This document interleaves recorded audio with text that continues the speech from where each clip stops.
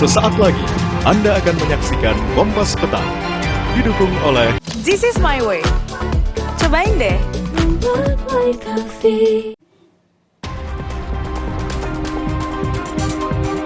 Cawapres terpilih Gibran Rakabuming Raka nyatakan tak masalah disebut PDIP bukan lagi sebagai kader partai.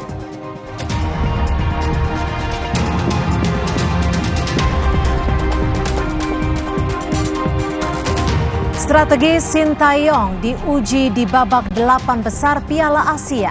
Timnas U23 akan bertemu tim Korea Selatan.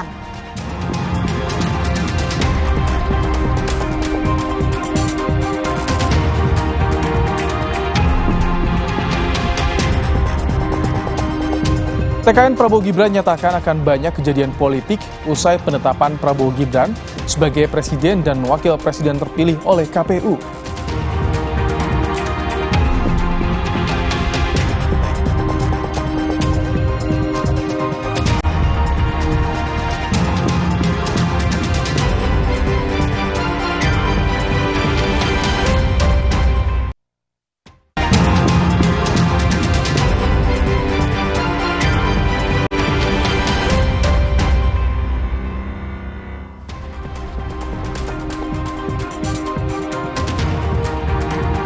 Halo selamat sore saudara, Anda menyaksikan program berita Kompas Petang.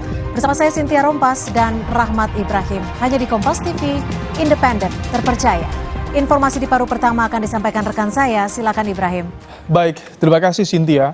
Setelah sebuah minibus pengangkut bahan bakar minyak terbakar di sebuah stasiun pengisian bahan bakar umum di Mandailing, Natal, Sumatera Utara. Api diduga berasal dari korsleting listrik yang dengan cepat menyambar BBM yang hendak diangkut.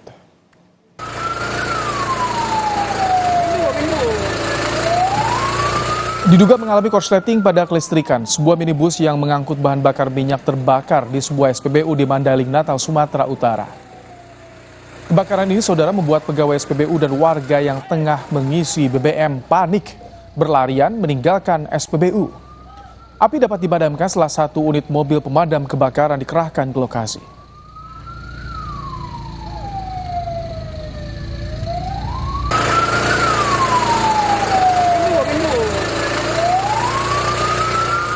Sorotan berikutnya, saudara, polisi mengungkap penyebab kematian RN, perempuan berusia 34 tahun yang ditemukan tewas di sebuah ruko di Kelapa Gading, Jakarta Utara. Korban mengalami pendarahan setelah menggugurkan janin yang dikandungnya. Sementara itu, Agustam yang merupakan kekasih korban meninggalkan korban dan membawa sejumlah uang serta telepon seluler korban. Kasus tewasnya RN di sebuah ruko di Kelapa Gading, Jakarta Utara akhirnya terungkap setelah unit reskrim Polsek Kelapa Gading menangkap Agustan yang merupakan kekasih korban.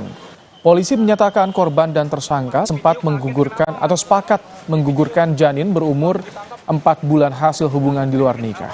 Namun usai menggugurkan janin, korban mengalami pendarahan. Tersangka meninggalkan korban sendiri sambil membawa uang dan telepon seluler korban hingga akhirnya korban ditemukan tewas.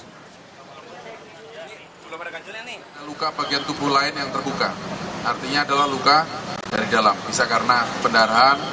Kemudian setelah dilakukan pemeriksaan ternyata ada upaya untuk menggugurkan janinnya, sehingga kemudian karena dilakukan secara tidak profesional dan dilakukan tidak dengan standar kesehatan, maka kemudian mengalami pendarahan.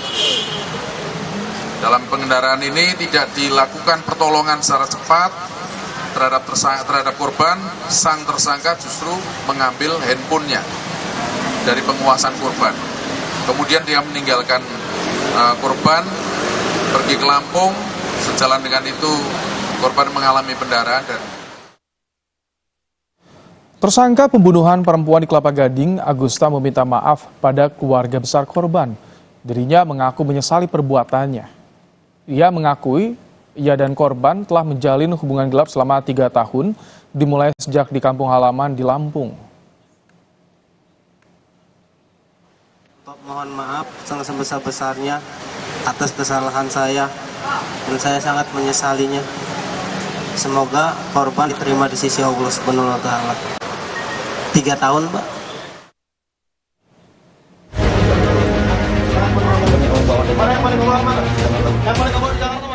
Agustami Tersangka pembunuhan perempuan yang ditemukan tewas bersimbah darah di sebuah ruko di Jalan Boulevard Raya, Kelapa Gading, Jakarta Utara pada Sabtu 20 April 2024 lalu ditangkap di kediaman orang tuanya di Teluk Betung Barat, Lampung. Penangkapan pelaku dilakukan berdasarkan olah tempat kejadian perkara yang dilakukan kepolisian saat menerima laporan penemuan jenazah korban. Dari pemeriksaan saksi dan CCTV yang ada di ruko, polisi berhasil mengidentifikasi pelaku dan melakukan pengejaran. Usai ditangkap, pelaku kini dibawa ke Polsek Kelapa Gading untuk menjalani pemeriksaan lebih lanjut. Di Jakarta terjadi peristiwa pembunuhan yang terduga pelaku dan tersangkanya berasal dari Bandar Lampung yang tepatnya di Jalan Haji Sulaiman, Kelurahan Ketuguhan, Kecamatan Teluk Betung Timur, Kota Bandar Lampung. Tersangka ditangkap di rumahnya atas nama Agustami, yang kemudian dibawa oleh Kanit Reskrim Polsek Kelapa Gading ke. Saat ini pelaku telah diamankan di Polsek Kelapa Gading untuk mempertanggungjawabkan kejahatannya. Pelaku dijerat dengan pasal pembunuhan dan pencurian dengan pemberatan dengan ancaman maksimal 15 tahun penjara. Tim Liputan Kompas TV.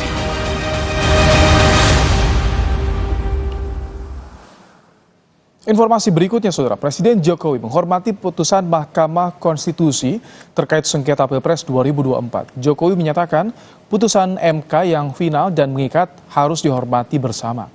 Jokowi juga menyoroti soal tudingan kecurangan dalam pemilu yang diputuskan hakim.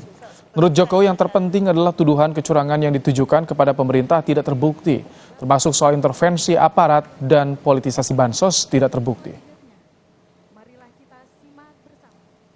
Pemerintah menghormati putusan MK yang final dan mengikat, dan pertimbangan hukum dari putusan MK yang juga menyatakan bahwa tuduhan-tuduhan kepada pemerintah seperti kecurangan, intervensi aparat, kemudian apalagi politisasi bansos, kemudian mobilisasi aparat, ketidaknetralan kepala daerah telah dinyatakan tidak terbukti. Ini yang penting bagi pemerintah ini. Dan menurut saya ini saatnya kita bersatu. Presiden terpilih Prabowo Subianto berterima kasih kepada jajaran Mahkamah Konstitusi karena telah menjalankan tugas dalam menangani sengketa pemilu. Menurut Prabowo, MK sudah menjalankan tugas berat. Prabowo juga mengucapkan terima kasih pada pendukungnya. Bersyukur proses di Mahkamah Konstitusi sudah selesai dan kita sekarang tentunya lakukan persiapan-persiapan untuk menghadapi masa depan. Saya kira itu dari saya. Ya, kalau nggak salah hari Rabu kita akan ke KPU. Saya kira itu saja. Terima kasih semua masyarakat. Terima kasih dukungannya. Terima kasih kepada Mahkamah Konstitusi yang sudah menjalankan tugas yang berat. Saya kira itu saja. Terima kasih kepada semua unsur, semua pihak yang telah bekerja keras. Saya kira itu ya. Terima kasih ya. Saya terima kasih sudah dengan sabar.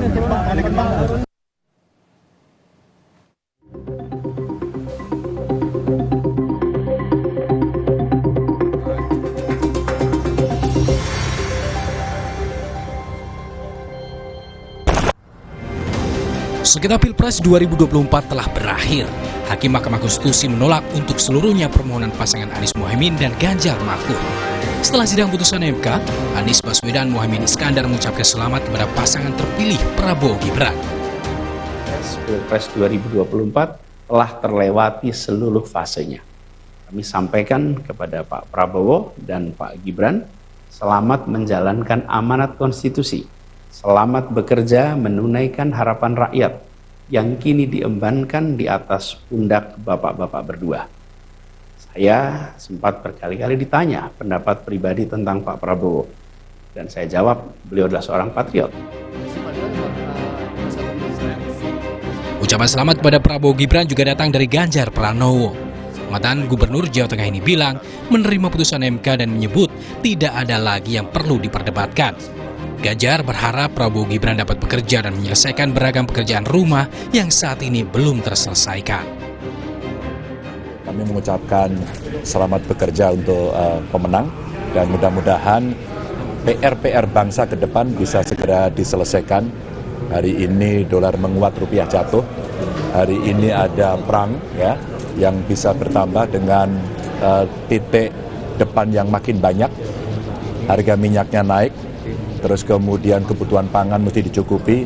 Saya kira itu PR yang jauh lebih penting untuk segera diselesaikan daripada sekedar kita berdebat yang tidak usai.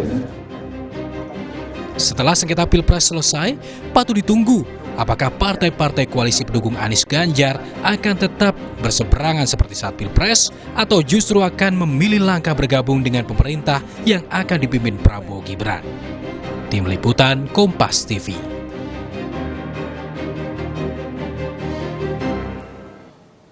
Besok Prabowo Subianto dan Gibran Rakabuming Raka akan ditetapkan menjadi presiden dan wakil presiden terpilih. Penetapan dilakukan Komisi Pemilihan Umum setelah Mahkamah Konstitusi memutus sengketa Pilpres 2024. Menurut rencana, penetapan akan dilakukan di gedung KPU pada pukul 10 pagi.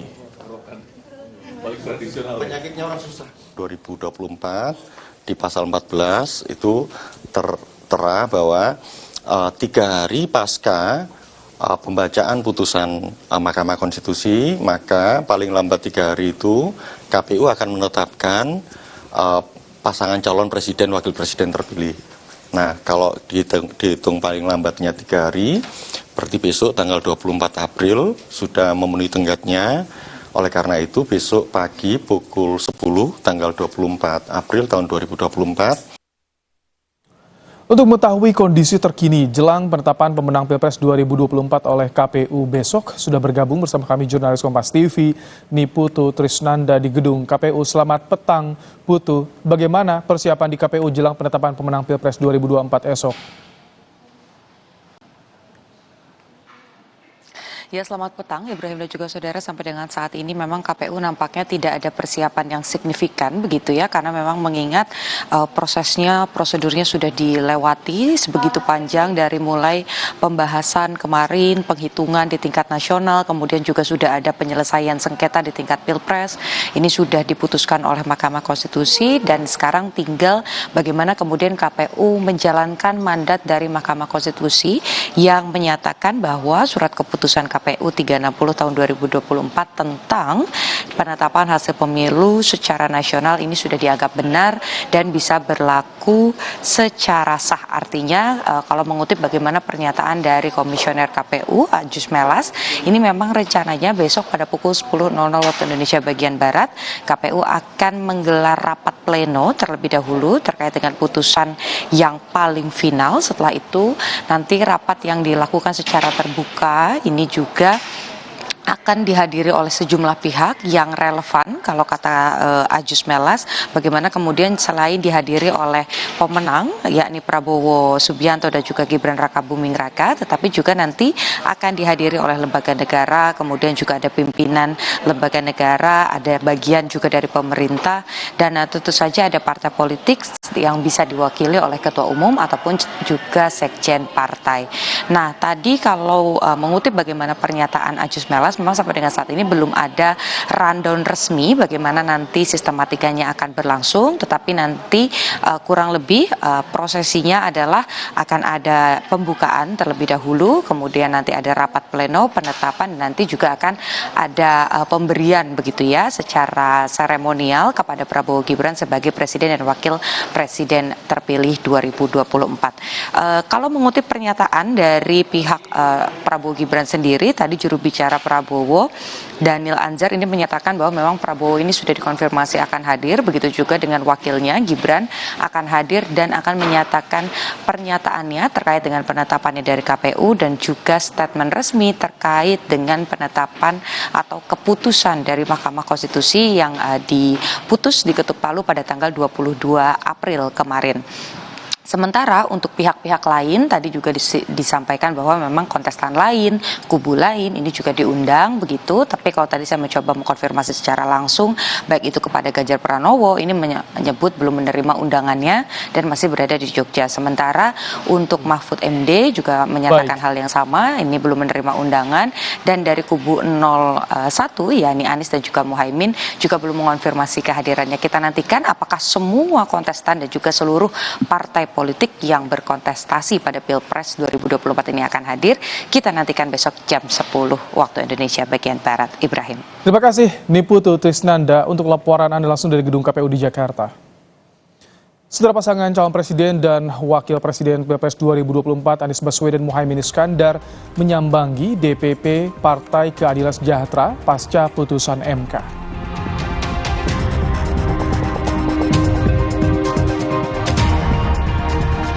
PDI Perjuangan menegaskan Presiden Jokowi dan Wakil Presiden terpilih Gibran Rakebuming Raka sudah bukan kader PDIP.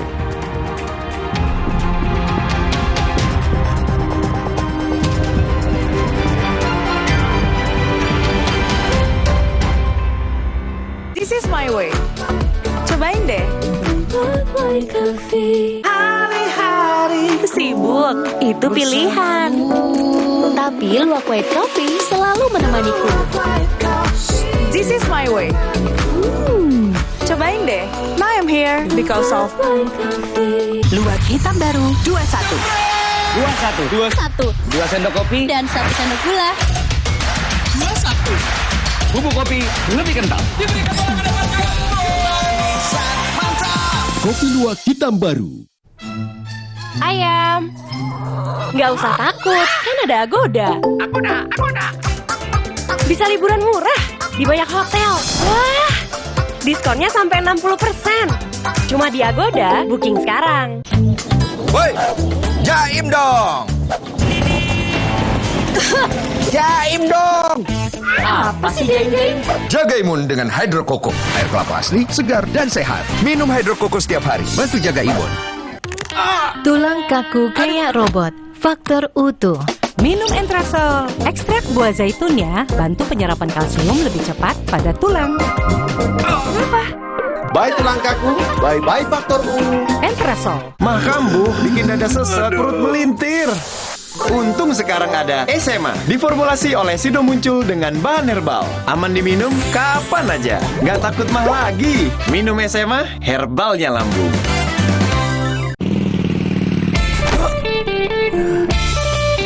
Dulu, aku percaya hidup itu penuh beban.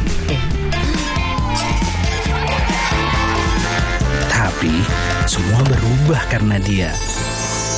Di bawah Relax aja pakai Telkomsel Lite. 25.000 dapat 6 giga dan kuota 1 giga tiap bulan. Telkomsel Lite, di bawah Relax aja. This is my way. Cobain deh.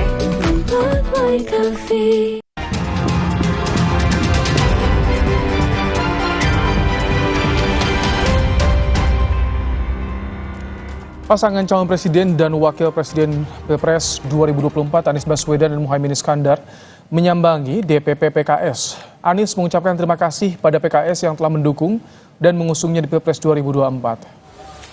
Setelah kemarin kunjungi kantor DPP Partai Nasdem dan PKB, Anies Baswedan datang ke kantor DPP PKS hari ini.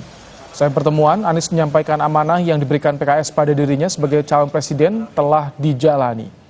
Anies ucapkan terima kasih pada PKS telah diberikan kepercayaan di Pilpres 2024 hingga putusan Mahkamah Konstitusi kemarin.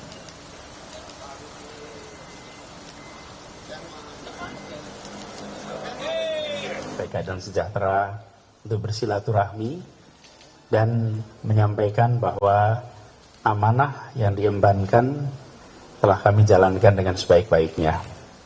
Dan tugas yang diembankan itu telah tuntas dengan Mahkamah Konstitusi menyampaikan putusannya kemarin. Jadi kemarin sore sesudah putusan itu kami bersilaturahmi ke DPP Nasdem, ke DPP PKB, dan hari ini bersama-sama di PKS. Koalisi perubahan telah berjuang bersama-sama.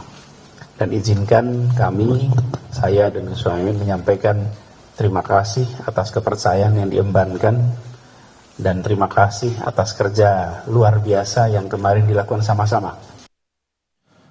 Ketua Umum PKB sekaligus Cawapres Pilpres pasangan Anies, Muhaimin Iskandar menekankan koalisi perubahan sudah selesai secara target, tujuan, dan fungsi. Namun Caimin berharap bisa terus bekerja sama dengan Nasdem dan PKS serta partai-partai manapun. Muhaimin mengucapkan terima kasih pada Ketua Umum Nasdem dan Presiden PKS Ahmad Syahiku atas kerjasama selama Pilpres. Saya menatap koalisi perubahan secara target, tujuan, dan fungsi sudah selesai. Tetapi secara kerjasama tentu PKB sangat berharap terus bisa bekerja sama dengan Nasdem, dengan PKS, dan tentu dengan partai-partai manapun. Tetapi bagi PKB kebersamaan dengan Nasdem dan PKS membuahkan memori yang manis yang tentu akan sangat membekas sehingga memudahkan kalau kerjasama itu berkembang di masa yang akan datang. Sementara Sekjen PD Perjuangan Hasto Kristianto menyebut putusan Hakim Mahkamah Konstitusi yang menolak seluruh dalil permohonan akan dicatat dalam sejarah. Hasto bilang keputusan tersebut harus dipertanggungjawabkan terhadap masa depan. Hasto juga menekankan seluruh sikap politik PDIP senapas dengan pemikiran Megawati Soekarno Putri yang dituangkan dalam Amicus Curiae. Dan tahun 2023, keputusan Hakim MK yang menolak seluruh dalil gugatan akan dicatat dalam sejarah dan keputusan tersebut harus dipertanggungjawabkan terhadap masa depan.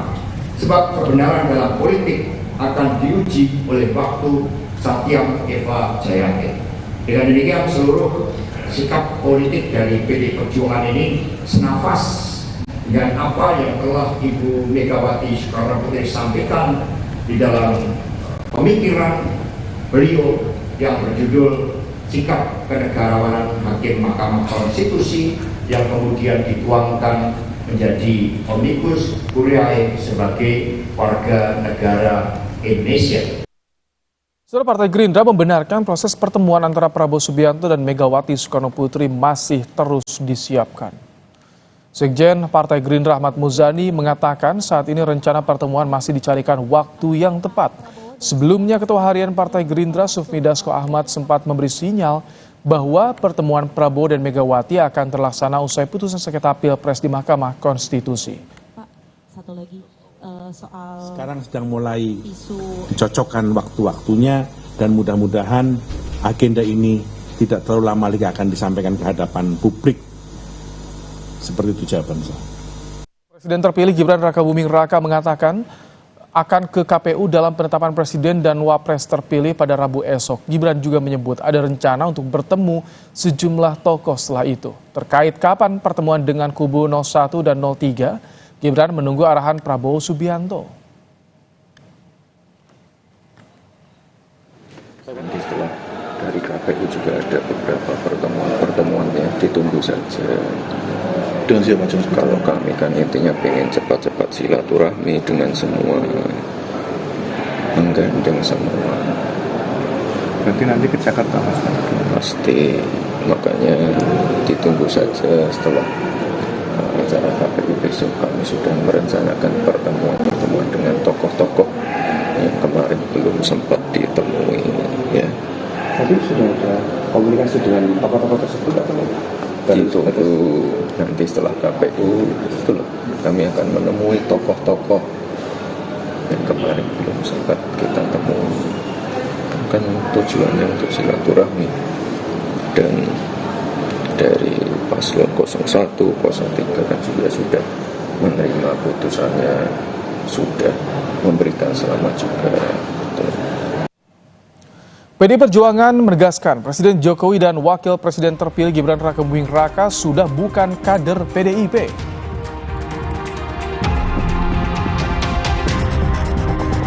Presiden Joko Widodo memastikan mendukung penuh proses transisi pemerintahan baru setelah MK memutuskan menolak gugatan sengketa Pilpres dan menunggu penetapan KPU besok.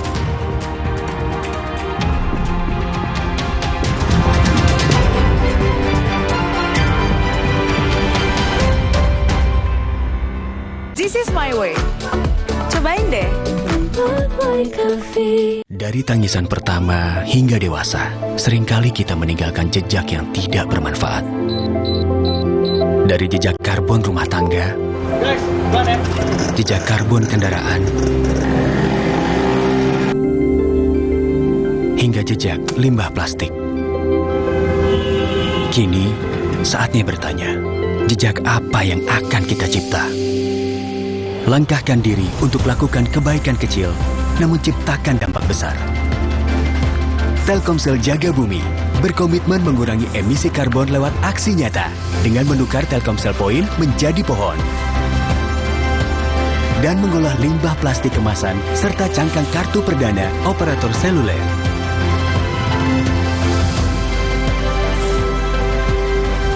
Karena menjaga kelestarian bumi adalah semangat kami. Semangat Indonesia. Bersama Telkomsel Jaga Bumi. Tina udah siap, Om. Mie sedap soto dulu yuk. Enggak deh, Om. Makasih. Mie sedap soto dengan mie yang kenyal serta koya gurih dan jeruk nipis asli.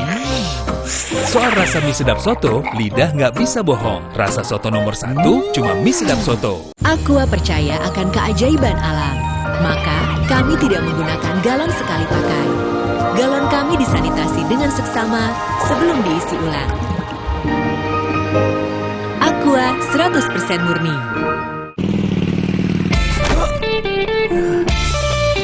Dulu, aku percaya hidup itu penuh beban.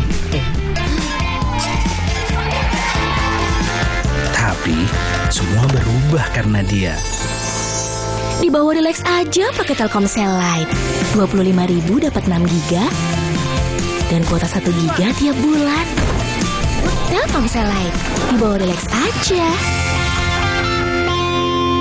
Makan Bu, bikin dada sesek, perut melintir.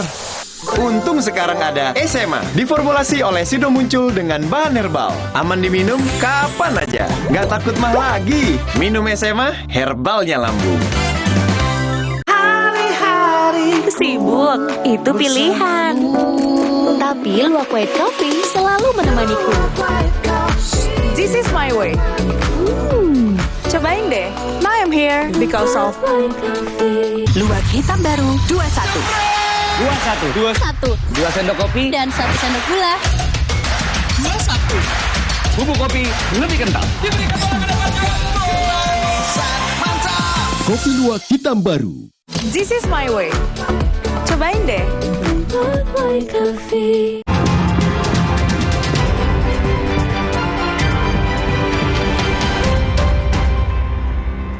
Saudara, Ketua Bidang Kehormatan DPP PD Perjuangan Komarudin Watubun menegaskan Presiden Jokowi dan Wakil Presiden terpilih Gibran Rakabuming Raka sudah bukan kader PDIP. Komarudin bilang Jokowi sudah bukan kader PDIP karena sudah mendukung pasangan Prabowo Gibran di Pilpres 2024. Padahal PDIP mengusung pasangan Ganjar Mahfud. Komarudin juga menyatakan Gibran sudah tak lagi menjadi kader PDIP sejak memutuskan menjadi calon wakil presiden. Membela pernyataan Sekjen PDIP Hasto Kristianto, Komarudin mengingatkan Gibran agar tidak berbohong karena menyatakan ingin tetap berada di PDIP, tapi ternyata maju Pilpres. Jadi kalau kemudian sampai beberapa waktu kemudian dia maju menjadi calon wakil presiden, lalu sekarang Pak Sekjen meluruskan pembicaraan itu, dianggap Pak Sekjen berbahaya. Justru berbahaya itu Mas Gibran itu. Yang meresahkan. Iya, sebagai pemimpin tidak boleh, istilah saya sebagai pemimpin itu boleh salah tapi tidak boleh berbohong. Statusnya sebagai kader siapa? Gibran, Mas Gibran. Gibran itu bukan kader partai lagi. Saya sudah bilang sejak diambil putusan itu diulang-ulang begini. Termasuk yang Pak Jokowi, karena tadi kan sempat dibilang yang soal cawe-cawe presiden itu sempat ditegaskan lagi di dissenting opinion. Berarti ini sudah melenceng dari partai gitu ya? Orang sudah di sebelah sana bagaimana mau bilang bagian masih dari PD Perjuangan kok, yang benar saja ditambah-tambah lagi. Menanggapi pernyataan Ketua Bidang Kehormatan DPP PDIP Komarudin Watubun yang menyebut ia bukan lagi kader PDIP, Wakil Presiden terpilih Gibran Rakabuming Raka mengaku tak masalah. Soal ada kesan dipecat oleh PDIP, Gibran bilang nggak apa-apa dipecat. Sementara mengenai respons Presiden Jokowi usai disebut bukan lagi kader PDIP, Gibran minta ditanyakan langsung ke Jokowi. Ya udah nggak Kalau dari itu ada partai yang baru mungkin ya untuk belah-belah. Belum ada pembahasan itu ya. Tunggu aja nanti. Bapak juga belum membahas soal itu juga. Saya tidak tahu ya. Tanyakan ke beliau sendiri. Tapi tanggapan Mas Gibran bahwa ini kan semacam kayak dipecat dari partai gitu. Sempat ada rasa kecewa gitu mungkin. Enggak apa-apa, dipecat ya enggak apa-apa. Ya, makasih. Mas, besok kalau setelah penetapan itu nanti untuk prioritas. Ketua Umum Partai Amanat Nasional Zulkifli Hasan ikut angkat bicara setelah PD Perjuangan menyebut Jokowi dan Gibran bukan lagi kader banteng. Zulhas bilang Jokowi dan Gibran tak perlu repot-repot mencari partai karena PAN siap menjadi rumah Jokowi dan Gibran setelah tak lagi di PDIP. Ya, saya waktu dekat ada agenda mau ke Solo. Ya, gitu. Jadi Pak Jokowi, Mas Gibran, nggak usah repot-repot lah. Kan sudah berkali-kali ya, keluarga Pak Jokowi, keluarga PAN keluarganya Pak Jokowi. Jadi sudah jelas terang, nggak usah kesana kemari, ngapain? Ya. Sudah ada rumahnya, namanya Partai Amanat Nasional. Ketua Umum Relawan Jokowi Projo sekaligus Menkominfo Budi Aristiadi turut merespons pernyataan PDIP yang menyebut Jokowi dan Gibran bukan lagi kader mereka. Budi Ari menilai pergasan Jokowi dan Gibran bukan lagi kader banteng merupakan sikap politik PDIP sebagai partai politik.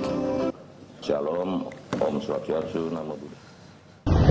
Itu kan pernyataan dari PDI Perjuangan, itu haknya PDI Perjuangan. Kita menilai ya itu sikap PDI Perjuangan sebagai partai politik. Pak Jokowi sama Pak Gibran saya pikir sih kasih aja. PDI Perjuangan menegaskan Presiden Jokowi dan Wakil Presiden terpilih Gibran Rakabuming Raka sudah bukan kader lagi. Apakah hubungan Jokowi dan PDIP sudah berada di titik nadir? Dan bagaimana dengan hubungan seperti ini? Bagaimana pula posisi PDIP di pemerintahan saat ini maupun mendatang? Kita akan bahas bersama dengan Ketua Bidang Kehormatan DPP PDIP Komarudin Watubun dan pengamat politik Report Tracking Indonesia Hanta Yuda. Selamat petang Pak Komarudin dan Mas Hanta. Selamat petang Ibrahim. Baik. Selamat petang. Baik, Pak Komarudin, pernyataan keras sebut Jokowi dan Gibran bukan lagi kader PDIP. Ini makna yang bisa dibaca oleh publik tentu tegas, keras, usai putusan MK. Sebetulnya bagaimana sih saat ini hubungan keluarga Jokowi dengan PDIP termasuk dengan Ketua Umum Megawati Soekarno Putri, Pak Komarudin?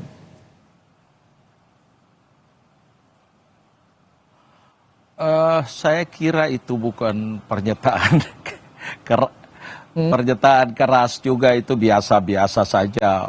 Orang juga semua tahu kalau Pak Jokowi sekarang sudah ambil posisi di koalisi sebelah, jadi itu hal yang biasa saja. Kalau akhirnya Pak Jokowi memilih keluar dari PDI Perjuangan, ya itu pilihan yang harus kita hargai juga.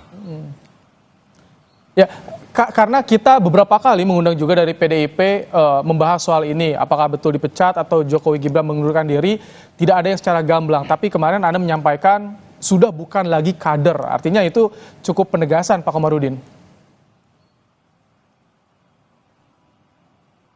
Sebenarnya dari dulu kan saya sampaikan ya dalam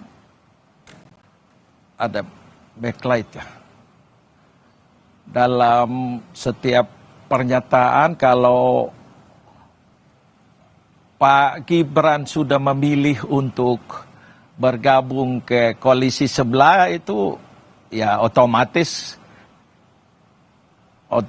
kehilangan keanggotaan dari PDI Perjuangan. Jadi itu yang sering terjadi di PDI Perjuangan seperti itu. Jadi tidak ada hal yang luar biasa sebenarnya. Kalau sekarang hubungan keluarga Jokowi dengan PDIP bagaimana? Apakah betul bisa dibilang di titik nadir, sulit untuk rekonsiliasi nih? Ya itu bagian lain saya tidak tahu ke depan, tapi sampai saat ini saya kira publik semua juga tahu Pak Jokowi posisi berseberangan dengan PDI Perjuangan dari Pilpres maupun pileg kemarin ya, bahkan ada gerakan-gerakan yang mengancam PDI Perjuangan baik di Pilpres maupun di pilegnya. Untung di pileg kita masih tetap kokoh sebagai pemenang dalam pileg kemarin. Baik, Mas Hanta, apa yang Anda baca dari pernyataan PDIP soal Jokowi dan Gibran bukan lagi kader? Betul, ini sulit untuk rekonsiliasi bagi kedua pihak, Mas Hanta. Ya, Bung Ibrahim, menurut saya di dalam politik itu tidak bisa semata-mata kita lihat de jure-nya di atas kertas, tapi lebih penting di atas itu semua soal apa realitas atau de facto dan legitimasi politik di dalam politik itu sendiri. Jadi secara de facto sebenarnya Pak Jokowi, Mas Gibran, mungkin semua keluarga Pak Jokowi itu tidak berada di PD Perjuangan lagi. Karena dari posisi Pilpres mereka sudah berseberangan, berhadap-hadapan. Partai pun relatif lebih dekat dengan Golkar bahkan belakang disebutkan ketimbang dari PD Perjuangan, partai yang mereka mungkin masih punya KTA. Nah, ini saya kira membuktikan bahwa ditambah lagi statement Pak Sekjen PD Perjuangan, Pak Hasto, bahwa semua siapapun bisa mendaftar menjadi calon gubernur atau pilkada di Sumatera Utara kecuali Bobi. Itu kan sangat jelas dan mengatakan bahkan tutup pintu. Artinya secara de facto itu Jokowi, Gibran, Bobi itu tidak berada di PD Perjuangan. Mungkin meskipun mereka masih punya memegang KTA. Nah, kalau bicara KTA inilah barangkali masih ada potensi untuk rujuk. Meskipun saya mengatakan kalau kita bicara bahasa Bung Ibrahim mengatakan rekonsiliasi rujuk, ada mungkin, tapi potensinya amat sangat kecil sekali. Kalau kemudian orang mengatakan kemungkinan ada pertemuan Pak Jokowi dan Ibu Mega dalam waktu dekat ini, saya termasuk yang tidak yakin. Sangat sulit itu terrealisasi. Jauh lebih mudah merealisasikan pertemuan antara Pak Prabowo dan Ibu Mega ketimbang Ibu Mega dan Pak Jokowi. Itu bacaan saya. Karena kita lihat bagaimana karakter Ibu Mega, bagaimana sikap PD Perjuangan dan seterusnya.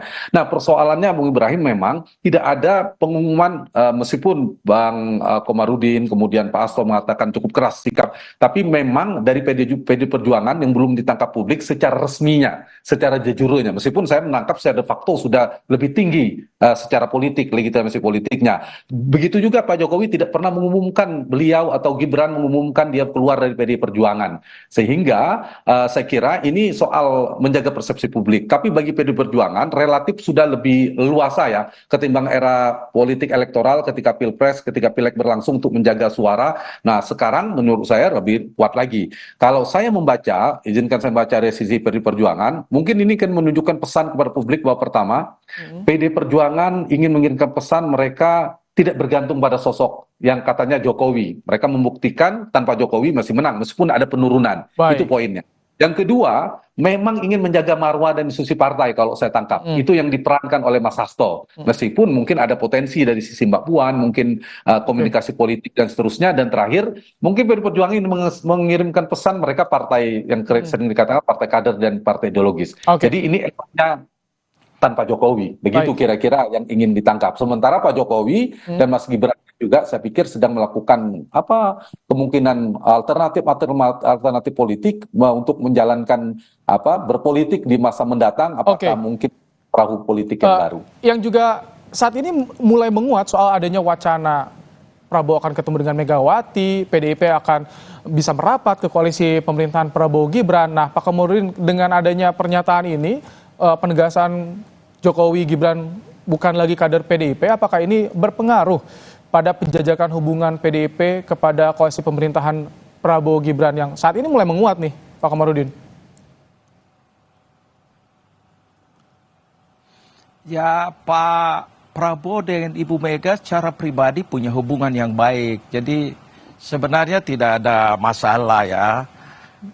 Kita harus bedakan urusan pribadi dan urusan kenegaraan. Tapi dalam konteks Ibu Mega dan Pak Prabowo bertemu dan berdiskusi tentang masa depan Republik, ya boleh-boleh saja, kenapa tidak.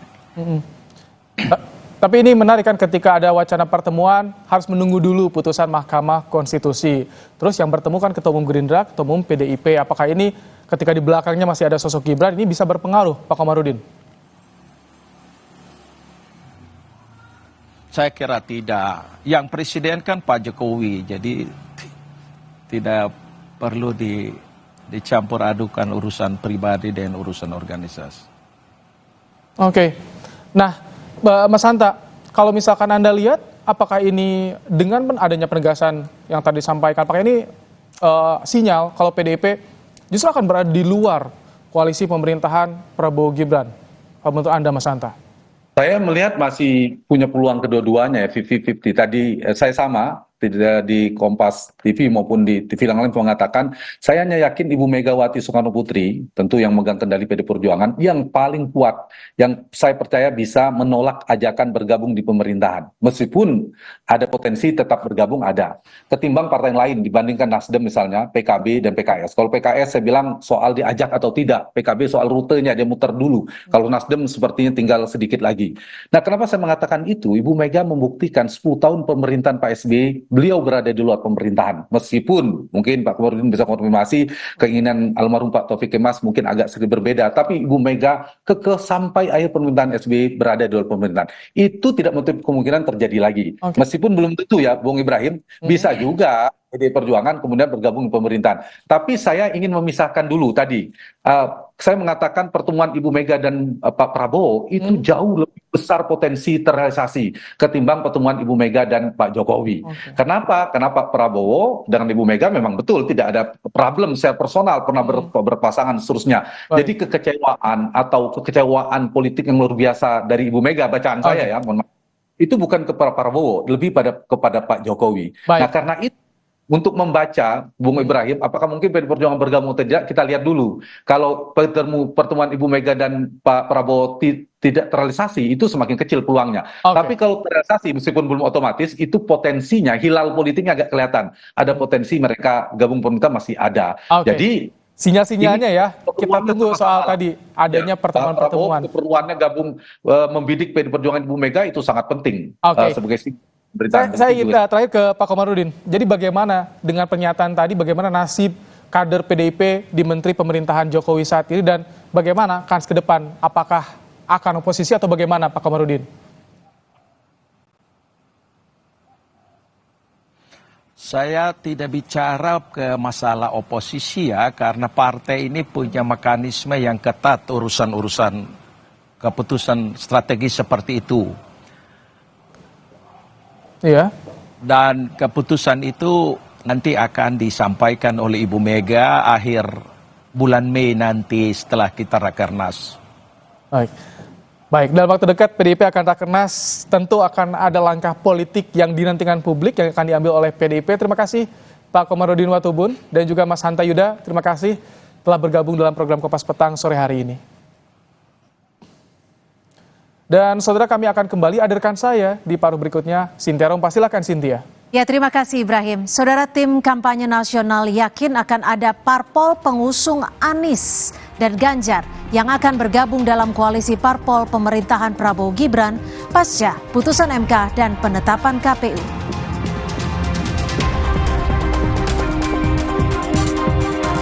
Lainnya di Kompas Petang, strategi Sintayong diuji di babak 8 besar Piala Asia. Timnas U23 akan bertemu tim kuat Korea Selatan.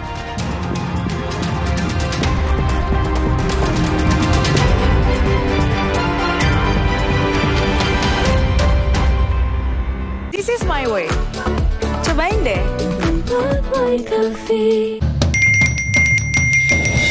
Emangnya ada waktu buat sakit kepala? Panadol Extra. Cepat redakan sakit kepala dan nyeri yang mengganggu. Dapat diminum sebelum makan dan tidak menyebabkan kantuk. Hari-hari sibuk, itu pilihan. Tapi Luwak White Coffee selalu menemaniku. This is my way. Cobain deh. Now I'm here because of Luwak hitam baru 21. 2 sendok kopi Dan 1 sendok gula.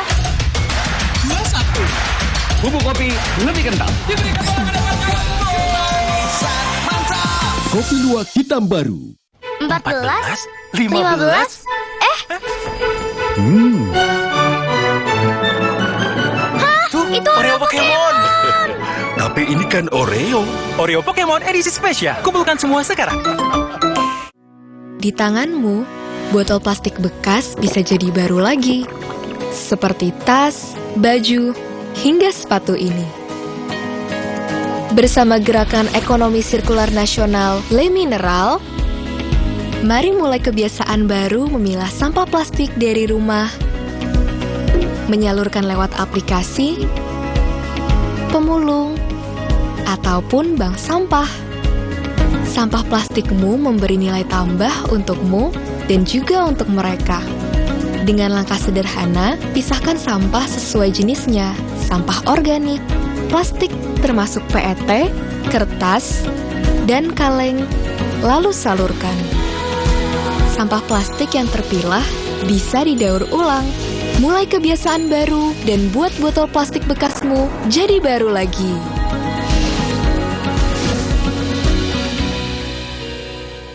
Mah kambuh bikin dada sesek, perut melintir. Untung sekarang ada SMA, diformulasi oleh Sido Muncul dengan bahan herbal. Aman diminum kapan aja, nggak takut mah lagi. Minum SMA, herbalnya lambung. Kata Bu Guru, ilmu itu pelita dalam gelap.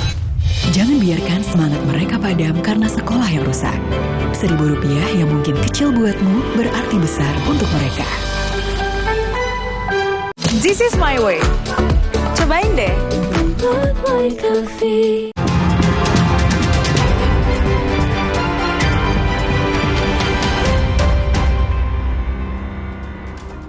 Terima kasih Anda masih bersama kami di Kompas Petang, saya Cynthia Rompas. Saudara Sekretaris Tim Kampanye Nasional Prabowo Gibran, Nusron Wahid mengaku akan ada rekonsiliasi baru setelah putusan MK yang menolak seluruh gugatan Pilpres 2024. Nusron Wahid menyebut akan ada sejumlah partai pengusung Anies Muhaimin dan Ganjar Mahfud yang akan bergabung ke koalisi pemerintahan Prabowo Gibran. Nusron menyebut dinamika politik akan terlihat usai putusan MK dan penetapan Prabowo Gibran sebagai presiden dan wakil presiden terpilih oleh KPU.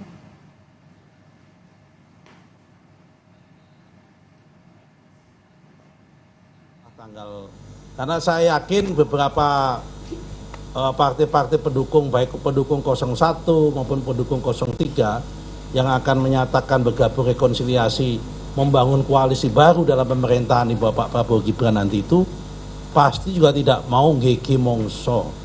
Kalau orang Jawa itu gege mongso itu mendahului. Sudah putus MK, maka satu langkah lagi keputusan KPU, itulah saat momennya untuk melakukan komunikasi dan saatnya melakukan rekonsiliasi maupun rekonsiliasi pembentukan koalisi baru. Sementara Ketua DPP PDI Perjuangan Ahmad Basara menyebut PDI Perjuangan siap untuk berada di dalam pemerintahan atau di luar pemerintahan. Namun keputusan politik PDI Perjuangan akan ditetapkan dalam rapat kerja nasional oleh Ketua Umum PDIP Megawati Soekarno Putri. Dengan cermat melihat dan berpikir arahan Ibu Megawati Soekarno Putri dalam Rakornas ini akan digelar rapat kerja nasional yang insya Allah akan kami lakukan pada bulan Mei yang akan datang. Di sanalah PDI Perjuangan bersama segenap struktur partai, baik DPC maupun DPD, akan bersidang, akan bermusyawarah, melihat ABCD-nya tentang dinamika dan masa depan demokrasi di Indonesia, dan kemudian akan memberikan usulan kepada Ibu Megawati Soekarno Putri selaku Ketua Umum PDI Perjuangan pemegang hak prerogatif Kongres, untuk kemudian di sanalah PDI Perjuangan akan menentukan sikap politiknya, akan berada atau di luar pemerintahan.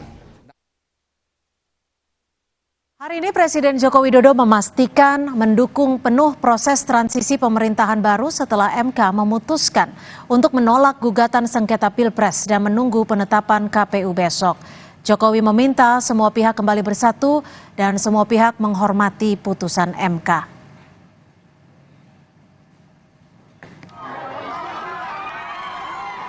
Satu, bekerja membangun negara kita, dan pemerintah mendukung proses transisi dari pemerintahan sekarang ke nanti pemerintahan baru.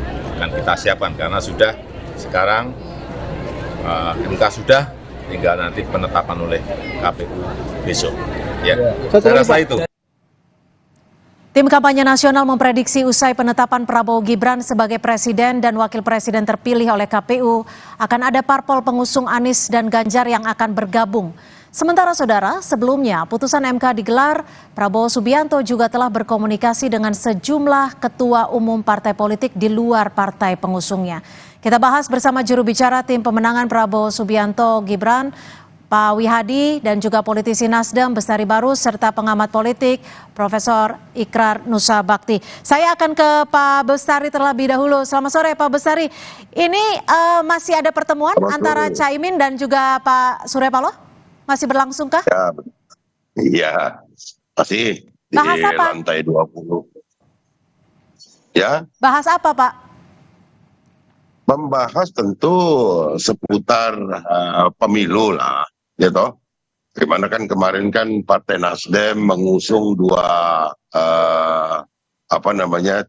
paslon Anies dan Caimin, ya selayaknya setelah itu selesai maka Bung Anies dan Caimin melaporkan hasil akhir daripada pemilu 2024. Itu kira-kira. Apakah sudah ada kepastian akan merapat ke presiden terpilih? Bahwa Pak Prabowo sendiri selesai pemilu itu kan sudah pernah datang ke mengunjungi Partai Nasdem, bertemu dengan jajaran pengurus Partai Nasdem dan Bang Surya selaku ketua umum, disambut dengan baik, dan ada ajakan kepada umum lah ya, secara umum Pak Prabowo itu pada konferensi pers di Nasdem itu menyampaikan, mengajak seluruh anak bangsa ini untuk bersama-sama membangun negeri ini ke depan. Kan itu. Oke, baik. Saya ke Pak Wihadi. Sampai saat ini memang belumlah menjadi concern prioritas daripada Partai Nasdem kaitannya dengan bergabung koalisi. Belum sampai ke sana. Belum sampai ke sana ya. Saya ke Pak Wihadi kalau gitu. Pak Wihadi mengajak seluruh anak bangsa. Ini kan yang memang selalu diucapkan oleh Pak Prabowo. Sampai sore hari ini sudah siapa saja yang baru merapat? Ya masih seperti yang dulu sebelum keputusan MK. Ini kan keputusan MK barusan kemarin. Ya. Nah, tentunya kan tetap bahwa Pak Prabowo yang disampaikan pada saat pidato kemenangan waktu PIKON adalah mengajak seluruh elemen bangsa ini membangun. Karena Pak Prabowo sadar bahwa untuk membangun bangsa ini tidak bisa sendirian. Pasti membutuhkan semua anak bangsa ikut terlibat. Nah ini kan baru keputusan MK, ya nanti kita tunggu siapa saja yang nanti menjalin komunikasi kembali. Dan untuk menentukan langkah berikutnya, ya kita bersama-sama sekarang ini pemilihan presiden sudah selesai dan kini waktunya kita untuk bersama-sama kita menatap. Tapi sinyal-sinyalnya ada tidak Pak Wihadi? Dari sepanjang kemarin sore atau malam sampai sore hari ini? Ya sinyal itu sudah tentunya bukan hanya sekarang saja, sebelum MK pun kan Pak Prabowo juga sudah mengunjungi Pak Surya Paloh seperti yang disampaikan oleh Pak Bestari tadi, dan komunikasi sudah demikian akrab. Ya saya kira ini sudah suatu pertanda bahwa memang dibutuhkan juga yang bagaimana kebersamaan dan penyatuan daripada visi kita untuk sama-sama bagaimana membangun bangsa ini ke depan. Jadi ini tinggal nanti selangkah kembali, tentunya karena kami sadar bahwa partai-partai politik ini sendiri pun tentunya dalam memberikan suatu keputusan pasti melalui tahapan-tahapan Rakernas ataupun mungkin juga Rapimnas. Nah ini tentunya semuanya memang kita masih ada waktu dan komunikasi tentunya masih bisa dijalin untuk menyamakan visi misi kita semuanya untuk bagaimana membangun bangsa ke depan ini. Prof. Ikrar, kalau Anda melihatnya setelah putusan MK, apalagi besok kan KPU akan menetapkan presiden terpilih, apakah peta politik akan berubah secara signifikan atau apakah parpol-parpol yang sebelumnya berlawanan akan merapat ke Prabowo Gibran?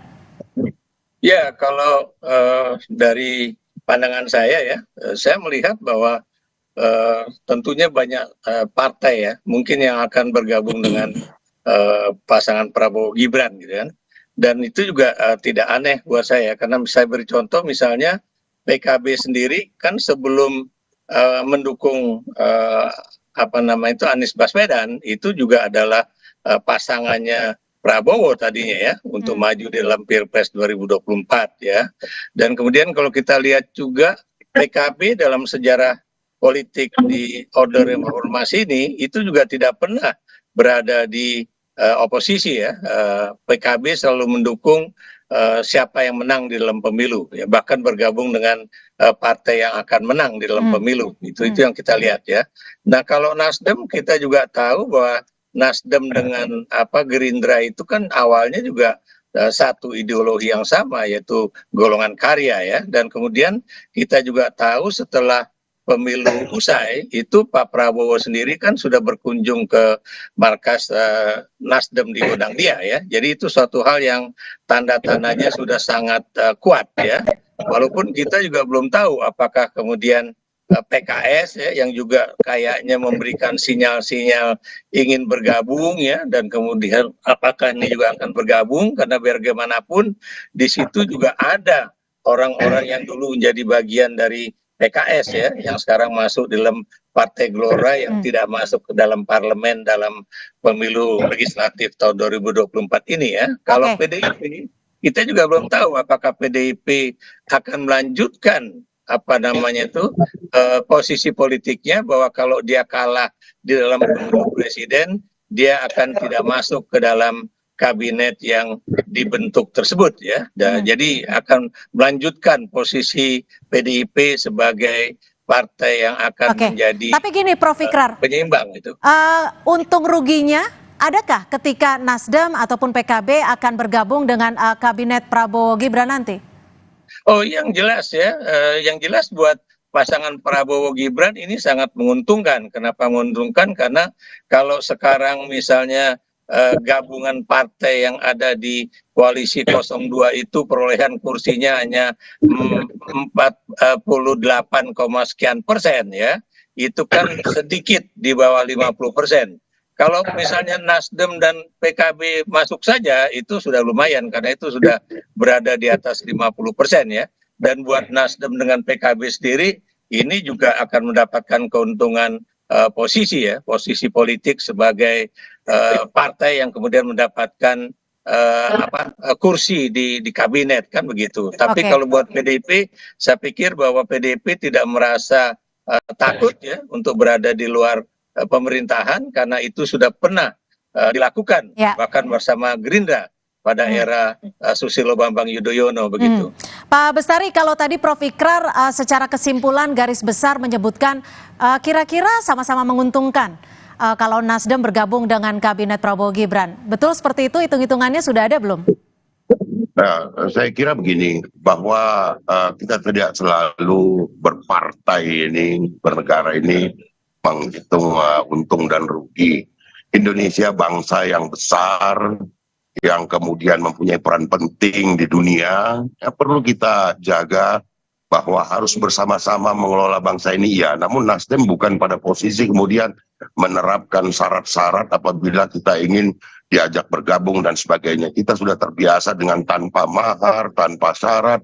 Kalau hitung-hitungannya hanya sekedar untuk dikasih menteri, bukan itu concernnya Nasdem.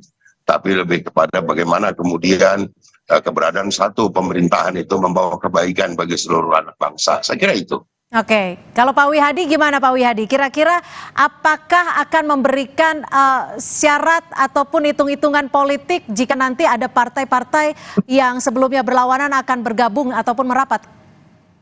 Ya, kembali lagi pada apa yang disampaikan, ini adalah merupakan ajakan ini dalam hal kemarin sudah ada mungkin suatu kompetisi pilpres yang kemudian perlu adanya suatu rekonsiliasi yang ini juga kita lihat bahwa tahun 2019 bagaimana Pak Prabowo juga bersama-sama dengan Pak Jokowi melakukan rekonsiliasi, dan ini adalah memang suatu hal rekonsiliasi ini dibutuhkan untuk bagaimana kita melihat satu pembangunan yang lebih baik dan ketertiban negara atau kestabilitasan daripada negara ini akan lebih bisa dirasakan oleh rakyat banyak kalau misalnya ada satu rekonsiliasi yang bersama-sama, tidak ada satu polarisasi. Nah, disinilah memang hal-hal yang memang sama-sama adalah merupakan suatu pemikiran daripada kebesaran daripada semua partai-partai politik bahwa Indonesia ini butuh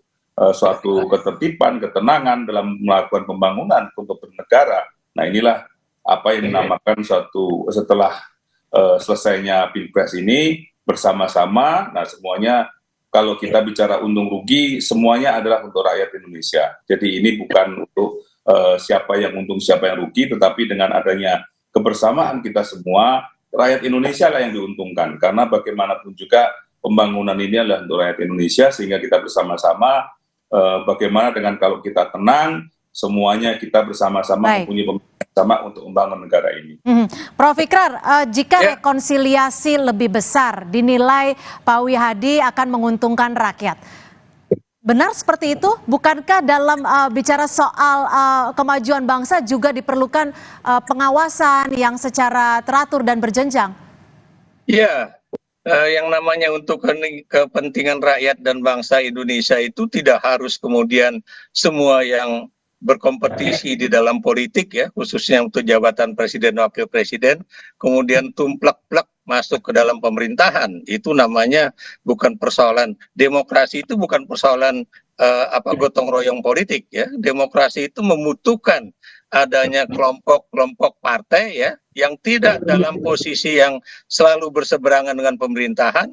Bisa saja ini tidak duduk di dalam pemerintahan tapi juga memberikan misalnya kritikan dan juga tinjauan mengenai jalan mana yang harus ditempuh, karena tanpa adanya kelompok yang berada di luar pemerintahan itu tentunya yang namanya jalannya pemerintahan juga akan boleh dikatakan salah begitu. Saya beri contoh misalnya ya, apa yang dikatakan juga oleh politisi-politisi muda Golkar ya, yang mengatakan bagaimana pemerintahan Jokowi Ma'ruf Amin ini ya, khususnya di parlemen ya, ketika hampir semua partai politik besar itu ada di dalam koalisi Jokowi Ma'ruf Amin, itu proses perundang-undangan itu boleh dikatakan berjalan secara tidak natural sebagaimana mestinya ya.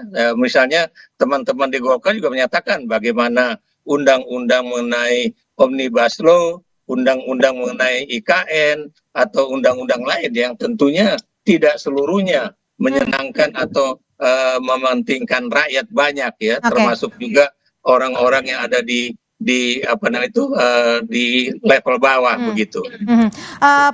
Prof. Ikrar, kan kalau kita lihat ke belakang kemarin ini Prabowo ingin sekali bertemu dengan Bu Mega. Apakah sosok Presiden Jokowi ini menjadi bisa dibilang penghalang untuk keduanya bersatu, Prabowo dan Mega dalam kabinet baru? Saya terus terang ya tidak berani mengatakan apakah penghalang atau tidak, tapi informasi yang juga saya miliki ya, termasuk juga dari teman-teman Partai Golkar ya, mengatakan bahwa kelihatannya Pak Jokowi tidak begitu nyaman ketika kemudian Pak Roslan itu ya, Pak Roslan itu menyatakan pada saat Idul Fitri ke rumahnya Bu Mega, itu menyatakan bahwa kayaknya akan ada pertemuan antara Megawati dan Prabowo. Tapi buat saya Pak Prabowo memang harus menurut saya mengadakan pertemuan itu ya, tanpa melihat apakah Pak Jokowi itu menjadi penghalang atau bukan. Kenapa demikian? Karena beliau juga harus menunjukkan bahwa beliaulah yang akan menjadi pemimpin bangsa kita ya dalam 5 tahun ke depan. Dan karena itu sejak saat ini beliau harus sudah menunjukkan bahwa ini tergantung kepada saya, bukan kepada Jokowi lagi ya. Nah ini yang menjadi persoalan ini adalah buat transisi pemerintahan itu memang terlalu lama. Kita masih mengikuti tradisi lama di mana waktu itu pemilu presiden dan legislatif itu dipisah. Makanya sekarang ada transisi yang makan waktu sampai 6 bulan lebih ya, dan itu yang menyebabkan presiden terpilih Prabowo Subianto itu mengalami kesulitan di dalam kami tangkap proses transisi itu. Kami tangkap, Prof. Pak Wihadi, sinyal ataupun komunikasi dengan PDIP sejauh ini seperti apa? Apakah sudah ada sinyal lanjutan setelah Lebaran kemarin? Ya, tetap saja bahwa memang tetap ada komunikasi di tingkat pelaksana, di tingkat ketua harian. Dan juga kita melihat bahwa beberapa kali juga komunikasi antara Gerindra dengan PDI Perjuangan itu tetap terjalin dan hanya menunggu waktunya saja kapan ada pertemuan antara Pak Prabowo dengan Ibu Megawati. Itu kan selalu yang disampaikan dalam berbagai kesempatan. Dan Ibu Puan sendiri kan juga sudah sempat juga menyatakan hal tersebut. Jadi saya kira ini adalah menunggu waktunya saja, karena kan semuanya kemarin kan masih menunggu hasil MK. Nah ini kan hasil MK juga baru kemarin dan mungkin besok baru KPU secara resmi akan mengumumkan hasil daripada Pilpres yang sudah terjadi di 2024 ini. Jadi ini adalah rangkaian yang memang perlu ada kesabaran dan komunikasi tetap terjalin untuk semuanya, di mana semuanya ini adalah kebaikan bangsa dan negara ini. Dan setelah Pilpres yang mana banyak permasalahan-permasalahan, banyak juga yang mungkin perlu diselesaikan setelah Terakhir ke Pak Bestari, kapan kira-kira kepastiannya Partai Nasdem ini akan menentukan apakah akan bergabung dalam kabinet atau menjadi oposisi? Ya tentu kita menunggulah, artinya begini. Tadi sudah saya sampaikan itu bukan menjadi prioritas. Hari ini kita masih mengawal para kader kita yang sedang ada harus diperjuangkan di tingkat Mahkamah Konstitusi, yang sedang bersengketa dengan kawan-kawan dari partai politik lain. Itu yang mesti menjadi concern kita. Dan ini kan masih lama, tunggu dulu pelantikan, baru kemudian menyusun kabinet. Masih panjang waktu untuk itu. Yang terpenting adalah bahwa ajakan Pak Prabowo untuk bersama-sama untuk berjuang untuk Indonesia yang lebih baik, itu kita sambut sangat baik dan positif. Saya kira itu. Oke, hitung-hitungannya apa untuk bergabung atau tidak bergabung? Saya kira ini yang perlu kita dalami terlebih dahulu. Kita lihat apakah platform perjuangan Pak Prabowo dan Pak Gibran itu akan ada titik temunya dengan apa yang menjadi kita punya moto perjuangan gerakan perubahan atau yang lainnya gitu ya. Itu nanti kita satukan semua, barulah kemudian kita akan memutuskan. Itu pun kalau ada ajakan, kalau tidak ya bagaimana, kan begitu. Jadi masih gitu nunggu ya? Nah, nggak mungkin itu ada di kita gitu. Tentu ada. Tapi sinyalnya kan kuat sekali kalau Pak Surya Paloh tadi semalam berbicara. Begini, bahwa kemudian kita merespon sangat baik ajakan Pak Prabowo sebagai sesama anak bangsa untuk negara bangsa ini jauh lebih baik lagi, itu fine saja. Itu saya kira itu normatif ya. Tapi siap juga kalau jadi oposisi. Kemudian bergabung dalam koalisi perlulah pendalaman, kan begitu. Bergabung itu ataupun mendukung itu kan tidak mesti kemudian kami harus dapat sekian menteri nih, enggak begitu kalau Nasdem. Kita itu udah terbiasa tanpa mahar, tanpa syarat. Saya kira itu. Tapi siap juga kalau jadi oposisi ya, Pak Bestari ya? Ini adalah dua pilihan yang baik. Dua-duanya baik bagi bangsa ini. Baik, terima kasih Pak Bestari Barus, politisi Nasdem, dan juga Pak Wihadi, terima kasih. Dan Prof. Nusa Bakti sudah bergabung bersama kami di Kompas Petang. Terima kasih, selamat sore. Selamat sore. Saudara, informasi lainnya akan kami hadirkan di Kompas Petang.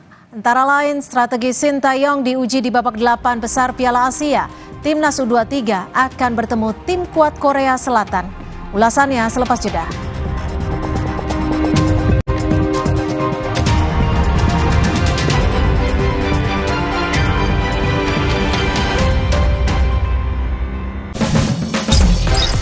Kompas TV kini hadir di sejumlah layanan TV berlangganan. Nikmati program-program berkualitas Kompas TV di TV berlangganan pilihan Anda. Sekarang, Kompas TV, independen, terpercaya. Woi, jaim dong. Jaim dong. Apa sih jaim-jaim? Jaga imun dengan Hydro Koko. Air kelapa asli, segar, dan sehat. Minum Hydro Koko setiap hari. Bantu jaga imun. Tulang kaku kayak robot. Faktor utuh. Minum Entrasol. Ekstrak buah zaitunnya bantu penyerapan kalsium lebih cepat pada tulang. Apa? Bye tulang kaku, bye-bye faktor U. Entrasol. Ibu memang selalu ingin yang terbaik buat aku.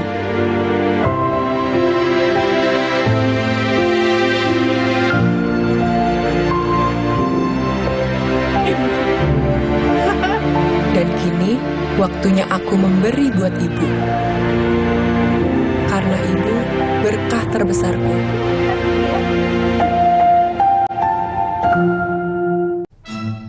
Ayam. Nggak usah takut, kan ada Agoda. Agoda. Bisa liburan murah di banyak hotel. Wah, diskonnya sampai 60%. Cuma di Agoda, booking sekarang. Hari-hari sibuk, itu pilihan. Tapi Luwak White Coffee selalu menemaniku. This is my way. Cobain deh. Now I'm here because of Luwak hitam baru 21. 21. 2 sendok kopi Dan 1 sendok gula. 21. Bubuk kopi lebih kental. Kopi Luwak hitam baru. Dulu, aku percaya hidup itu penuh beban. Tapi, semua berubah karena dia. Di bawah Relax aja pakai Telkomsel Lite. 25.000 dapat 6 giga dan kuota 1 giga tiap bulan. Telkomsel Lite, di bawah Relax aja.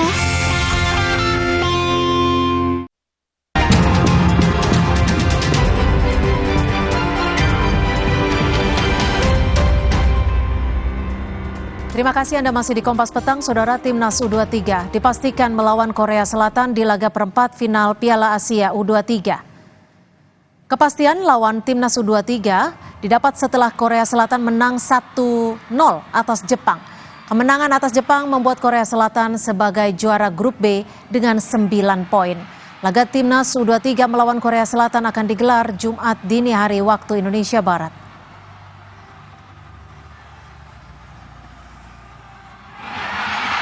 Pelatih Korea Selatan mengaku Timnas U23 bukan lawan mudah di babak perempat final Piala Asia U23. Pelatih Korea Selatan bilang, Sintayong sukses menciptakan tim yang bagus.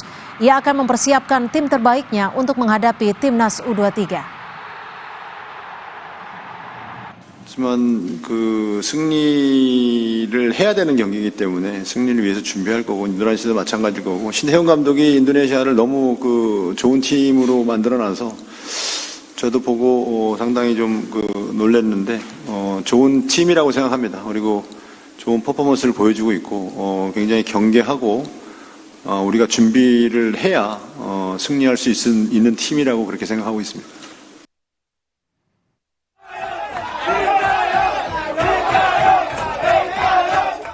Setelah melibas Yordania 4-1, Timnas U23 Indonesia kini bersiap melawan Korea Selatan di babak perempat final Piala Asia U23. Pelatih Timnas U23 Sintayong yang terus mengikuti pertandingan Korea Selatan melawan Jepang di grup B menyebut Indonesia harus bersiap melakoni laga perempat final. 네, 저는 인도네시아 축구가 바닥을 한번 쳤기 때문에 계속 올라갈 수밖에 없는 상황이고 그걸 만들기 위해서 사실 인도네시아 감독 측을 사실은 수락했던 부분이 있었고 그런 역사를 만들어 가면서 인도네시아 축구 발전하고 있다는 자체에 상당히 행복하고 기분이 좋고 이제는 제가 목표했던 것을 이제 50%까지 올라왔기 때문에 8강전에는 우리 대한민국이 될지 일본이 될지 모르겠지만 아시아의 최강팀 두 팀이 맞닥뜨리는 것을 내일 경기를 보고 우리가 있을 8강전에 준비하려고 지금 잘 생각하고 있습니다. Pelatih Shin Tae-yong mengapresiasi kerja keras anak buahnya yang mampu menorehkan sejarah lolos ke 8 besar Piala Asia U23 meski ia harus melawan negaranya sendiri di perempat final. Sementara itu Marcelino Ferdinand meminta supporter dan masyarakat Indonesia terus mendukung timnas U23 di gelaran Piala Asia U23. Yang sudah dukung, kita akan keep going terus dan kita akan melanjutkan step by step dan kita akan mengambil yang terbaik. Terima kasih. Terima kasih. Timnas U23 Indonesia lolos ke perempat final setelah menjadi runner-up grup A, sementara Korea Selatan menjadi juara grup B. Laga Timnas U23 Indonesia melawan Korea Selatan akan digelar Jumat dini hari waktu Indonesia Barat.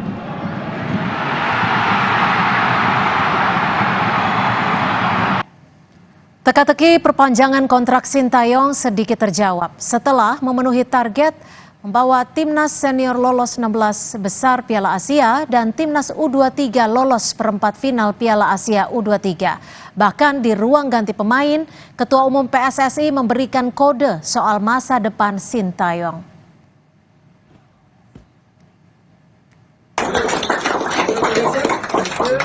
So coach, stay with us. Yeah.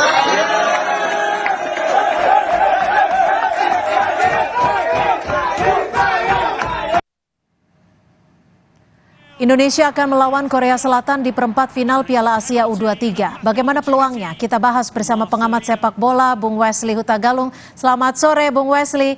Timnas U23 akan bertemu Korea Selatan. Ini akan lebih menguntungkan Indonesia ketimbang bertemu Jepang atau seperti apa menurut Anda? Ya, pertanyaan yang kemarin terus kita gulirkan, Mbak Cynthia, ketika kedua tim ini Jepang dan Korea bertarung untuk memperebutkan tempat yang menghindari Qatar, kita katakan begitu, ke dalam Qatar sebagai tuan rumah. Tapi bagi saya, memang saya dari awal berharap kita bertemu dengan Korea Selatan. Bukan karena kekuatan yang lebih di bawah Jepang, tapi dengan kuat pelatih kita yang banyak dari Korea, banyak informasi yang kita dapat untuk membaca dan menilai kekuatan Korea Selatan. Bukankah Shin Tae-yong juga pernah menjadi pelatih muda usia di Korea Selatan sampai tim senior, dan pelatihnya saat ini Korea Selatan itu juga rekan dia dulu bermain dan bersaing juga sebagai pelatih di level senior. Jadi Hwang Sun-hong ini bukan orang baru di mata STY. Jadi menurut saya dengan banyaknya catatan yang bisa kita hubungkan antara Indonesia dan Korea Selatan dengan kehadiran Shin Tae-yong dan jajaran pelatihnya, saya memang dari awal memilih Korea Selatan di perempat final. Oke, tapi kalau Korea Selatan ini kan menyapu bersih di grup A, lawan yang tidak mudah. Bagaimana sekiranya strategi timnas U23 saat nanti menghadapi Korea Selatan? Kita menghadapi tim-tim di fase grup yang banyak melepaskan crossing, Mbak Cynthia. Berbeda nanti dengan Korea. Kalau kita lihat catatan perjalanan mereka dalam 3 pertandingan, itu crossing mereka nggak sebanyak kalau misalkan kita bandingkan Yordania di grup A atau Qatar. Bahkan Australia, kita ketika menghadapi Australia kita menerima banyak sekali crossing. Nah, menghadapi Korea pasti pancingan main cepat, kebugaran adu fisik itu akan sangat mungkin terjadi dipancing oleh Korea Selatan. Ini jadi ujian bagi kita. Mental kita sudah lebih baik dari sebelum-sebelumnya, Mbak Cynthia. Fisik ini ujian, apakah kita bisa mengikuti turnamen dengan fisik yang baik? 3 pertandingan mungkin selesai, tapi ada pertandingan keempat, pertandingan kelima yang ini kalah, nggak ada maaf. Jadi tekanan mental itu akan mempengaruhi fisik pasti. Dan yang kita tunggu adalah strategi baru dari Shin Tae-yong setelah kita dikejutkan oleh strategi Shin Tae-yong menghadapi Yordania yang berbeda jauh ketika menghadapi Australia dan Qatar. Kalau kita bicara soal kekuatan nih, selain fisik, apa kekuatan dan juga kelemahan Korea Selatan yang sekiranya nanti bisa menjadi amunisi timnas U23 saat bertanding melawan Korea Selatan? Kecepatan kita tidak bisa dikatakan menjadi titik lemah untuk menghadapi Korea Selatan. Ini yang harus kita maksimalkan. Kecepatan sayap kita itu luar biasa, dan gaya bermain kita kemarin tidak hanya penyerang dan gelandang yang bisa menjadi ancaman bagi Korea Selatan. Bahkan back-back kita kemarin kan ada sampai di mulut gawang, Rizky Ridho maupun Ferrari, dan bagaimana Fatur Rahman juga sering memberikan ancaman dan sering ada dalam kotak penalti. Itu sebenarnya ancaman yang sudah pasti diwaspadai oleh Korea Selatan. Yang saya tunggu adalah bagaimana anti teori yang disiapkan oleh kubu Korea Selatan ini dibaca dengan baik oleh Shin Tae-yong dan memberikan kejutan baru, strategi baru, sehingga itulah yang menjadi titik lemah Korea Selatan ketika mereka salah menangkap strategi, seperti halnya Yordania salah menangkap strategi kita. Nah, kalau bicara soal cara melatih dari Sintayong nih, Bung, apakah cara melatih Sintayong ini sudah terbaca atau terprediksi oleh pelatih dari Korea Selatan? Nah ini, semenjak kita dipastikan Desember 2019 Sintayong pasti melatih Indonesia dan mulai bekerja 2020, dihantam 2 tahun oleh COVID, dan setelah mulai rutin dia mengeluarkan kemampuan terbaiknya, yang saya tunggu sebenarnya kejutan yang dimainkan oleh Sintayong secara formasi maupun secara permainan. Dan ini yang saya yakin juga pasti diwaspadai oleh kubu Korea Selatan. Kejutan itu tidak berhenti sepertinya, Mbak Siti. Jadi saya masih menunggu kejutan ketika kita dikejutkan dengan formasi melawan Australia, kita menunggu lagi, dikejutkan lagi dengan gaya bermain melawan Yordania. Ini yang agak-agak menurut saya menyulitkan lawan juga menebak Sintayong akan bermain seperti apa membawa tim nasional Indonesia U23. Oke, kalau untuk performa gemilangnya di antara timnas U23 ini akan bisa dipertahankan tidak menurut Anda, atau mungkin justru lebih gemilang lagi?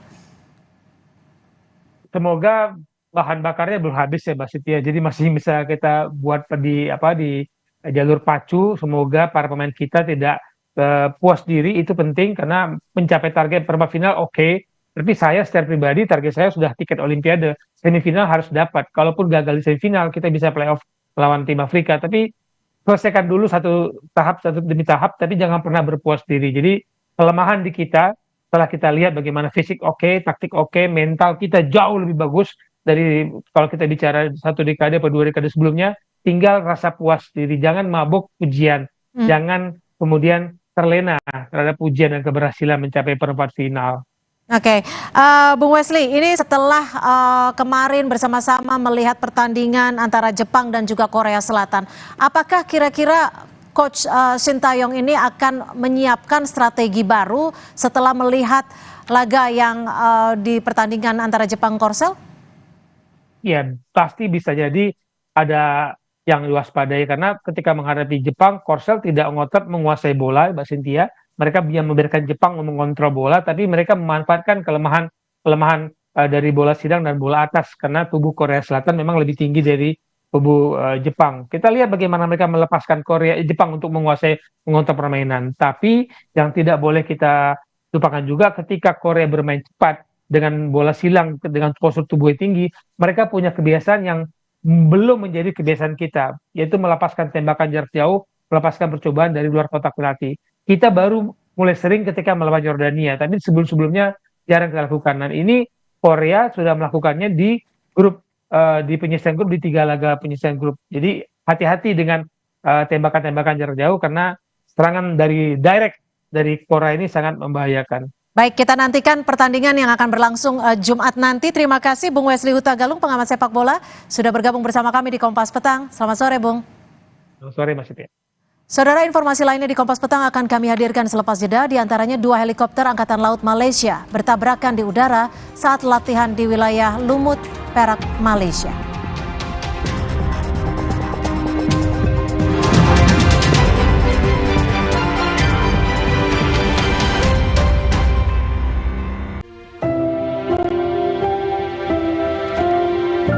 Ibu memang selalu ingin yang terbaik buat aku.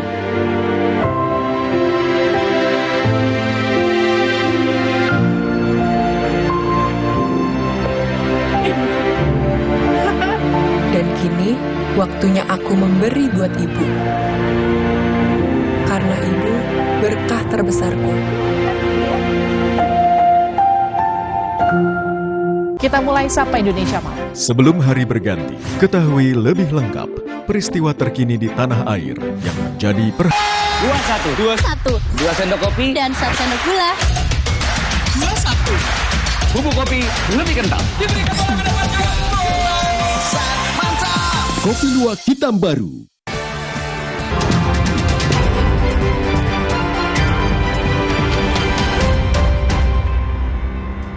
Saudara, 8 rumah di asrama Kowilhan 1, Kota Medan, Sumatera Utara hangus terbakar. Kobaran api dengan cepat membesar dari salah satu rumah semi permanen ke 7 rumah lainnya. 11 mobil pemadam kebakaran yang dikerahkan sempat kesulitan. Lokasi berada di permukiman padat penduduk, tidak ada korban jiwa dalam kebakaran. 42 orang yang terdampak diungsikan untuk sementara.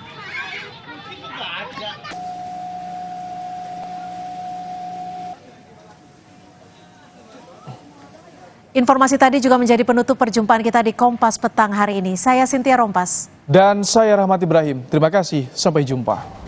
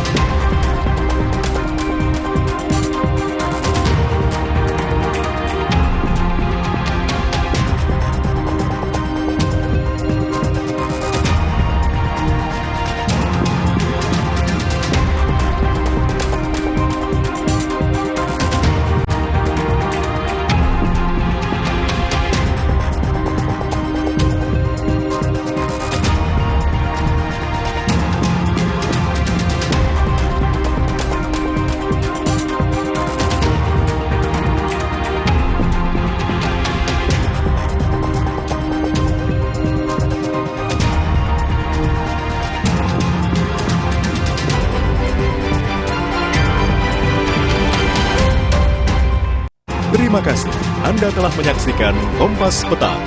Didukung oleh This is my way. Cobain deh. Mereka mendorong kami dan memegang kami para perempuan. Tanah adat kami tidak boleh datang orang perusahaan untuk merusakkan tanah di Pocoleo. Masyarakat adat kehilangan wilayah adatnya, maka identitasnya juga akan hilang. Perempuan-perempuan adat yang ada di sekolah adat mengajarkan ilmu masyarakat adat yang kita sedang dipaksa untuk melupakan. Berkas Kompas, Selasa 23 April pukul 11 malam di Kompas TV.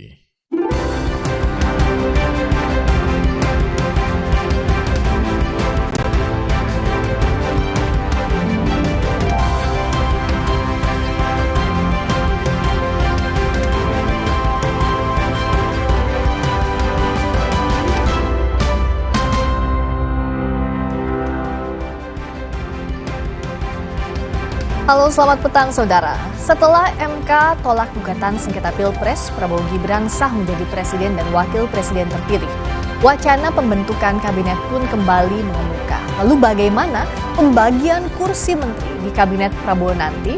Sorotan lainnya, Menko Marves Luhut Binsar Panjaitan mengungkap rencana kerjasama Indonesia dengan Tiongkok untuk mengembangkan sawah di Kalimantan. Bagaimana realisasinya nanti?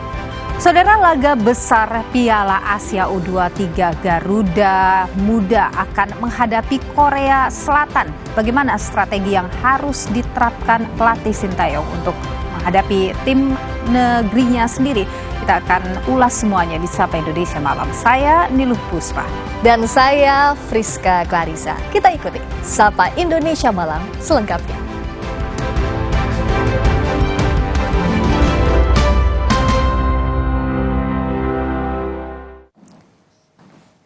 Informasi pertama, saudara, PDI Perjuangan menyatakan Presiden Jokowi dan Wakil Presiden terpilih Gibran Raka Buming Raka sudah bukan lagi kader PDIP. Ketua Bidang Kehormatan DPP PDI Perjuangan Komarudin Watubun mengatakan status Presiden Jokowi sudah bukan kader PDI Perjuangan karena Jokowi sudah berada di kubu lain saat Pilpres kemarin. Gibran juga berstatus sama, tidak lagi menjadi kader PDI Perjuangan sejak memutuskan untuk mendampingi Prabowo Subianto sebagai calon wakil presiden di Pilpres 2024. Sebagai kader, Pak. Statusnya sebagai kader. Siapa? Gibran, Mas Gibran. Gibran itu bukan kader partai lagi. Saya sudah bilang sejak diambil putusan itu diulang-ulang bagaimana. Termasuk yang Pak Jokowi, karena tadi kan sempat dibilang yang soal cawe-cawe presiden itu sempat ditegaskan lagi di dissenting opinion. Berarti ini sudah menyelenceng dari partai gitu ya? Orang sudah di sebelah sana bagaimana mau bilang bagian masih dari PDI Perjuangan kok, yang benar saja. Wakil Presiden terpilih Gibran Raka Buming Raka menanggapi pernyataan pimpinan PDIP yang menyebut dirinya dan Presiden Jokowi bukan lagi bagian dari partai. Gibran mengaku tak mempermasalahkan hal itu, namun ia juga belum memutuskan apakah akan berpindah partai politik. Gibran menegaskan tidak ada masalah dengan pernyataan pimpinan PDIP itu. Bahkan jika dirinya dipecat pun, ia tidak akan mempersoalkannya. Terkait apakah dirinya dan Jokowi akan pindah partai politik, Gibran menyatakan belum berpikir ke arah sana. PDIP menyatakan bahwa Pak Jokowi dan Mas Gibran bukan lagi bagian dari partai. Ya udah, nggak apa-apa. Mungkin kalau dengan itu ada partai yang baru mungkin ya untuk berat-berat. Belum ada pembahasan ke situ ya, tunggu aja nanti. Bapak juga belum membahas soal itu juga? Saya tidak tahu ya, tanyakan ke beliau sendiri. Tapi tanggapan Mas Gibran bahwa ini kan semacam kayak dipecat dari partai gitu. Sempat ada rasa kecewa gitu mungkin. Nggak apa-apa, dipecat ya nggak apa-apa. Ya, makasih. Mas Prabowo Subianto dan Gibran Rakabuming Raka ditetapkan menjadi Presiden dan Wakil Presiden terpilih pada Rabu 24 April 2024. KPU berharap paslon lainnya dapat turut hadir melihat dan mengikuti proses penetapan Prabowo Gibran Rabu pagi. Komisi Pemilihan Umum menyebut telah memberikan undangan kepada Ketua Umum Partai Politik hingga pemerintah, termasuk pasangan Anies Baswedan dan Muhaimin Iskandar, serta Ganjar Pranowo Mahfud MD. Acara akan digelar pukul 10 pagi di gedung KPU. Pengamanan di gedung KPU disiagakan dengan tamu undangan terbatas. Pembacaan putusan Mahkamah Konstitusi, maka paling lambat 3 hari itu KPU akan menetapkan pasangan calon presiden wakil presiden terpilih. Nah, kalau dihitung paling lambatnya 3 hari, berarti besok tanggal 24 April sudah memenuhi tenggatnya. Oleh karena itu besok pagi pukul 10 tanggal 24 April tahun 2024 KPU akan mengundang sejumlah pihak mulai dari lembaga negara, pimpinan lembaga negara, kemudian pemerintah tentu yang terkait ya relevan, dan kemudian partai politik, ketua umum dan sekjen dari partai politik peserta pemilu tahun 2024. Presiden Joko Widodo memastikan pemerintahan yang dipimpinnya mendukung proses transisi ke pemerintahan selanjutnya. Menurut rencana, KPU bakal menetapkan kemenangan Prabowo Subianto dan Gibran Rakabuming Raka sebagai presiden dan wakil presiden terpilih Rabu besok. Jokowi bilang pihaknya menghormati putusan MK dan meminta semua pihak kembali bersatu. Terkait hal itu, Jokowi mendukung dan menyiapkan proses transisi pemerintahannya ke pemerintahan Prabowo Gibran. Pemerintah mendukung proses transisi dari pemerintahan sekarang ke nanti pemerintahan baru. Akan kita siapkan karena sudah sekarang MK sudah, tinggal nanti penetapan oleh KPU besok. PDI Perjuangan menyatakan Presiden Jokowi dan Wakil Presiden terpilih Gibran Rakabuming Raka sudah bukan kader PDIP lagi. Lalu akan ke parpol manakah yang jadi tempat Gibran berlabuh? Kita bahas bersama jurnalis Kompas TV Niputu Trisnanda Putu. Usai pernyataan Gibran yang PDIP yang menyebut bahwa Gibran dianggap tanpa partai, akankah Partai Golkar ini jadi pelabuhannya Gibran? Karena kan kalau Komarudin Watubun PDIP bilang bahwa Gibran bukan lagi kader PDIP. Ya, selamat malam Friska dan juga saudara. Tentu tidak semudah itu ya untuk kemudian membaca apakah kemudian ketika sudah dinyatakan resmi menjadi masa lalu begitu ya hubungan atau korelasi begitu antara Gibran Rakabuming Raka, Presiden Joko Widodo dengan PDI Perjuangan lantas bisa begitu saja pindah partai. Nah, ini juga yang menarik kalau kita lihat memang yang kemudian paling dekat, kemudian juga sinyal-sinyal yang muncul paling banyak ini adalah Partai Golkar yang seolah membuka tangan selebar-lebarnya jika memang Presiden Joko Widodo ketika lengser, kemudian juga Gibran Rakabuming Raka ataupun juga dari anak mantunya kalau mau misalnya berkiprah di dunia politik, Golkar membuka pintu. Kenapa demikian Friska dan juga saudara? Karena memang di beberapa kesempatan, baik itu Presiden Jokowi dan juga Gibran Raka Buming Raka, ini acap kali datang dan juga berada di antara orang-orang Golkar. Contohnya saja Gibran hadir di buka bersama yang diselenggarakan pada 24 Maret lalu dengan menggunakan batik berwarna kuning. Kemudian Presiden Joko Widodo juga hadir di beberapa acara Golkar juga dengan menggunakan atribut yang berwarna kuning begitu. Memang politik bukan hanya soal pembicaraannya saja, kata-katanya saja, tetapi juga kita bisa melihat dari gestur, kemudian juga pakaian dan simbol-simbol yang kemudian dihadirkan. Tetapi Friska dan juga saudara, mengapa tadi di awal saya bilang tidak semudah itu untuk kemudian menyatakan bahwa ya memang bisa jadi Golkar adalah rumah kedua begitu ya bagi Jokowi dan juga keluarganya termasuk Gibran Raka Buming Raka. Kenapa? Karena kalau kita lihat Munas Golkar sendiri ini masih diselenggarakan pada akhir tahun Desember 2024. Melihat 4 nama yang kemudian muncul untuk menjadi ketua umum Partai Golkar, ini sama sekali tidak ada Presiden Joko Widodo ataupun juga Gibran Raka Buming Raka, meskipun sebelumnya santer juga dikabarkan bahwa ketika masuk ke Partai Golkar nanti akan ada posisi-posisi strategis yang akan diduduki oleh Jokowi ataupun juga oleh Gibran Raka Buming Raka. Kalau kita lihat dari 4 nama tersebut ada Bambang Susatyo, Erlangga yang saat ini sudah menjadi ketua umum Partai Golkar, kemudian ada Agus Gumiwang dan juga ada Bahlil Lahadalia begitu ya. Ini melihat nama-nama ini tentu saja posisi strategis itu sampai dengan hari ini tidak ada keluarga Presiden Joko Widodo. Kemudian juga kita lihat ada tokoh-tokoh Golkar gitu ya, tokoh-tokoh senior, ada Luhut Binsar Panjaitan. Tapi ada juga Yusuf Kala yang kemarin dalam Pilpres nampaknya agak berseberangan dengan Presiden Joko Widodo yang mendukung kubu 02, sementara Yusuf Kala atau JK ini lebih sering memperlihatkan dukungannya ke Anies Baswedan yang notabene adalah kubu 01. Nah, hal-hal tersebut, dinamika tersebut juga yang harus kita pantau, Friska dan juga saudara, apakah kemudian lebih besar mana potensinya bergabung atau tidak bergabung. Karena kalau bicara siapa yang lebih butuh, menurut analisa saya begitu ya, memang saat ini Jokowi membutuhkan partai, tidak hanya Golkar tetapi partai yang besar. Kenapa?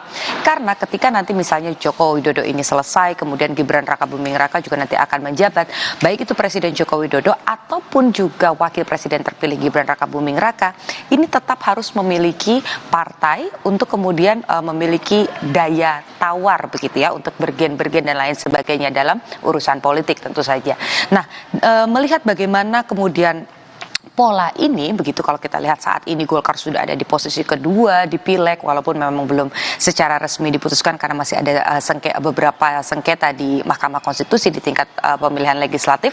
Tetapi kalau kita lihat nomor 1 ada PDI Perjuangan, tipis di bawahnya ada Partai Golkar, baru ada Gerindra, kemudian juga PKB. Kalau melihat ini rasa-rasanya Golkar sudah agak sedikit di atas angin. Oleh karena itu kita masih menantikan apakah nanti kita tahu Luhut Binsar Panjaitan misalnya ini merupakan orang yang juga dekat dengan Presiden Joko Widodo, bisa memberikan pengaruh yang juga cukup besar untuk meyakinkan Jokowi ataupun juga Partai Golkar begitu ya untuk kemudian bergabung dan juga terus berada dalam kolam politik yang sama. Jadi kalau kita lihat simpulannya Friska dan juga saudara, menentukan apakah rumah barunya adalah Golkar ini masih jauh karena munasnya juga masih sekitar bulan Desember, masih ada masa nanti penetapan dan juga pelantikan presiden terpilih dan juga wakil presiden terpilih. Tentu ketika hal itu semua kita lewati, pasti akan ada dinamika lagi dan juga pasti akan ada gerakan-gerakan lagi. Mengingat bagaimana sekarang santer sekali juga Gerindra sepertinya tidak mau kecolongan juga karena komunikasi dengan PDI Perjuangan, isu pertemuan antara Prabowo dan juga Megawati ini juga terus bergulir. Artinya meskipun mereka bekerja sama di koalisi besar yang mendukung Prabowo dan juga Gibran, tapi kerja-kerja politik, komunikasi politik ini masih terus cair dan juga dinamis. Kita nantikan nanti mendekati masa pelantikan apakah Golkar menjadi rumah baru dan apakah nanti justru ada perubahan dalam gerak-gerak politik ini dari komunikasi yang sampai sekarang juga masih sifatnya menanti, salah satunya pertemuan antara Prabowo Subianto dan juga Megawati Soekarno Putri. Friska. PDIP tegaskan Jokowi dan Gibran bukan lagi kader banteng. Apakah akan ada segera kendaraan politik baru untuk Jokowi dan Gibran? Kita nantikan. Terima kasih analisisnya Putu Risnanda atas laporan Anda. Berikutnya saudara, Wakil Presiden terpilih Gibran Rakabuming Raka mengaku sudah merencanakan pertemuan dengan Anies Muhaimin ataupun Ganjar Mahfud. Menurut rencana, Gibran akan menemuinya usai keputusan KPU terkait penetapan Presiden dan Wakil Presiden terpilih besok. Terkait pertemuan itu, Gibran bilang masih berkoordinasi dengan Presiden terpilih Prabowo Subianto. Gibran mengaku meski ada perbedaan selama pemilu, silaturahmi harus dijaga, termasuk dengan tokoh-tokoh lain.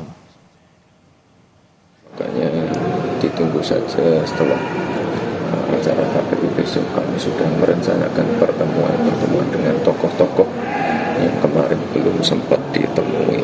Ya, kami akan menemui tokoh-tokoh yang kemarin belum sempat kita temui. Kan tujuannya untuk silaturahmi, dan dari paslon 01, 03 kan juga sudah menerima putusannya, sudah memberikan selamat juga. Kalau kami kan intinya pengen cepat-cepat silaturahmi dengan semua, menggandeng semua. Capres Pemilu 2024 Anies Baswedan memastikan siap bertemu Presiden dan Wakil Presiden terpilih Prabowo Gibran. Hal ini diungkap Anies usai berkunjung ke kantor DPP PKS di Jakarta Selatan. Anies menegaskan tukar pikiran dan bertemu itu bukan sesuatu yang aneh dan dihindari, tetapi sesuatu yang normal. Anies menambahkan jika sudah waktunya pihaknya siap bertemu baik untuk diskusi maupun bertukar pikiran. Kami akan terus hormati, sehingga yang disebut sebagai tukar pikiran, bertemu, berdiskusi itu bukan sesuatu yang aneh, bukan sesuatu yang dihindari, itu sesuatu yang normal-normal saja terjadi. Jadi apabila datang waktunya, tentu saja kita siap untuk selalu berdiskusi, tukar pikiran, bertemu, dan tidak pernah sedikit pun ada bayangan bahwa ini adalah sebuah kontestasi yang tidak ada ujungnya. Meski tak beri ketegasan, Ketua Umum Partai Nasdem Surya Paloh beri sinyal partainya bergabung dengan koalisi Prabowo Gibran.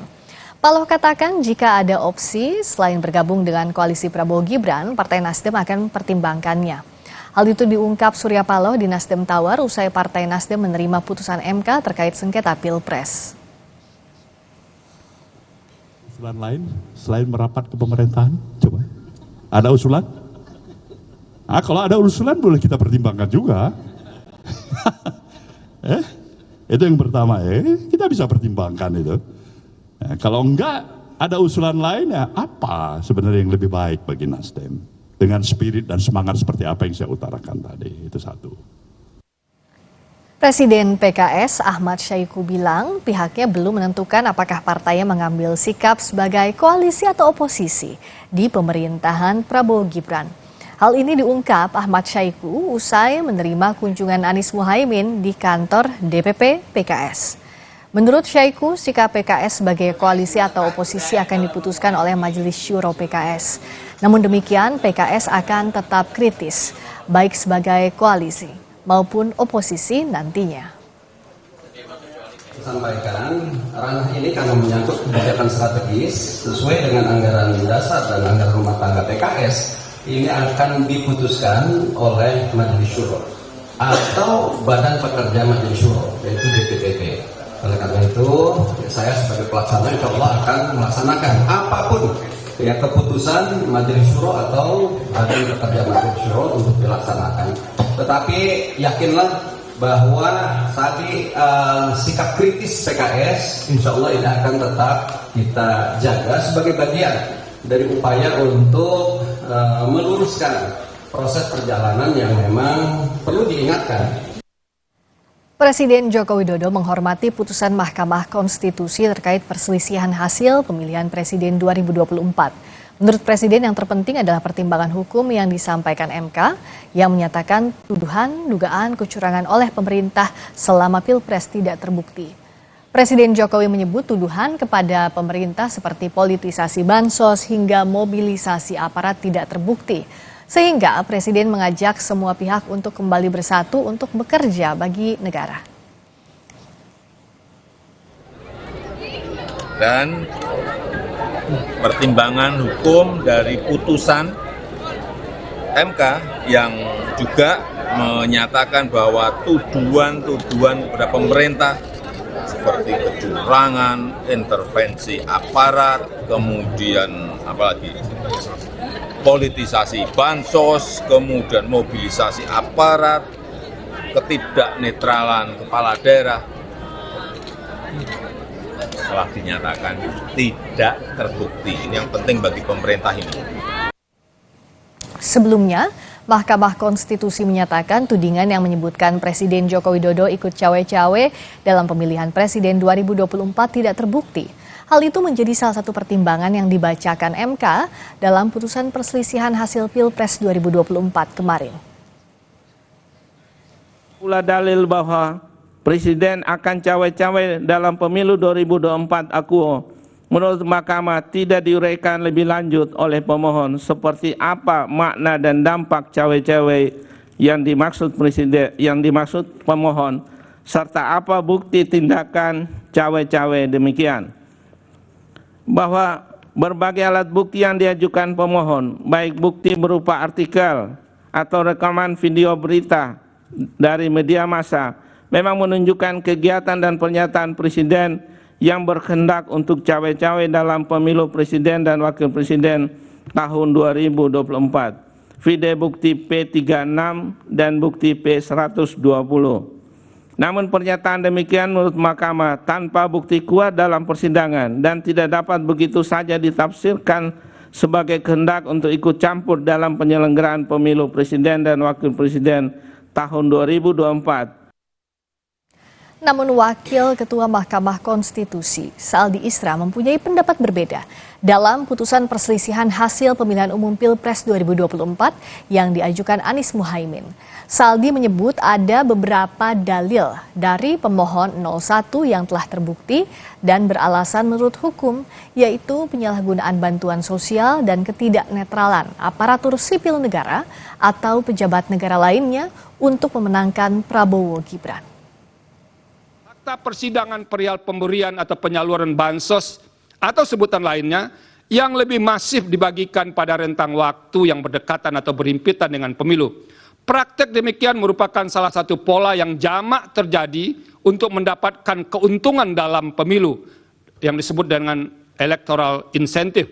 Keterlibatan beberapa menteri aktif yang menjadi tim kampanye dalam membagi bansos terasosiasi dengan jabatan presiden secara langsung maupun tidak langsung sebagai pemberi bansos memunculkan atau setidaknya berpotensi atas adanya konflik kepentingan dengan pasangan calon. Sementara itu merujuk fakta yang terungkap dalam proses persidangan.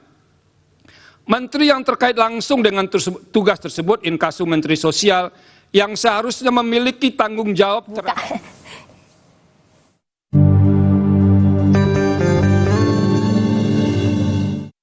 Allahu Akbar, Allahu Akbar, Allahu Akbar,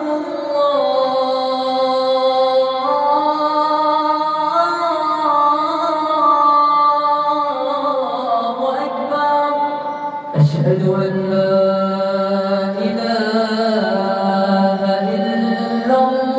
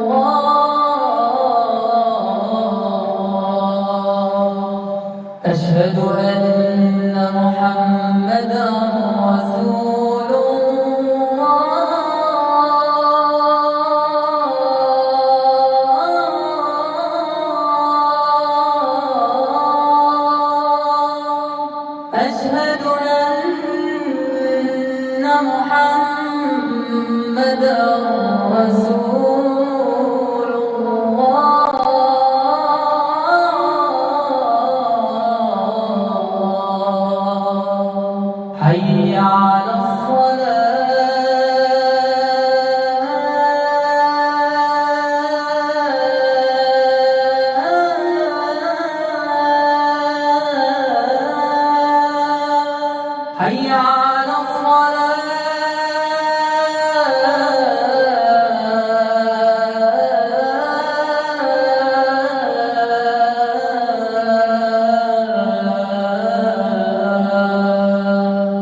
حي على الفلاح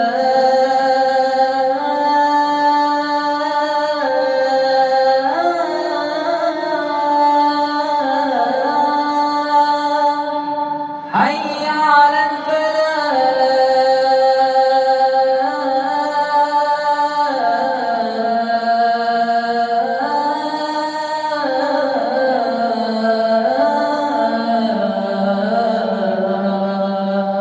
الله أكبر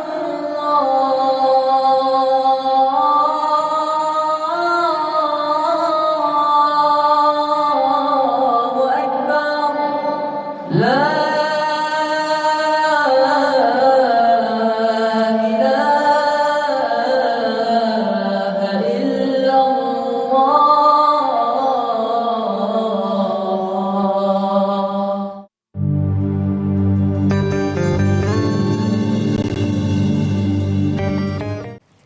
Selamat menunaikan ibadah sholat maghrib bagi Anda yang menjalankan, khususnya di wilayah Jakarta dan sekitarnya.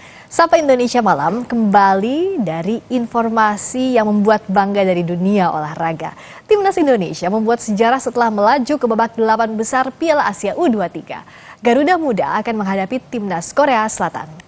Korea Selatan berhasil menjadi juara grup B setelah mengalahkan Jepang dengan skor 1-0.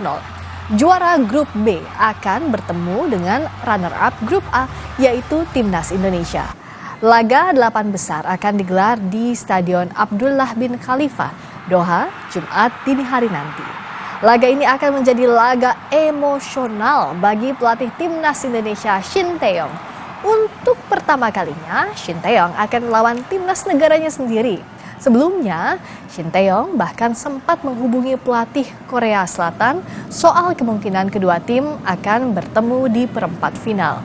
Shin juga mengaku telah menganalisis permainan Korea Selatan. 네,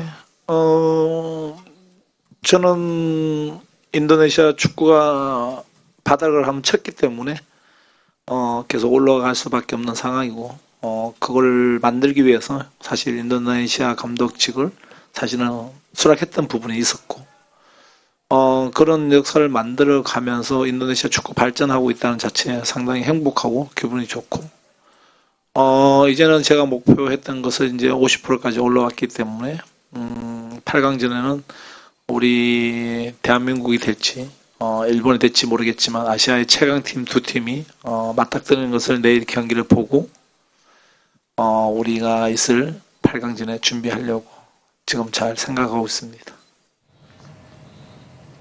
Sementara pelatih Korea Selatan Hwang Sunong menilai Indonesia telah jadi tim bagus di bawah kepelatihan Shin Tae-yong. Korea Selatan harus waspada agar bisa memenangi laga ini. 신 감독 저번 일본전 할 때 그러니까 와서 만나서 얘기했고요.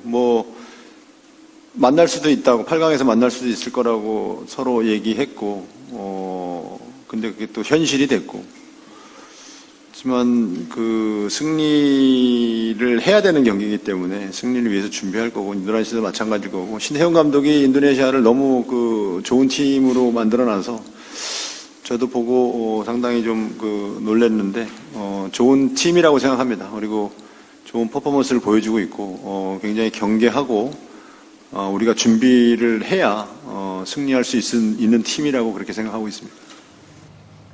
Sebelumnya, Timnas Indonesia mencetak sejarah lolos ke perempat final Piala Asia U23 setelah mencukur Yordania 4-1 di laga terakhir penyisihan grup B. 4 gol Indonesia dicetak Marcelino Ferdinand, Witan Sulaiman, dan Komang Teguh. Gol pertama Indonesia dicetak Marcelino Ferdinand dari titik penalti setelah Rafael Struijk dilanggar di kotak terlarang. Lalu Witan Sulaiman menambah keunggulan lewat gol indah umpan Rizky Ridho. Marcelino menambah golnya setelah melakukan umpan 1-2 dengan Witan. Lalu gol bunuh diri Justin Hapner memperkecil ketertinggalan Yordania. Namun Komang Teguh menyempurnakan keunggulan Indonesia setelah memanfaatkan umpan lemparan jauh Pratama Arhan.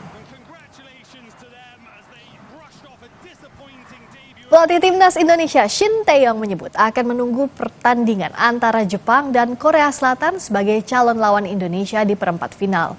Namun menurut STY, lolos ke perempat final adalah sejarah dan Indonesia akan terus berkembang dan mencetak sejarah. Ia menyebut telah mencetak setengah dari target bersama Timnas.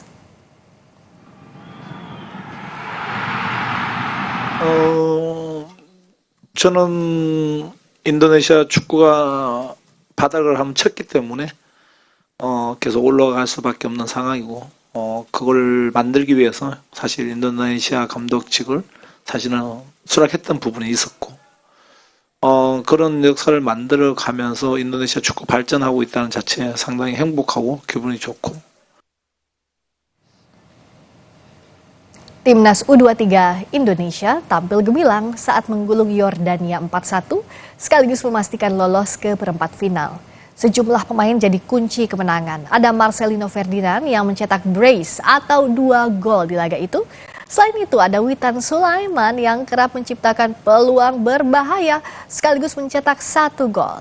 Di lini tengah, pemain SC Heerenveen yaitu Nathan Choaon mendominasi lini tengah serta Rizky Ridho yang tangguh mengintersep serangan-serangan Yordania. Usai mengalahkan Yordania dan mengukir sejarah lolos ke babak perempat final Piala Asia U23, punggawa Timnas U23 selebrasi kemenangan di Stadion Abdullah bin Khalifa. Ini adalah suasana selebrasi kemenangan Timnas Indonesia U23 usai mengalahkan Yordania dengan skor telak 4-1. Para pemain berpelukan dan swafoto bersama pelatih Shin Tae-yong dan official. 2 pencetak gol Marcelino Ferdinand dan Witan Sulaiman meminta dukungan supporter Timnas untuk terus melaju di Piala Asia U23. Teka-teki perpanjangan kontrak Shin Tae-yong sedikit terjawab setelah memenuhi target membawa timnas senior lolos 16 besar Piala Asia dan timnas U23 lolos perempat final Piala Asia U23. Bahkan di ruang ganti pemain, Ketua Umum PSSI Erick Thohir memberikan kode soal masa depan Shin Tae-yong.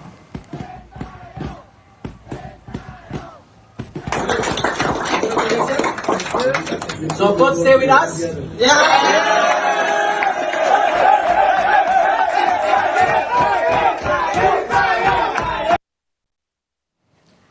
Gerindra keberatan pembagian kursi menteri berdasarkan perolehan suara parpol. Lalu bagaimana pembagian kursi menteri di kabinet Prabowo Gibran nanti? Ulasan dari dunia politik ini hadir usai jeda di Sapa Indonesia Malam.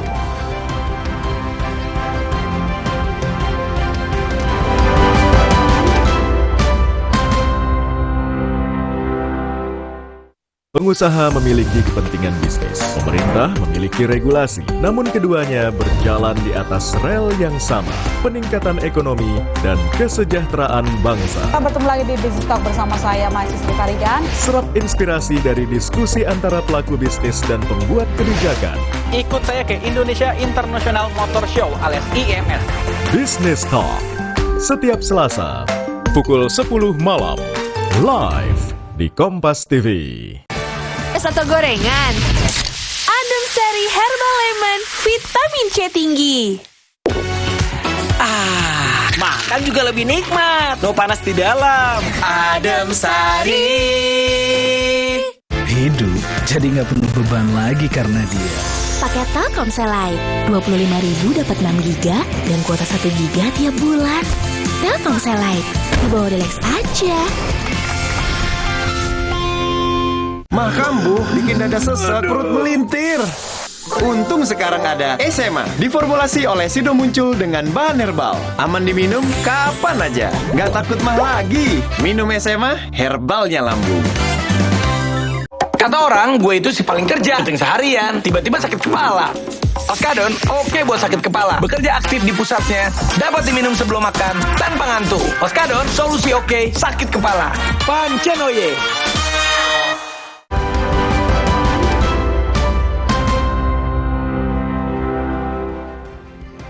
Setelah MK menolak gugatan sengketa Pilpres, Prabowo Gibran sah jadi Presiden dan Wapres terpilih. Kini wacana pembentukan kabinet pun mengemuka. Kita ulas wacana pembagian kursi Menteri Kabinet Prabowo Gibran bersama Wakil Ketua Umum Partai Golkar Ahmad Doli Kurnia, Wakil Ketua Umum PAN Viva Yoga Mauladi, dan pengamat politik Burhanuddin Muhtadi. Selamat malam Bang Doli, Mas Viva, juga Mas Burhan. Sehat ya? Selamat malam, sehat, alhamdulillah. Terima kasih sudah hadir semuanya. Saya ke Bang Doli dulu. Sejauh ini di internal Kabinet Indonesia Maju, sejauh mana perbincangan soal pembagian kursi kabinet? Nggak mungkin dong nggak disinggung sama sekali ya? Iya, saya kira memang pasti dibicarakan sudah sejak lama sebetulnya. Saya yakin ya bahwa walaupun ya dalam sistem presidensial kita ini kan itu hak prerogatifnya presiden. Dalam hal ini hak prerogatifnya Pak Prabowo. Tetapi karena memang pencalonan kita beberapa kali itu harus diusung oleh koalisi partai politik, tentu saya kira juga nanti presiden terpilih itu akan berkomunikasi dengan partai-partai politik pengusung ya. Nah, kalau kami di Golkar itu sudah mempercayakan penuh kepada ketua umum kami Pak Erlangga untuk bisa mengkomunikasikan itu dengan Pak Prabowo. Dan saya kira dulu pada saat kita membentuk Koalisi Indonesia Maju sebenarnya mungkin ya sudah ada pembicaraan juga sebenarnya. Nah, dengan diputuskannya kemarin oleh Mahkamah Konstitusi, ya walaupun waktunya kan masih cukup panjang ya, mungkin sekitar 5 bulanan lagi gitu sampai kita menuju pada pelantikan presiden. Saya kira dengan adanya keputusan MK yang insya Allah besok saya dapat informasi akan ada penetapan di KPU, ya pembicaranya pasti akan lebih intensif gitu. Sejauh ini kalau Golkar propose berapa? Sudah sampai ke sana belum? Berapa kira-kira? Belum. Jadi saya juga sekaligus memberikan penjelasan ya. Selama ini kan muncul angka 5 gitu ya. Nah, sementara saya mau menjelaskan bahwa sebetulnya kemarin itu Pak Erlangga pada saat kita buat acara silaturahim sambil memanjatkan rasa syukur dengan perolehan dari Partai Golkar, ya hitung-hitungan aja kontribusi kita terhadap Pilpres, peraihan suara kita di Pileg, ya mudah-mudahan dapat sekian kira-kira gitulah. Tapi saya kira begini, Pak Erlangga dan kemudian juga Pak Prabowo yang terutama ya pasti juga sudah punya rumusan ya tentang bagaimana komposisi kabinet ini yang tentu semuanya akan memenuhi unsur keadilan, menghargai proses yang cukup panjang, walaupun kemudian nanti pada akhirnya bisa jadi ada partai-partai politik yang sebelumnya tidak tergabung dengan Koalisi Indonesia Maju, itu juga akan bergabung. Saya yakin Pak Prabowo sudah punya rumusan yang juga sudah mulai dibicarakan dengan ketua-ketua partai politik yang ada di Koalisi Indonesia Maju. Oke, kalau dari PAN seperti apa? Tapi sebelumnya kita akan sama-sama saksikan dulu bagaimana perjalanannya sampai kita akan sama-sama menimbang bagaimana proyeksi peta politik ke depan pasca putusan MK lewat tayangan berikut ini.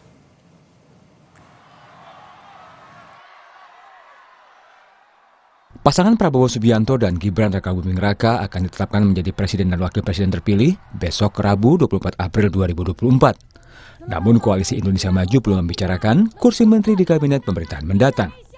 Sekjen Partai Gerindra Ahmad Muzani menyebut menteri yang dipilih harus sejalan dengan visi misi Prabowo Gibran. Gerindra pun sempat menekankan bahwa alokasi menteri bukan berbasis suara parpol melainkan kompetensi.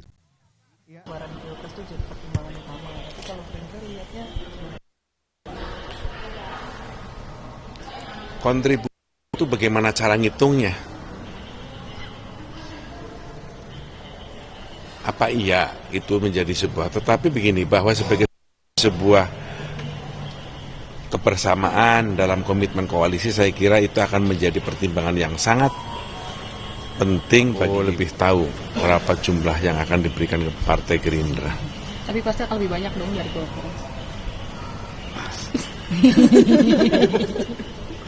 Saya belum. Kira berapa pos Pak yang bisa diisi Gerindra gitu Pak? Belum ada angka pasti, belum ada posisi yang pasti. Sebelumnya Ketua Umum Partai Golkar Erlangga Hartarto sempat meminta 5 jatah kursi menteri dalam kabinet Prabowo Gibran. Menurut Erlangga, Partai Golkar punya kontribusi besar dalam kemenangan Prabowo. Dan saya sampaikan ke Pak Prabowo, kontribusi Golkar ke Pak Prabowo, karena kita 15 dari 58%, maka kita kontribusi 25%. Pak Bu. Jadi kalau 25%, kalau bagi-bagi ya banyak-banyak sedikit boleh lah. Kalau yang kita sebut 5 itu minimalis. Tapi kalau dihitung proporsinya 25%, room masih banyak. Sementara Partai Demokrat memastikan Ketua Umum Partai Demokrat Agus Harimurti Yudhoyono atau AHY siap ditugasi mengisi kabinet Prabowo Gibran. Kepala Badan Komunikasi Strategis Partai Demokrat Herzaki Mahendra Putra bilang AHY siap pada posisi apapun. Ke-8 Pak Prabowo Subianto memang sudah meminta kepada Mas AHY untuk menyiapkan kader-kader terbaik Partai Demokrat untuk membantu beliau mengisi pos-pos di kabinet agar bagaimana pembangunan ke depan 2024 sampai dengan 2029 gitu. Ya kalau bicara kader terbaik Partai Demokrat siapa? Ya nomor 1 tentu Mas AHY, Ketua Umum kami. Beliau telah membuktikan kapasitas dan kapabilitasnya dalam memimpin partai ini. Ya, setelah jejak rekam beliau yang cemerlang di militer dan di pemerintah, di pendidikan sebelum-sebelumnya. Lalu bagaimana di Partai Demokrat selama 4 tahun terakhir beliau bisa membuat partai ini menjadi sangat solid. Leadership, manajerialnya, bagaimana beliau belajar dengan cepat di Kementerian ATR BPN ini. Ya kan? Dan baik terobosan-terobosan yang sudah diakui oleh publik juga gitu. Berbeda dengan Partai Golkar dan Demokrat, Ketua Umum Partai Amanat Nasional Zulkifli Hasan menyebut urusan kabinet merupakan hak prerogatif Presiden. Tapi soal kabinet itu haknya Presiden terpilih, hak prerogatif beliau, terserah kepada beliau. Kalau kader-kader PAN banyak, yang hebat-hebat banyak, di sini banyak hebat-hebat.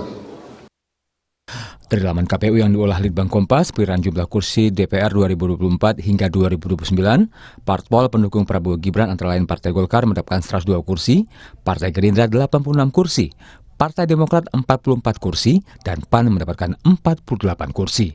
Sedangkan parpol pendukung Anies Mohaimin antara lain PKB mendapatkan 68 kursi, Partai Nasdem 69 kursi, dan PKS mendapatkan 52 kursi. Sementara Ganjar Mahfud dari PDIP mendapatkan 110 kursi. Selain soal kursi menteri di kabinet, Gerindra saat ini masih berupaya merangkul lawan politik di Pilpres 2024. Pertemuan Prabowo dan Megawati jadi yang dinanti usai putusan MK. Tim Liputan Kompas TV. Tadi di awal sudah diulas sama Bang Doli. Sekarang saya ke Mas Viva. Kalau dari PAN apa tawarannya? Tadi kan kalau dari Pak Erlangga di tayangannya kita lihat bahwa ya 5 itu minimalis lah. Itu kan gambaran garis besar aja bahwa ada kontribusi besar Golkar dalam kemenangan Prabowo Gibran. Kalau dari PAN seperti apa sih tawarannya? PAN mengucapkan syukur alhamdulillah pemilu presiden sudah selesai dengan keputusan Mahkamah Konstitusi. Sudah final dan mengikat, sudah tutup buku, kita akan membuka lembaran baru. Partai Amanat Nasional dan Gerindra itu bukan hanya kawan strategis, tapi kawan yang paling setia. Jadi soal berapa jumlah sesuai dengan arahan dari Ketua Umum Bang Zulkifli Hasan, itu kita serahkan kepada Pak Prabowo sebagai Presiden terpilih yang memiliki hak prerogatif. Jadi kita akan tetap untuk membantu pemerintahan ke depan dan kita akan terus untuk berjuang bersama dengan partai-partai pendukung Pak Prabowo, Koalisi Indonesia Maju. Syukur-syukur apabila nanti ada partai politik dari paslon 01 dan 03 yang mau bergabung dalam rangka untuk memperkuat posisi politik di parlemen, di DPR, karena itu menjadi bagian penting dalam proses untuk peningkatan kekuatan politik di DPR agar ada stabilisasi politik, untuk meningkatkan pertumbuhan ekonomi dan program-program pemerintah bisa berjalan dengan efektif, dengan sesuai dengan target dan sesuai dengan harapan masyarakat Indonesia. Tapi sudah ada belum, Mas Viva, bergaining tipis lah begitu ke Pak Prabowo sebagai pemegang hak prerogatif, berapa kira-kira PAN layak dapat kursi? Soal layak tidaknya kami tidak berhitung karena kami memang betul-betul perjuangan dari awal dengan Pak Prabowo itu karena persamaan kesadaran ideologis dan persamaan visi misi serta program yang diperjuangkan oleh Koalisi Indonesia Maju di bawah kepemimpinan Pak Prabowo dan Mas Gibran itu betul-betul sesuai dengan visi misi PAN. Jadi dengan adanya kondisi seperti ini, saya yakin di Koalisi Indonesia Maju tidak ada keributan soal posisi dan komposisi di kabinet. Kami enjoy saja, Mas Doli juga enjoy saja. Jadi proses seperti itu ya kita serahkanlah sepenuhnya kepada Presiden terpilih. Sudah makan asam garam pasti PAN maupun Golkar. Saya ke Mas Burhan. Namanya lobby nggak mungkin ya di panggung depan seperti saat ini, tapi seenggaknya kalau bicara soal tadi, setiap parpol pasti sudah ada hitungannya, kontribusinya sebesar apa. Tadi PAN juga bilang sebagai kawan setia, tapi Gerindra bilang jangan berdasarkan jumlah perolehan kursi. Nah, itu bagaimana untuk mengkonversi itu ke kursi menteri atau benefit di pemerintahan Prabowo Gibran yang akan didapatkan masing-masing parpol, Mas Burhan? Ya, tentu saja di panggung depan partai-partai yang mendukung Pak Prabowo Gibran tidak akan menyampaikan secara terbuka terkait dengan komunikasi masalah power sharing. Karena itu rumusan yang didiskusikan di panggung belakang. Ya. Di panggung depan semua partai akan membicarakan bahwa ini adalah hak prerogatif presiden. Tetapi di panggung belakang saya tidak yakin omongan normatif seperti itu muncul. Karena di panggung belakang itu power sharing akan didiskusikan secara terbuka yang bersifat win-win. Nah, pada titik itu biasanya politisi punya mekanisme atau konsensus yang disepakati. Ya. Dan ukuran paling mendasar berkaitan dengan power sharing adalah berapa kontribusi dari masing-masing partai berkaitan dengan governability. Governability di sini terutama berkaitan dengan kesuksesan pemerintahan. Nah, dalam konteks ini, Friska, itu diukur oleh seberapa besar kursi yang dimiliki oleh partai pendukung pemerintah di parlemen. Karena kesuksesan pemerintahan dalam sistem presidensial multipartai ekstrim itu ditentukan oleh relasi eksekutif dengan legislatif. Pada titik ini, suka tidak suka, Golkar itu kursinya paling banyak di antara partai pendukung Prabowo Gibran. Jadi semakin besar kursi yang dimiliki oleh suatu partai, itu power sharingnya proporsional. Itu yang pertama. Tentu ada variabel lain yang diukur, ya, entah itu chemistry atau mungkin juga variabel yang tidak semata-mata didasarkan pada keanggotaan partai. Kan ada juga jalur menteri yang di-endorse oleh partai, tetapi menteri yang bersangkutan itu bukan kader partai yang bersangkutan, tetapi kader profesional, tapi di-endorse oleh partai. Kan ada juga jalur semacam itu. Nah, saya ke Bung Doli, karena berikutnya soal power sharing ini yang saat ini dibahas, apakah akan mengajak sebanyak-banyaknya parpol yang sebelumnya tidak satu kubu dengan 02, artinya parpol-parpol pendukung 01 dan 03. Artinya kan ini bicara power sharing akan bisa menggerus kemungkinan perolehan kursi di menteri misalnya yang akan didapatkan Golkar, PAN, dan kawan-kawan yang ada di Koalisi Indonesia Maju. Gimana Bang Doli? Iya, saya kira dua hal ya yang perlu dijelaskan. Bang Doli? Berkaitan dengan soal itu. Pertama saya kira mengatakan bahwa urusan pilpres, babak pemilu sudah selesai, ya. Kemudian kita memasuki babak baru untuk menghadapi tantangan yang begitu besar periode 5 tahun ke depan dan 10 tahun yang akan datang, ya. Tentu kita membutuhkan soliditas, ya, persatuan kesatuan. Ini juga narasi yang selalu disampaikan oleh Pak Prabowo. Gitu. Nah, oleh karena itu komunikasi politik itu penting. Jadi artinya bagaimana kita menata kembali, membangun kembali ya masalah komunikasi antar kita yang selama ini berkompetisi itu penting. Nah, bahwa kemudian hasil komunikasi itu nanti ada yang kemudian bersedia masuk dalam pemerintahan atau juga kemudian menyatakan diri dalam luar pemerintahan, itu nggak jadi soal. Nah, jadi itu tergantung kembali kepada partai politik masing-masing ya, terutama yang 01 dan 03. Ya. Selama kalau kemudian mereka mengatakan bahwa mereka lebih baik ya berada di luar pemerintahan, saya kira nggak ada masalah, itu sama mulianya. Karena itu pasti juga berdasarkan bagaimana kita sama-sama mensukseskan membangun bangsa Indonesia ini ke depan minimal 5 tahun gitu ya. Nah jadi, bahwa kalau nanti kemudian ada yang bergabung dalam pemerintahan, ya, dan kemudian juga bisa jadi ya, mungkin ada komitmen-komitmen yang untuk bergabung dalam pemerintahan itu, ya buat kita nggak ada masalah ya. Saya kira tadi itu yang saya katakan, kembali kepada Pak Prabowo sebagai pemegang hak prerogatif, dan saya kira Pak Prabowo paham betul, punya pengalaman dengan pilpres sebelumnya. Saya kira juga nanti akan ketemu formulasi yang paling tepat ya, yang adil, yang fair, kemudian win-win tadi ya bagi semua orang yang akan terlibat dalam pemerintahan yang akan datang. Oke, kalau dari PAN catatan, meskipun ini hak prerogatif presiden terpilih iya, tapi fairness dalam power sharing ini apa sih kalau yang diharapkan dari PAN? Power sharing itu memang sesuatu yang tidak bisa dihindarkan, tetapi power sharing itu harus berasaskan kepada prinsip-prinsip dasar dalam pembentukan kabinet, yaitu pembentukan kabinet yang ahli, yang jagen kabinet, yang betul-betul diisi oleh figur-figur profesional, baik itu figur profesional yang berasal dari partai politik atau yang berasal dari luar partai politik.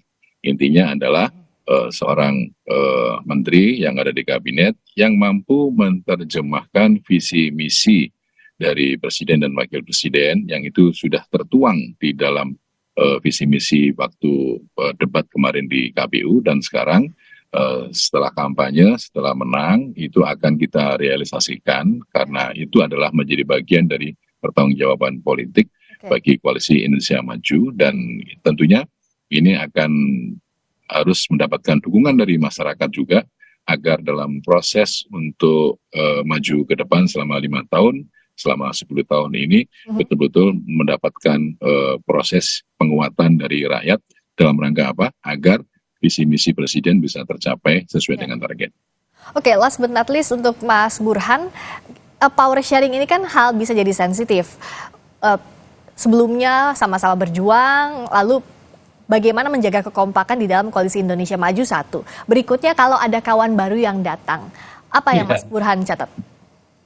Betul, ini tricky ya terkait dengan power sharing. Dan power sharing dalam konteks pembentukan koalisi di Indonesia itu juga tidak semata-mata dengan partai politik. Jadi studi Markus Mister menunjukkan pembentukan kabinet pasca reformasi itu juga ditentukan oleh non-party actors selain partai politik. Misalnya representasi TNI, representasi polisi, representasi agama, termasuk juga representasi oligarki. Nah, dalam konteks Pak Prabowo, jangan lupa meskipun Pak Jokowi tidak bisa maju lagi sebagai presiden, bukan tidak mungkin Pak Prabowo juga mendiskusikan kepada Pak Jokowi siapa nama-nama yang di-endorse oleh Pak Jokowi untuk kabinet Pak Prabowo ke depan. Jadi ada banyak itu variabel yang mempengaruhi proses pembentukan kabinet ke depan. Nah, saya sebut tricky karena kalau misalnya proses power sharing itu win-win, artinya pemberian akomodasi kepada salah satu pihak tidak mengganggu jatah buat pihak yang lain, buat pihak yang berkeringat, seperti PAN, Golkar, Demokrat, ya, Gerindra, tentu tidak akan menjadi masalah. Tetapi kalau ternyata mengurangi, nah jadi isu. Nah, di sini yang saya terus terang khawatir ya, kalau misalnya jatah yang dibagi terlalu banyak, jadi kuenya itu terlalu banyak yang mendapatkannya, misalnya termasuk mengakomodasi Nasdem atau PKB ya sebagai mitra koalisi baru, ada kekhawatiran keinginan untuk mengubah undang-undang Kementerian Negara, karena dalam undang-undang Kementerian Negara jatah maksimum buat alokasi menteri itu 34. Ya. Nah, kalau terlalu banyak pembaginya, jangan-jangan ditambah. Nah, ini hati-hati nih, kalau ditambah, itu tentu akan menimbulkan kompleksitas berkaitan dengan postur kabinet yang terlalu bengkak.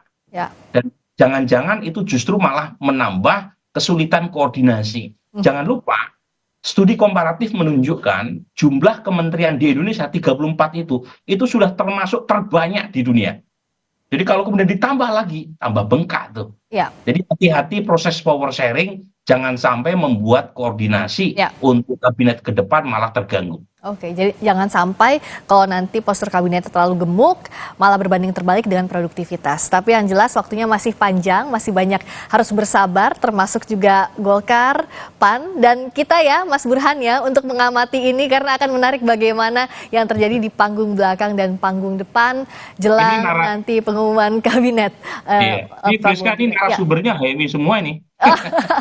Luar biasa, makanya terima kasih banyak, jangan bosan-bosan diundang, makanya Mas Viva, Bang Doli, Mas Burhan, kita akan diskusi lebih banyak lagi dalam beberapa bulan ke depan. Terima kasih banyak, selamat malam. Terima kasih.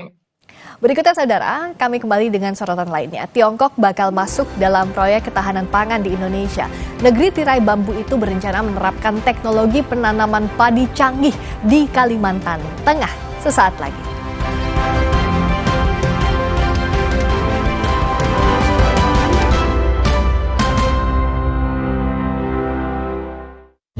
Woi, jaim dong.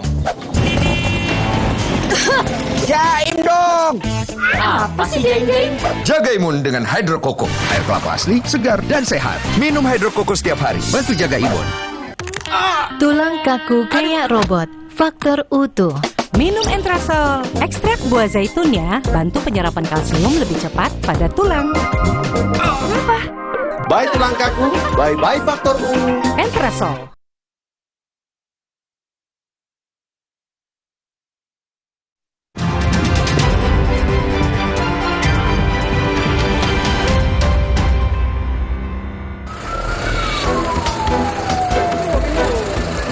Sebuah minibus pengangkut bahan bakar minyak terbakar di sebuah stasiun pengisian bahan bakar umum di Mandailing, Natal, Sumatera Utara.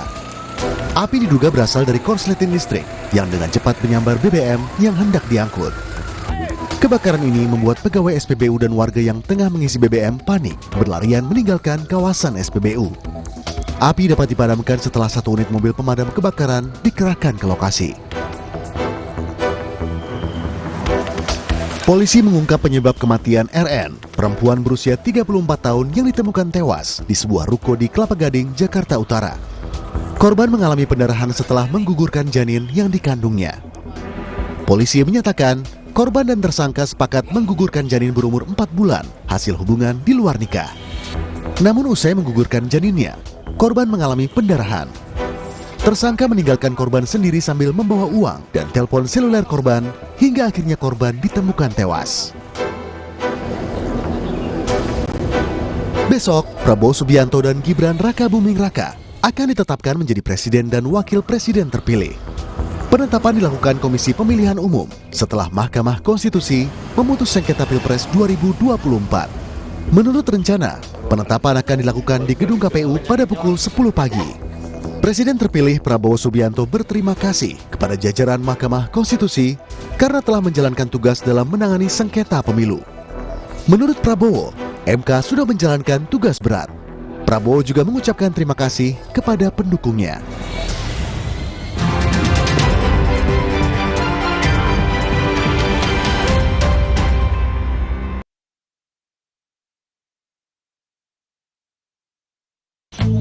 Woi, jaim dong. Jaim dong. Apa sih jaim-jaim? Jaga imun dengan Hydro Koko. Air kelapa asli, segar dan sehat. Minum Hydro Koko setiap hari. Bantu jaga imun. Tulang kaku kayak robot. Faktor utuh.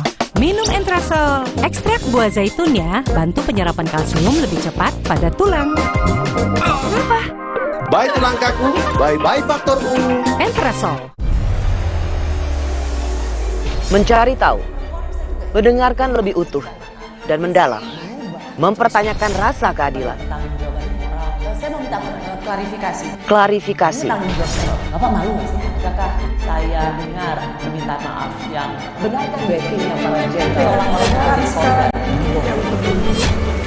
Kita mengingatkan penguasa. Menghibur yang papa. Rosi. Ada kebijakan, ada program, ada kegiatan. Dan oleh KTA soal orang tidak yang bekerja jadi di anggota istana. partai. Lugas beradu pendapat. Ini adalah isu yang mengada-ngada menurut Anda? Kita periksa fakta-faktanya. Arahnya sudah jelas. Itu tugas utamanya kok. Dua opini yang berbeda. Saya perjelas. Anda menyoroti kegiatannya. Infrastruktur. Itu adalah Dua arah. Setiap Jumat pukul 8:30 malam. Live di Kompas TV.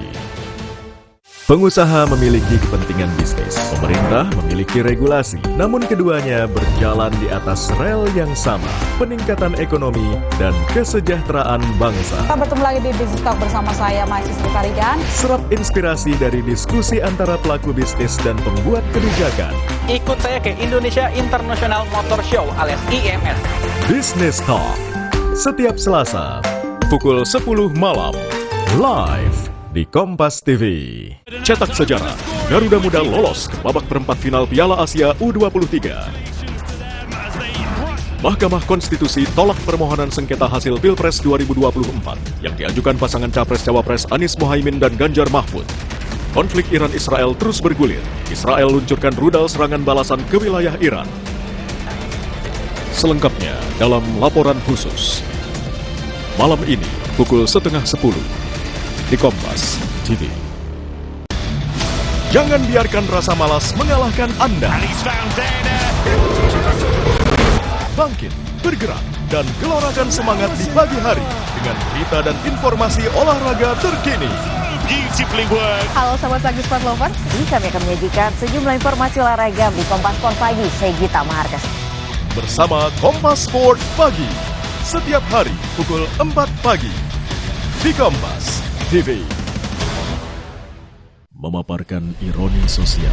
Jadi udah berapa tahun Bang ini jalan rusak nih? Lebih dari 20 tahun. Menguliti kejanggalan fakta. Jumlah sampah ini sangat besar. Mau sehancur apa lagi kita melihat laut Indonesia ini? Mengurai karut-marut keadilan. Nelayan perempuan kenapa tidak diakui? Apa kekurangannya? Berkas Kompas. Setiap Selasa pukul 11 malam di Kompas TV. Salam jumpa kembali di Gelar Perkara. Peristiwa kriminal selalu menjadi berita menarik yang perlu dicermati. Polisi menyebut kekasih Tamara berupaya menenggelamkan Dante sebanyak 12 kali. Menunjukkan bahwa korban memang kekurangan oksigen. Motif, alibi, kronologi.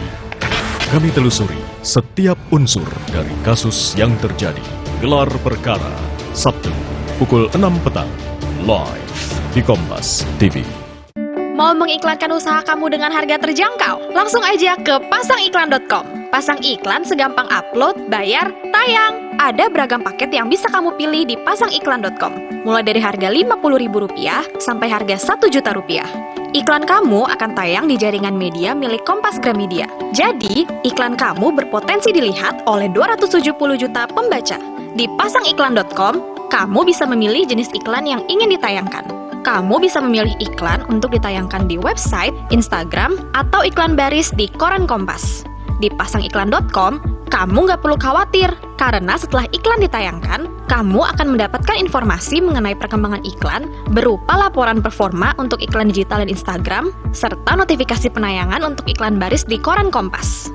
Jadi, mau pasang iklan yang dilihat banyak orang dengan harga terjangkau? Segampang upload, bayar, lalu tayang? Tunggu apa lagi? Langsung aja ke pasangiklan.com. Mah kambuh bikin dada sesek, perut melintir.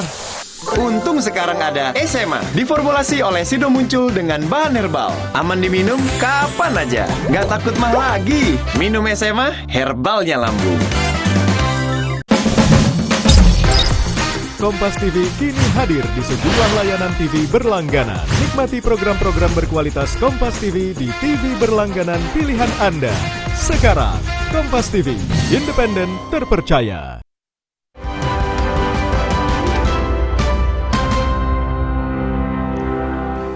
Masih di Sapa Indonesia Malam bersama saya Friska Clarissa. Menteri Koordinator Bidang Kemaritiman dan Investasi mengungkap Indonesia dan Tiongkok sepakat kerjasama mengembangkan pertanian padi di Kalimantan Tengah.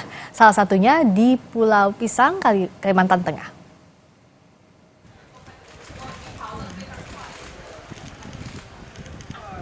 Menko Kemaritiman dan Investasi Luhut Binsar Panjaitan menyebut Tiongkok bakal masuk ke dalam proyek ketahanan pangan di Indonesia.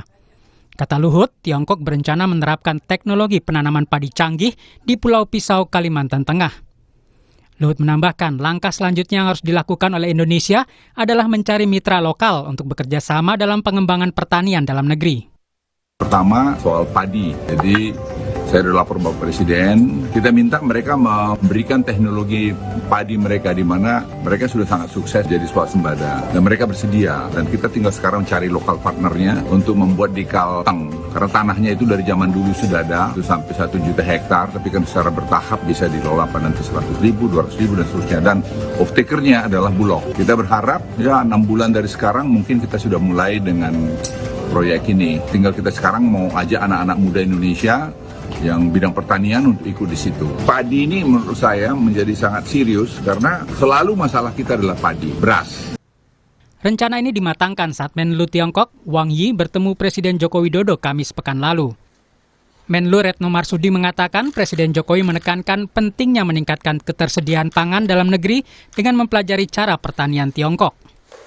Tahanan pangan sangat penting artinya, oleh karena itu kerjasama pertanian dua negara penting untuk ditingkatkan termasuk atau khususnya untuk padi, hortikultura dan juga durian dengan salah satunya adalah mempelajari modeling pertanian RRT. Pemerintah terus mengenjot produksi beras nasional untuk memenuhi kebutuhan masyarakat. Pada 2022, produksi beras nasional mencapai 31,54 juta ton. Namun pada 2023 produksinya turun menjadi 31,10 juta ton. Sementara proyeksi produksi beras pada Maret-April 2024 sebesar 8,46 juta ton. Untuk memperkuat cadangan beras dalam negeri, pemerintah masih terus melakukan impor beras. Pada 2022 lalu, pemerintah mengimpor beras sebanyak 429,2 ribu ton. Setahun kemudian naik tajam menjadi 3,5 juta ton, sementara hingga Maret ini Indonesia sudah mengimpor 567 ribu ton. Indonesia harus memastikan kerjasama pertanian dengan Tiongkok benar-benar dimanfaatkan untuk alih teknologi demi memenuhi kebutuhan dalam negeri dan kesejahteraan petani. Tim Liputan Kompas TV. Tiongkok bakal masuk dalam proyek ketahanan pangan di Indonesia. Tiongkok berencana menerapkan teknologi penanaman padi canggih di Kalimantan Tengah. Bagaimana memastikan kerjasama ini benar-benar bermanfaat untuk pertanian dalam negeri? Kita akan bahas bersama dengan pakar pertanian, Hudori. Pak Hudori, selamat malam. Malam, Mbak Priska. Salah satu yang disoroti nanti di Kabupaten Pulau Pisau di Kalimantan Tengah. Kalau bicara soal transfer teknologi untuk pengembangan pertanian, apa yang harus diperhatikan dari kerjasama Indonesia-Tiongkok rencananya ini? Ya, yang pertama mengintroduksi teknologi atau belajar teknologi dari Cina itu baik-baik saja. Akan tetapi mengintroduksi sistem usaha tani secara khusus menghadirkan benih dari negara lain termasuk dari negara Cina itu tidak selalu bisa menjadi solusi yang baik, tidak selalu menjadi solusi yang cespleng termasuk yang aplikatif dalam jangka pendek ya. Pasti membutuhkan adaptasi ya, baik adaptasi iklim, cuaca, sifat tanah, hama penyakit ya. Nah, proses adaptasi ini sendiri bisa sangat lama, bisa juga pendek. Bisa juga di akhirnya itu gagal. Jadi tidak selalu mengalami keberhasilan. Nah, lebih dari itu, untuk proses adaptasi ini pasti membutuhkan input dari ahli-ahli lokal agar berhasil ya. Tanpa keterlibatan ahli-ahli lokal, peluang untuk gagal itu cukup besar. Jangan dilupakan, Cina itu negara dengan 4 musim ya, sementara kita, Indonesia itu negara dengan 2 musim.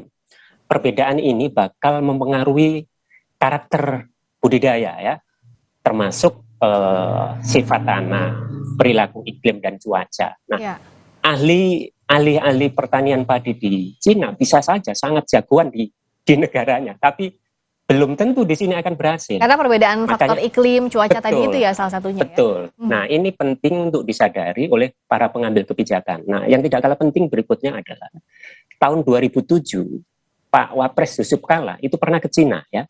Beliau itu kepincut dengan benih padi hibrida. Oke, apa bedanya itu? Benih padi hibrida itu memang proses rekayasanya agak beda, Mbak. Itu agak beda. Dan Cina adalah salah satu pengembang benih hibrida yang luar biasa. Di sana ada satu penemu padi hibrida yang sangat terkenal, namanya Yuan Longping ya. Beliau sudah almarhum, tapi berkat temuan beliau inilah yang membuat Cina itu sebagai salah satu produsen padi yang luar biasa. Dia adalah produsen padi nomor 1 di dunia ya. Tapi Cina juga negara importir seperti Indonesia gitu. Jadi, nah saya balik ke tahun 2007 Pak Yusuf Kalla ke sana. Nah, waktu itu juga ada kerjasama antara perusahaan dari Cina dengan Indonesia. Dalam bentuk apa? Mendatangkan benih padi hibrida ke Indonesia. Nah, setelah benih yang didatangkan dari Cina itu dijadikan sebagai bagian dari program bantuan benih kepada petani, itu ditanam di berbagai wilayah. Nah, tapi catatannya adalah tidak seluruhnya berhasil. Sebagian besar justru dilaporkan itu mengalami kegagalan. Kenapa itu faktornya kira-kira? Karena ada hama penyakit yang tidak sepenuhnya bisa dikendalikan. Jadi ini menandakan bahwa mengintroduksi teknologi atau benih dari negara lain itu tidak selalu bisa menjadikan solusi di jangka pendek. Pasti butuh inovasi-inovasi tambahan ya. Inovasi-inovasi terutama terkait dengan tadi misalnya adaptasi terhadap hama dan penyakit lokal yang itu karakternya pasti beda dengan yang ada di Cina. Oke, jadi itu jadi faktor penting untuk introduksi teknologi karena ada berbagai variabel yang harus diperhatikan. Kalau sekarang Pak Luhut bilang yang saat ini sedang dilakukan adalah masih mencari local partnernya. Lalu juga untuk off-taker atau pemasok kebutuhan industri atau pasar di program ini adalah Bulog. Nah, dengan skema ini apakah sudah bisa jadi modal untuk melanjutkan alih teknologi atau masih ada catatan lainnya? Saya belum tahu persis ya, tapi kalau yang disebut Pak Luhut itu pulang pisau Kalimantan Tengah, jangan-jangan ini adalah bagian dari pengembangan lahan gambut 1 juta hektar yang pernah dibuka tahun 95, 96 zaman Orde Baru ya. Nah, kalau itu lokasinya, memang ada beberapa wilayah semacam misalnya di Plantisiam ya, tapi itu sudah diusahakan oleh penduduk setempat yang mereka adalah transmigran. Catatan penting yang penting diketahui publik adalah bahwa lahan gambut 1 juta hektar itu tidak seluruhnya bisa dimanfaatkan untuk lahan pertanian ya. Dari evaluasi oleh banyak ahli itu diperkirakan hanya sekitar 20%. Jadi kalau dari 1 juta ya kira-kira 200-an ribu hektar. Nah, makanya penting saya kira dipastikan karena padi itu pasti membutuhkan ekosistem yang berbeda dibandingkan tanaman tahunan. Nah, ini penting untuk dipastikan di daerah, termasuk ketika nanti diintroduksi teknologi padi dari Cina. Penting juga untuk dipertimbangkan apa yang sudah dikembangkan oleh masyarakat lokal yang itu mereka sebetulnya sudah melakukan adaptasi dengan iklim setempat, dengan sifat tanah setempat, dan seterusnya, yang itu udah puluhan tahun ya. Mereka trial and error, itu penting untuk dipertimbangkan sebagai bagian dari proses introduksi ini, supaya tadi catatannya tidak gagal ya. Gitu ya. Memang Cina, kalau dibandingkan dengan kita ya, produktivitas padi di Cina itu jauh lebih tinggi dibandingkan kita. Tapi kalau di kawasan Asia saja sebetulnya produktivitas padi petani kita itu nggak kalah dengan Thailand, nggak kalah dengan Vietnam gitu ya. Cuman memang yang membuat produksi padi atau beras di Indonesia itu tidak kompetitif adalah karena sewa lahan dan biaya tenaga kerja itu sangat-sangat tinggi. Yang ini sangat berbeda dengan di Thailand, dengan di Vietnam. Nah, ini apakah introduksi teknologi atau benih dari Cina ini akan bisa menurunkan itu? Menurut saya sih enggak, gitu ya. Menurut saya sih enggak, bahwa proses budidaya di lahan yang sudah ditentukan, misalnya di Pulang Pisau, Kalimantan Tengah, itu bisa jadi di situ prosesnya bisa full mekanik gitu ya, sehingga tenaga kerja sepenuhnya bisa dikontrol dan pengeluarannya tidak terlalu besar. Ya. Tapi ini praktis tidak mempengaruhi proses budidaya yang ada di luar situ gitu. Yang kita semua tahu, lahan-lahan petani kita itu kan kecil-kecil ya, yang mengusahakan hanya 0,2, 0,5 hektar. Betul. Yang itu tadi biaya sewa lahannya dan biaya tenaga kerjanya sangat-sangat biaya sewa lahan. Kalaupun di sana berhasil itu bisa jadi nanti menjadi benchmark gitu ya. Ya mudah-mudahan saja sih berhasil. Tapi yang tidak kalah penting sebetulnya penting untuk dipertimbangkan ketika mengundang investor dari asing yang itu menggunakan lahan domestik, ini biasanya akan menimbulkan resistensi. Itu penting untuk diantisipasi. Karena itu resistensinya harus diantisipasi sejak sekarang, termasuk juga melibatkan local partner dan introduksi teknologi. Ada berbagai faktor yang tidak bisa terpisahkan. Misalnya tadi ya, biaya sewa lahan, biaya tenaga kerjanya, jangan sampai dilupakan. Tapi kita berharap ini berhasil, sehingga nanti kesejahteraan petani juga bisa ikut terangkat. Terima kasih Pak Khudori, pakar pertanian, atas waktunya di Sapa Indonesia Malam. Berikutnya saudara, kita akan sama-sama membahas soal Indonesia yang akan berhadapan dengan Korea Selatan di 8 besar Piala Asia U23. Lalu bagaimana peluang Garuda Muda? Kita ulas sesaat lagi di Sapa Indonesia Malam bersama Nurul Puspa. Kami kembali saja.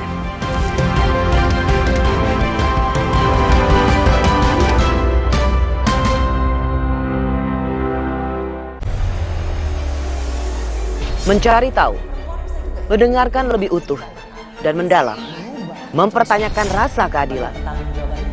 Saya mau minta klarifikasi. Klarifikasi. Bapak malu nggak sih? Apakah saya dengar permintaan maaf yang benarkah backingnya para jenderal Kita mengingatkan penguasa, menghibur yang papa. Rosi.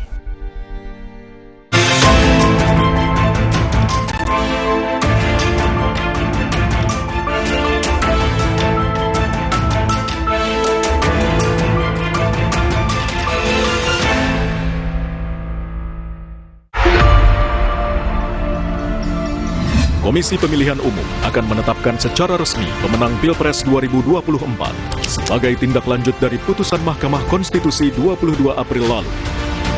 Ikuti secara lengkap dan akurat dalam Breaking News, penetapan pemenang Pilpres 2024, Rabu 24 April pukul 9:30 pagi, langsung dari KPU, live di Kompas TV.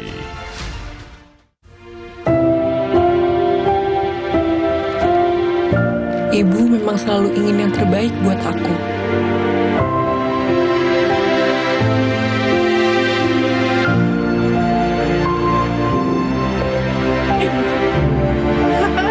Dan kini, waktunya aku memberi buat ibu.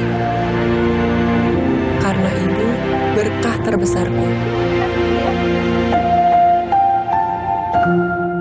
Mah kambuh bikin dada sesek, perut melintir. Untung sekarang ada SMA, diformulasi oleh Sido Muncul dengan bahan herbal. Aman diminum kapan aja, nggak takut mah lagi. Minum SMA, herbalnya lambung.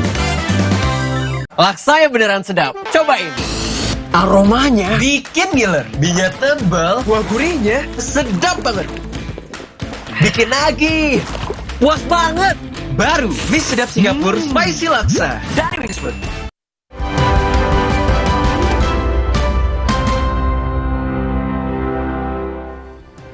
Anda kembali bersama kami di Sapa Indonesia Malam. Saya Nurul Puspa. Saudara, Timnas Indonesia berhasil lolos 8 besar Piala Asia U23 dan akan berhadapan dengan Timnas Korea Selatan. Ini akan menjadi laga pertama pelatih Sintayong menghadapi Timnas negaranya sendiri. Timnas Indonesia berhasil mengukir sejarah setelah melaju ke babak 8 besar Piala Asia U23. Di babak 8 besar, Garuda Muda akan menghadapi juara grup B, Timnas Korea Selatan. Korea Selatan berhasil menjadi juara grup B setelah mengalahkan Jepang dengan skor 1-0. Laga ini akan menjadi laga emosional bagi pelatih Timnas Indonesia, Sintayong. Untuk pertama kalinya, Sintayong akan melawan timnas negaranya sendiri. Sebelumnya, Sintayong sempat bertemu pelatih Korea Selatan, membahas soal kemungkinan kedua tim akan bertemu di perempat final. Sin juga mengaku telah menganalisis permainan Korea Selatan. 네, 저는 인도네시아 축구가 바닥을 한번 쳤기 때문에 계속 올라갈 수밖에 없는 상황이고 그걸 만들기 위해서 사실 인도네시아 감독직을 사실은 수락했던 부분이 있었고 그런 역사를 만들어 가면서 인도네시아 축구 발전하고 있다는 자체에 상당히 행복하고 기분이 좋고 이제는 제가 목표했던 것을 이제 50%까지 올라왔기 때문에 8강전에는 우리 대한민국이 될지 일본이 될지 모르겠지만 아시아의 최강팀 두 팀이 맞닥뜨리는 것을 내일 경기를 보고 우리가 있을 8강전에 준비하려고 지금 잘 생각하고 있습니다. Sementara pelatih Korea Selatan, Hwang Sun-hong, menilai Indonesia telah menjadi tim bagus di bawah kepelatihan Sintayong. Korea Selatan harus waspada agar bisa memenangi laga ini. 네, 신 감독 저번 일본전 할 때 그러니까 와서 만나서 얘기했고요. 만날 수도 있다고 8강에서 만날 수도 있을 거라고 서로 얘기했고 근데 그게 또 현실이 됐고 하지만 승리를 해야 되는 경기이기 때문에 승리를 위해서 준비할 거고 인도네시아도 마찬가지일 거고 신혜영 감독이 인도네시아를 너무 좋은 팀으로 만들어놔서 저도 보고 상당히 좀 놀랐는데 좋은 팀이라고 생각합니다. 그리고 좋은 퍼포먼스를 보여주고 있고 굉장히 경계하고 우리가 준비를 해야 승리할 수 있는 팀이라고 그렇게 생각하고 있습니다. Laga 8 besar akan digelar di Stadion Abdullah bin Khalifa, Doha, Jumat dini hari nanti. Tim yang lolos dari babak 8 besar ini berpeluang bisa tampil di Olimpiade Paris mendatang. Tim Liputan Kompas TV.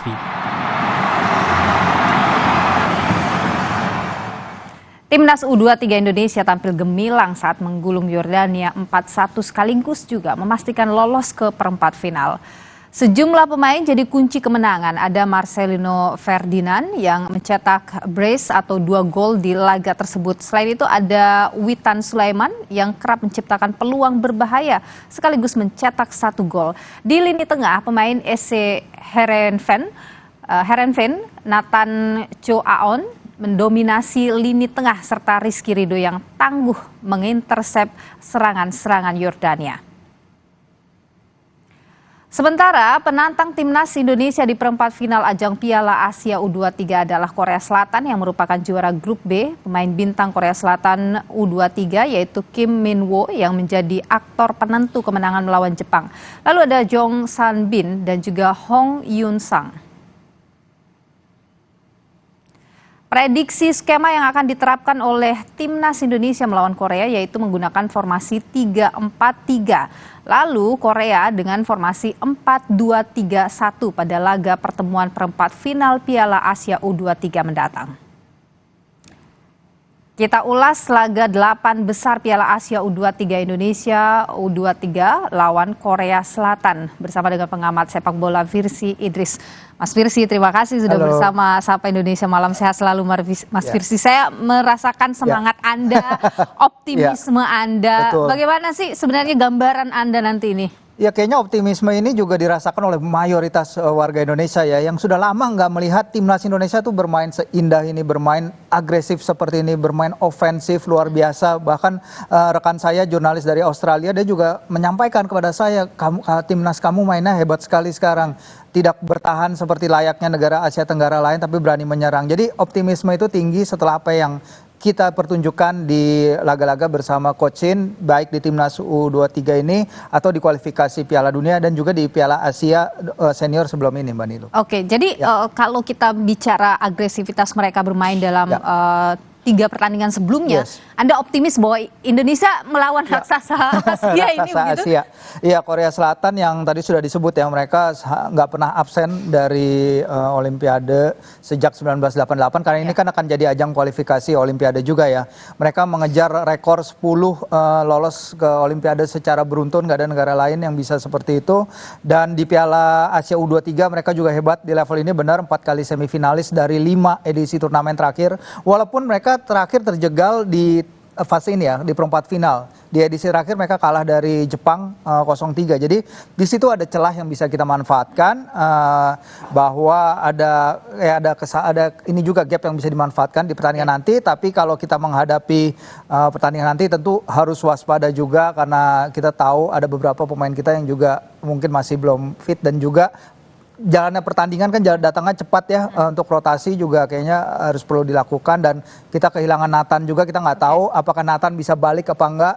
Kehilangan Nathan ini besar pengaruhnya? Yes, karena dari statistiknya, dari metrik yang dia tunjukkan dalam 2 pertandingan terakhir, dari penampilannya di lapangan, energi yang dibawa ke lapangan tengah itu luar biasa. Karena kita tahu dia tadinya hanya bermain sebagai bek kiri dalam 2 pertandingan melawan Vietnam di kualifikasi Piala Dunia.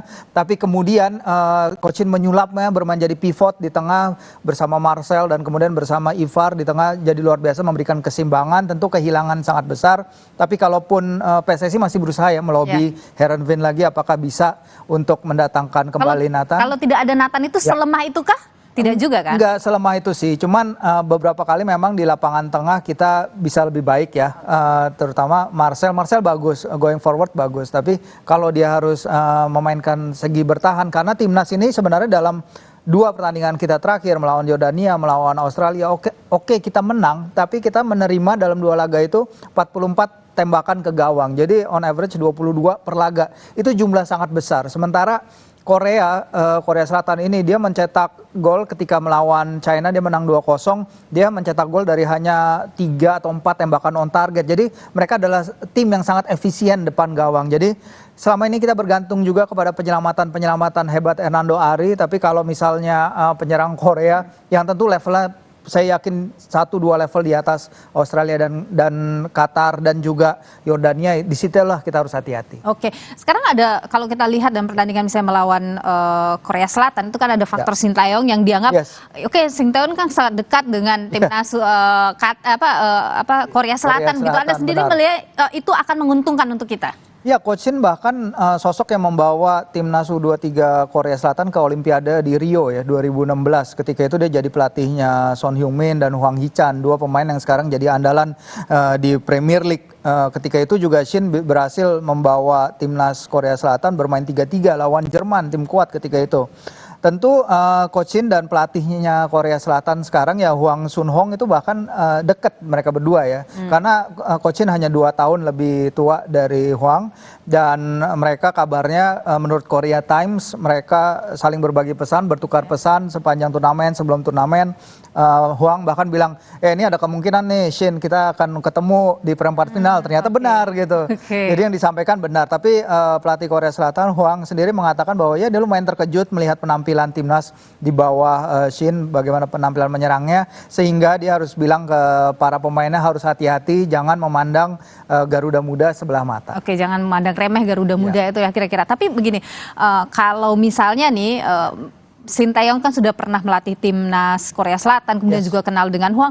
Apakah itu artinya Shin mungkin sudah bisa membaca permainannya Korea Selatan akan bagaimana strategi kita untuk menghadapi itu juga bagaimana? Iya, pasti ada keuntungan ya, karena Shin dia udah lama, dia dari jenjang umur dia sebenarnya di timnas Korea Selatan. Dia bahkan juga melatih timnas U20 Korea Selatan di Piala Dunia Piala Dunia U20 beberapa waktu lalu. Jadi memang seorang yang punya pengalaman mendalam terhadap sepak bola di negaranya, sewajarnya ya, karena memang dia adalah sosok yang kita tahu membawa membawa Korea Selatan berbicara banyak di Piala Dunia 2018 di Rusia ketika itu. Jadi tentu mungkin ada bocoran-bocoran sedikit yang Coach Shin bisa tanyakan karena ke tim-tim pelatih. Minim bicara juga ya. Ya mungkin ke kita ya, tapi sebenarnya kalau kita lihat ya, dia bersama bersama anak-anak timnas ya, dia sebenarnya akrab sekali loh. Mungkin lebih akrab dari beberapa pelatih sebelumnya yang pernah melatih tim nasional ya, setidaknya dari pengamatan kita di media ya Mbak ya. bagaimana kehangatan dia terhadap anak-anak, membuat suasana riang, membuat dia suka bercandain anak-anak juga. Dan ini adalah suatu hal positif dari sisi kepelatihannya yang man management Shin yang juga harus kita hargai karena ada ya kayak beberapa faktor lah, kayak misalnya di Piala Asia Senior kemarin ketika dia mengistirahatkan Mark Locke untuk menurunkan Justin Hubner dan Ivar Jenner, itu kan tidak mudah untuk memanage seorang Mark Locke agar ya merelakan posisinya kepada dua pemain yang lebih muda. Tapi Mark Locke menerimanya dengan baik dan itu pasti ada hubungannya dengan manajemen dia yang baik. Oke, tapi kalau Anda melihat nih ya, kira-kira Shin atau apa yang harus diperbaiki nih kalau mau paling tidak bisa imbang dengan Korea Selatan. Ya, benar. Itu memang salah satu kuncinya memang terutama game management ya. Game management dalam transisi terutama karena beberapa kali kita lihat dalam transisi tim mungkin masih bisa lebih baik lagi dalam keeping the ball, dalam organisasi pertahanan. Tadi sudah disebutkan kita membutuhkan Hernando untuk melakukan 6 penyelamatan lawan Yordania. Dan 5 penyelamatan kalau tidak salah kontra Australia termasuk penalti, menahan penalti ya. Kalau melawan Korea takutnya itu jumlah yang terlalu banyak karena mereka pemain-pemain yang ulung ya, pemain-pemain yang ini level mereka gitu, ini level mereka bahwa mereka langganan ke Olimpiade, mereka langganan semifinalis di turnamen Piala Asia U23. Pemain-pemain ini yang kemungkinan besar juga ke depannya akan bermain di level Eropa. Jadi itu sih mereka harus waspadai, termasuk juga tim pelatihan juga udah memberi tips ya, udah menjelaskan kepada anak-anak juga untuk hati-hati karena di turnamen ada VAR, VAR review ini yang kita 2 kali kena hukuman gara-gara VAR review ini yang juga harus membuat anak-anak harus lebih jeli lagi dalam game situation, game management. Tapi Marcelino juga udah bilang ya kami belajar juga dengan adanya VAR karena di Liga 1 belum ada VAR. Sekarang kita belajar bagaimana cara handle situation di mana jangan sampai VAR melakukan review yang bisa merugikan tim nasional. Oke, kalau Anda sendiri melihat siapa pemain dari Korea Selatan yang mungkin harus diwaspadai oleh anak-anak? Ya, yang menarik memang karena kalau saya menonton pertandingan full lawan Jepang kemarin, Korea Selatan lawan Jepang itu sebenarnya Coach Hwang itu melakukan 7 pergantian pemain. Dan dia mengakui dia melakukan itu karena rotasi. Itu tadi yang kita sebut bahwa dalam turnamen seperti ini di mana waktu istirahat antar pertandingan lebih sedikit, mereka harus melakukan rotasi itu. Di sini kita beruntung kita dapat istirahat 24 jam lebih lama dari tim Korea Selatan. Tapi Korea Selatan di satu sisi ketika menghadapi Jepang juga mereka bermain dengan komposisi yang jauh berbeda karena Coach Hwang dia bilang bahwa dia memasang beberapa pemain di luar posisi. Dia mencoba pemain-pemain yang lain agar ada persaingan di tim itu dan agar menjaga kebugaran. Jadi ini lebih dari kita harus mewaspadai 1 atau 2 pemain, tapi bagaimana kita harus mewaspadai kolektifnya Korea Selatan karena walaupun mereka udah mengganti 7 pemain pun mereka bisa menang hebat lawan rival terberat mereka loh, Jepang. Oke, kalau Anda sendiri melihat kita kan sebenarnya begini, anak-anak ini sudah percaya dirinya sudah bagus ya. Di atas, betul. Waktu Qatar kan sempat down terus kemudian bangkit perlahan sampai dengan kemenangan Yordania. Itu menguntungkan, itu hal yang baik atau jangan sampai overconfident juga? Ya pastinya Coach Shin saya yakin nggak akan membiarkan anak-anaknya terlalu overconfidence ya. Karena dia kan seorang pemenang ya, dia udah pernah menjadi juara juga Liga Champions Asia. Dia udah tahu bagaimana untuk memanage situation seperti ini. Tentu euforia terhadap Yordania boleh ada, tapi ketika udah memasuki babak knockout ini udah ada whole new ball game.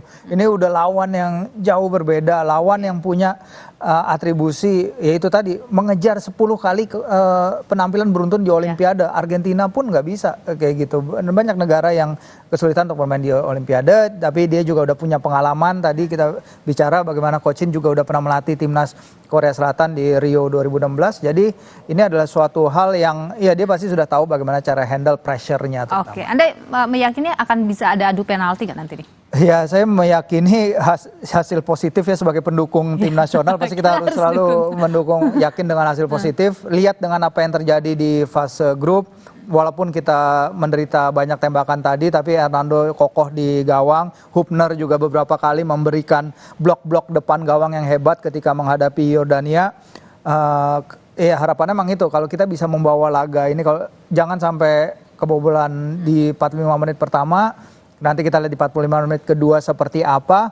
Nanti setelah itu kalau kita bisa mendapat hasil positif tentu akan sangat luar biasa karena kalau kita bisa menang ini kita hanya perlu satu kemenangan lagi ya. Jadi 2 kemenangan lagi di pertandingan ini dan juga nanti untuk lolos pertama kalinya ke Olimpiade sejak 1956 itu kan suatu hal yang luar biasa yang jadi motivasi lebih lah buat anak-anak. Jadi ada optimis lah kira-kira ada hasil positif dari pertandingan nanti ya. Oke, kita sama-sama mau memberikan optimisme itu ke Garuda Muda. Terima kasih Mas Firsi Idris sudah berbagi pandangan di Sapa Indonesia Malam. Kita nantikan pertandingan Indonesia versus Korea Selatan.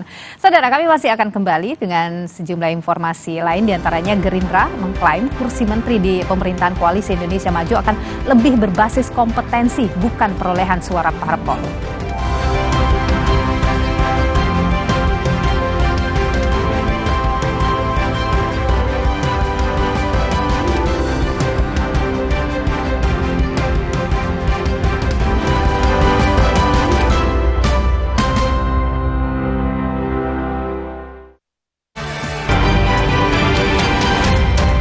Kompas Update dipersembahkan oleh Hydro Coco. Anda menyaksikan Kompas Update pukul 19 waktu Indonesia Barat. Saya Friska Clarissa. Diguyur hujan deras harian, tebing setinggi 6 meter longsor dan menimpa rumah warga di Kabupaten Ciamis, Jawa Barat. Akibat intensitas hujan cukup tinggi, tebing tepat di belakang rumah warga longsor yang mengakibatkan bagian belakang rumah jebol. Tidak ada korban jiwa karena keluarga berhasil menyelamatkan pemilik rumah yang sedang sakit dan tertidur pulas. Selain menimpa rumah warga, ada 4 lokasi longsor di Desa Sukahurip, Kabupaten Ciamis yang menutup jalan desa.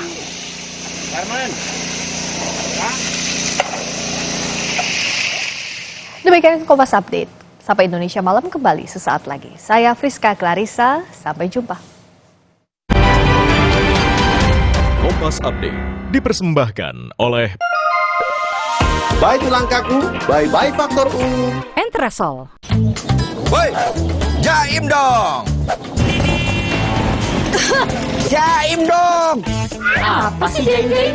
Jaga imun dengan Hydro Coco. Air kelapa asli, segar dan sehat. Minum Hydro Coco setiap hari, bantu jaga imun. Tulang kaku kayak robot, faktor utuh. Minum Entrasol. Ekstrak buah zaitunnya bantu penyerapan kalsium lebih cepat pada tulang. Kenapa? Bye tulang kaku, bye-bye faktor U. Entrasol. Ada kebijakan, ada program, ada kegiatan. Dan oleh karena itu, soal orang tidak yang bekerja jadi di anggota istana, partai. Lugas beradu pendapat. Ini adalah isu yang mengada-ngada menurut Anda? kita periksa fakta-faktanya. Arahnya sudah jelas. Itu tugas utamanya kok.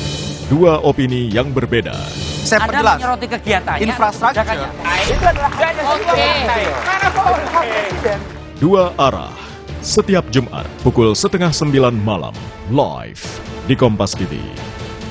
Program makan siang gratis menurut Anda akan berjalan mulus nggak sih di parlemen? Ada gap sebenarnya antara APBN yang sudah disahkan. Ketahui di segala lini, berita dan informasi seputar pemilu 2024. Penghitungan atau rekapitulasi di tingkat nasional terus dilakukan. Apakah kemudian dengan hilangnya tabulasi suara ini kemudian akan berdampak pada proses rekapitulasi? Kan publik juga ingin tahu. Rumah Pemilu, Senin sampai Jumat pukul 3 sore. Live di Kompas TV. Laksanya beneran sedap. Cobain. Aromanya bikin ngiler. Minyak tebal, kuah gurihnya sedap banget. Bikin lagi. Puas banget. Baru mie sedap Singapura Spicy Laksa dari Wingsfood. Makambu bikin dada sesek, perut melintir. Untung sekarang ada SMA, diformulasi oleh Sido Muncul dengan bahan herbal. Aman diminum kapan aja, nggak takut mah lagi. Minum SMA, herbalnya lambung. Dunia terus berputar. Begitu banyak hal yang berakhir, namun banyak juga yang kembali dalam bentuk baru, memberi harapan baru. Seperti botol plastikmu yang dapat menjadi barang baru lagi melalui gerakan ekonomi sirkular nasional Le Mineral. Kini, plastik tidak lagi menjadi sampah, namun terus berputar dengan dipilah dan didaur ulang menjadi baru. Semua bisa mengambil peran penting dalam perputaran itu dari hulu ke hilir. Mulai dari kamu yang memilah sampah dari rumah, pemulung yang mengumpulkannya, hingga pekerja pabrik yang mendaur ulang. Bersama Gerakan Ekonomi Sirkular Nasional Le Mineral, mari jadikan botol plastikmu jadi baru lagi.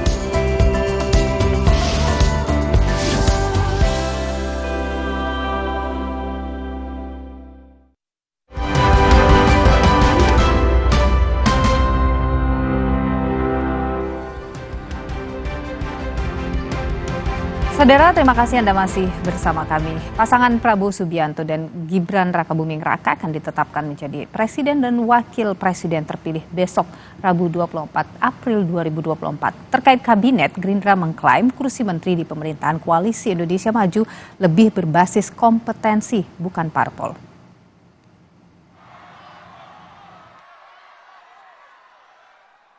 Pasangan Prabowo Subianto dan Gibran Rakabuming Raka akan ditetapkan menjadi Presiden dan Wakil Presiden terpilih besok Rabu 24 April 2024. Namun Koalisi Indonesia Maju belum membicarakan kursi menteri di kabinet pemerintahan mendatang. Sekjen Partai Gerindra Ahmad Muzani menyebut menteri yang dipilih harus sejalan dengan visi misi Prabowo Gibran. Gerindra pun sempat menekankan bahwa alokasi menteri bukan berbasis suara parpol melainkan kompetensi.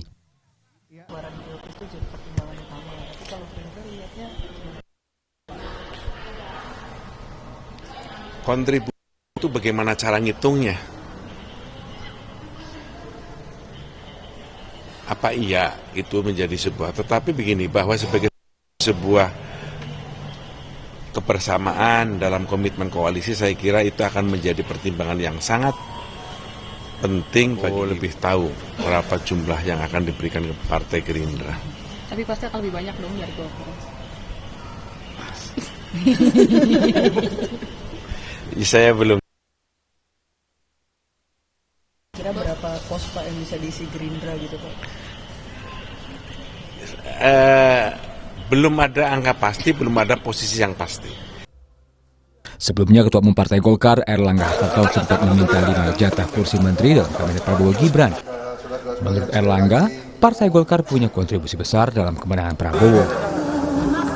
Dan saya sampaikan ke Pak Prabowo, kontribusi Golkar ke Pak Prabowo, karena kita 15 dari 58%, maka kita kontribusi 25%, Pak Bu. Jadi kalau 25%, kalau bagi-bagi ya banyak-banyak sedikit boleh lah. Kalau yang kita sebut 5 itu minimalis. Tapi kalau dihitung proporsinya 25%, room masih banyak. Sementara Partai Demokrat memastikan Ketua Umum Partai Demokrat Agus Harimurti Yudhoyono atau AHY siap ditugasi mengisi kabinet Prabowo Gibran. Kepala Badan Komunikasi Strategis Partai Demokrat Herzaki Mahendra Putra bilang AHY siap pada posisi apapun. Ke-8 Pak Prabowo Subianto memang sudah meminta kepada Mas AHY untuk menyiapkan kader-kader terbaik Partai Demokrat untuk membantu beliau mengisi pos-pos di kabinet agar bagaimana pembangunan ke depan 2024 sampai dengan 2029 gitu. Ya kalau bicara kader terbaik Partai Demokrat siapa? Ya nomor 1 tentu Mas AHY, Ketua Umum kami. Beliau telah membuktikan kapasitas dan kapabilitasnya dalam memimpin partai ini. Ya, setelah jejak rekam beliau yang cemerlang di militer dan di pemerintah, di pendidikan sebelum-sebelumnya. Lalu bagaimana di Partai Demokrat selama 4 tahun terakhir beliau bisa membuat partai ini menjadi sangat solid. Leadership, manajerialnya, bagaimana beliau belajar dengan cepat di Kementerian ATR BPN ini. Ya kan? Dan banyak terobosan-terobosan yang sudah diakui oleh publik juga gitu. Berbeda dengan Partai Golkar dan Demokrat, Ketua Umum Partai Amanat Nasional Zulkifli Hasan menyebut urusan kabinet merupakan hak prerogatif Presiden. Tapi soal kabinet itu haknya Presiden terpilih, hak prerogatif beliau, terserah kepada beliau. Kalau kader-kader PAN banyak, yang hebat-hebat banyak, di sini banyak hebat-hebat. Dari laman KPU yang diolah Litbang Kompas, perkiraan jumlah kursi DPR 2024 hingga 2029, parpol pendukung Prabowo Gibran antara lain Partai Golkar mendapatkan 102 kursi, Partai Gerindra 86 kursi, Partai Demokrat 44 kursi, dan PAN mendapatkan 48 kursi. Sedangkan parpol pendukung Anies Mohaimin antara lain PKB mendapatkan 68 kursi, Partai Nasdem 69 kursi, dan PKS mendapatkan 52 kursi. Sementara Ganjar Mahfud dari PDIP mendapatkan 110 kursi. Selain soal kursi menteri di kabinet, Gerindra saat ini masih berupaya merangkul lawan politik di Pilpres 2024. Pertemuan Prabowo dan Megawati jadi yang dinanti usai putusan MK. Tim Liputan Kompas TV.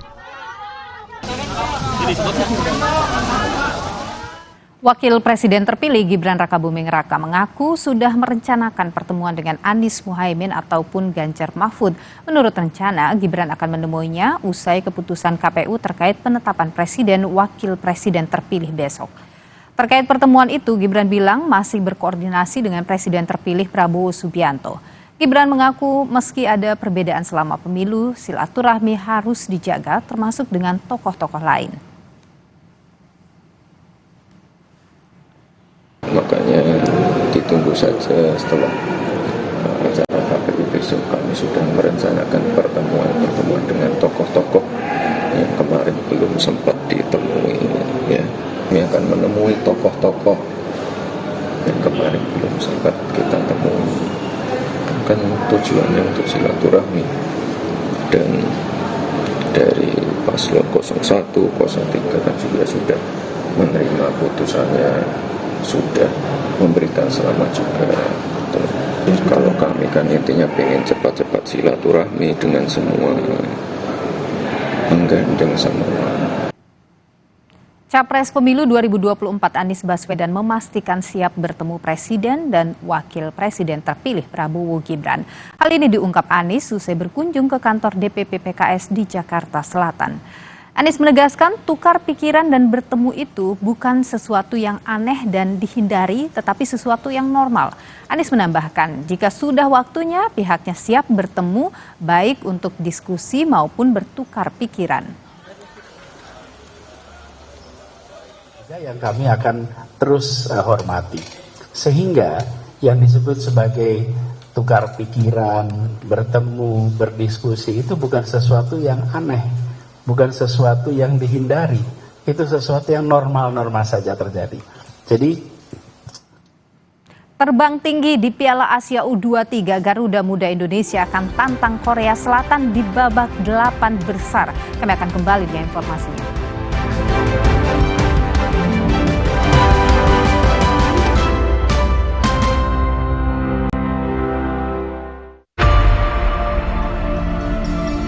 Komisi Pemilihan Umum akan menetapkan secara resmi pemenang Pilpres 2024 sebagai tindak lanjut dari putusan Mahkamah Konstitusi 22 April lalu. Ikuti secara lengkap dan akurat dalam Breaking News, penetapan pemenang Pilpres 2024, Rabu 24 April pukul 9:30 pagi, langsung dari KPU, live di Kompas TV.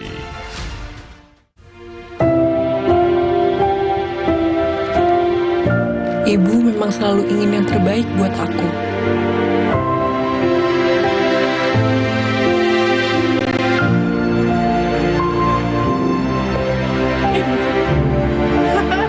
Dan kini, waktunya aku memberi buat ibu. Karena ibu berkah terbesarku.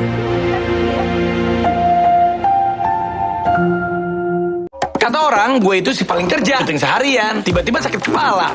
Oskadon, oke buat sakit kepala. Bekerja aktif di pusatnya, dapat diminum sebelum makan, tanpa ngantuk. Oskadon, solusi oke, sakit kepala. Pancenoye. Laksanya beneran sedap, cobain. Aromanya bikin ngiler, biji tebal, kuah gurihnya sedap banget. Bikin lagi, puas banget. Baru, mie sedap Singapura Spicy Laksa dari Wingsfood. Ada kebijakan, ada program, ada kegiatan. Dan oleh karena itu, soal orang tidak bekerja di partai.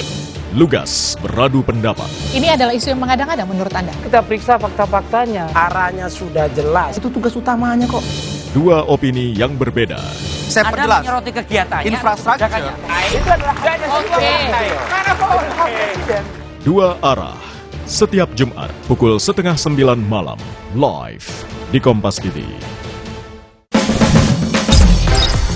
Kompas TV kini hadir di sejumlah layanan TV berlangganan. Nikmati program-program berkualitas Kompas TV di TV berlangganan pilihan Anda. Sekarang, Kompas TV, independen, terpercaya.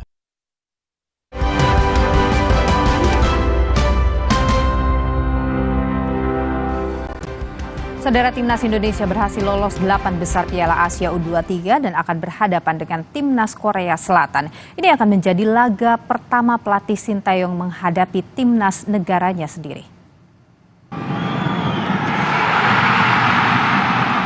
Timnas Indonesia berhasil mengukir sejarah setelah melaju ke babak 8 besar Piala Asia U23. Di babak 8 besar, Garuda Muda akan menghadapi juara grup B, Timnas Korea Selatan. Korea Selatan berhasil menjadi juara grup B setelah mengalahkan Jepang dengan skor 1-0. Laga ini akan menjadi laga emosional bagi pelatih Timnas Indonesia, Sintayong. Untuk pertama kalinya, Sintayong akan melawan Timnas negaranya sendiri. Sebelumnya, Sintayong sempat bertemu pelatih Korea Selatan, membahas soal kemungkinan kedua tim akan bertemu di perempat final. Sin juga mengaku telah menganalisis permainan Korea Selatan.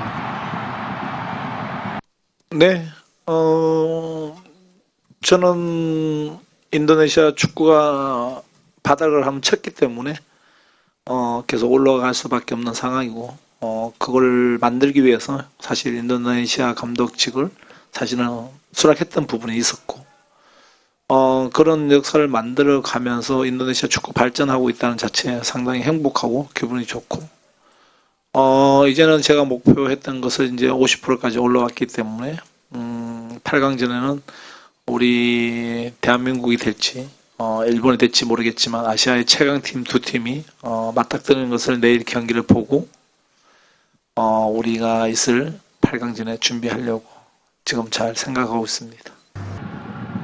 Sementara pelatih Korea Selatan, Hwang Sun-hong, menilai Indonesia telah menjadi tim bagus di bawah kepelatihan Sintayong. Korea Selatan harus waspada agar bisa memenangi laga ini.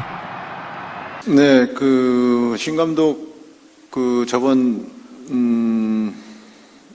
일본전 할 때 그러니까 와서 만나서 얘기했고요. 만날 수도 있다고 8강에서 만날 수도 있을 거라고 서로 얘기했고 근데 그게 또 현실이 됐고 하지만 승리를 해야 되는 경기이기 때문에 승리를 위해서 준비할 거고 인도네시아도 마찬가지일 거고 신혜영 감독이 인도네시아를 너무 좋은 팀으로 만들어놔서 저도 보고 상당히 좀 놀랐는데 좋은 팀이라고 생각합니다. 그리고 좋은 퍼포먼스를 보여주고 있고 굉장히 경계하고 우리가 준비를 해야 승리할 수 있는 팀이라고 그렇게 생각하고 있습니다. Laga 8 besar akan digelar di Stadion Abdullah bin Khalifa Doha Jumat dini hari nanti. Tim yang lolos dari babak 8 besar ini berpeluang bisa tampil di Olimpiade Paris mendatang. Tim Liputan Kompas TV. Israel merilis rekaman serangan udara terhadap sejumlah target Hizbullah di Lebanon. Informasinya akan hadir lebih lengkap usai jeda berikut ini.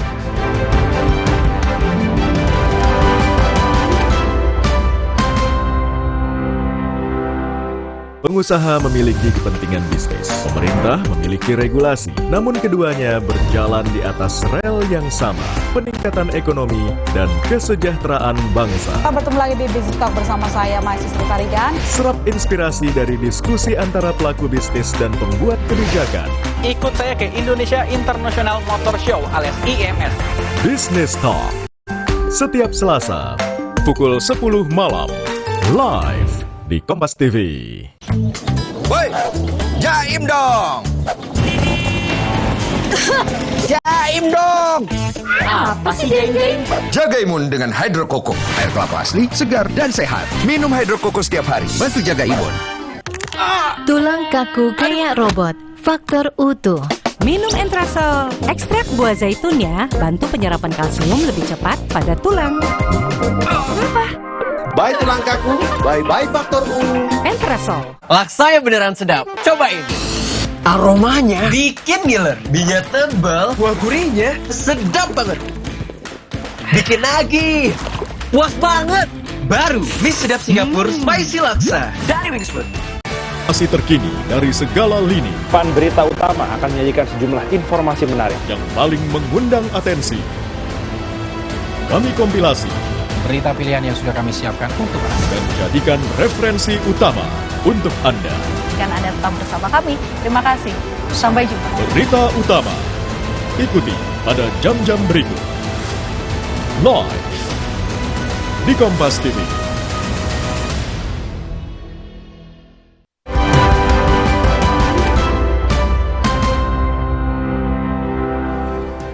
Saudara, militer Israel merilis rekaman serangan udara ke target Hizbullah di Lebanon. Israel dan Hizbullah saling serang di sepanjang perbatasan sejak 7 Oktober lalu.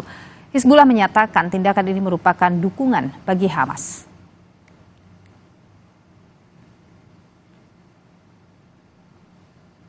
Kami akan kembali dengan informasi dari Queensland, Australia. Permainan hiburan zaman dulu yaitu pinball ini kembali populer. Tetaplah bersama kami.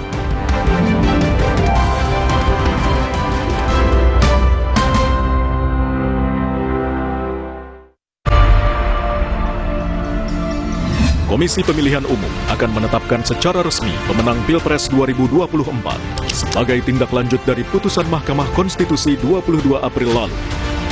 Ikuti secara lengkap dan akurat dalam Breaking News, penetapan pemenang Pilpres 2024, Rabu 24 April pukul 9:30 pagi, langsung dari KPU, live di Kompas TV.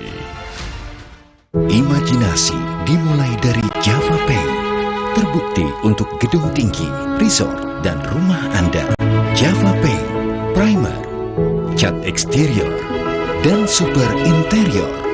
Kini dengan mesin tinting dan teknologi insulated emulsion, 2 derajat lebih sejuk. Java Paint melindungi semua yang Anda cintai. Dari Atlantic Ocean Paint, Colors of the World brought home. Kata Bu Guru, ilmu itu pelita dalam gelap. Jangan biarkan semangat mereka padam karena sekolah yang rusak. Rp1.000 yang mungkin kecil buatmu berarti besar untuk mereka. Sedia payung sebelum hujan. Sedia Altex waterproofer sebelum rembes. Anti rembes. Cat Altex waterproofer, anti rembes paling the best. Warnanya? Banyak amat. Altex Cat Protector dengan 7 warna natural. Tahan cuaca, anti lumut, anti rembes. Cat Altex waterproofer anti rembes paling the best.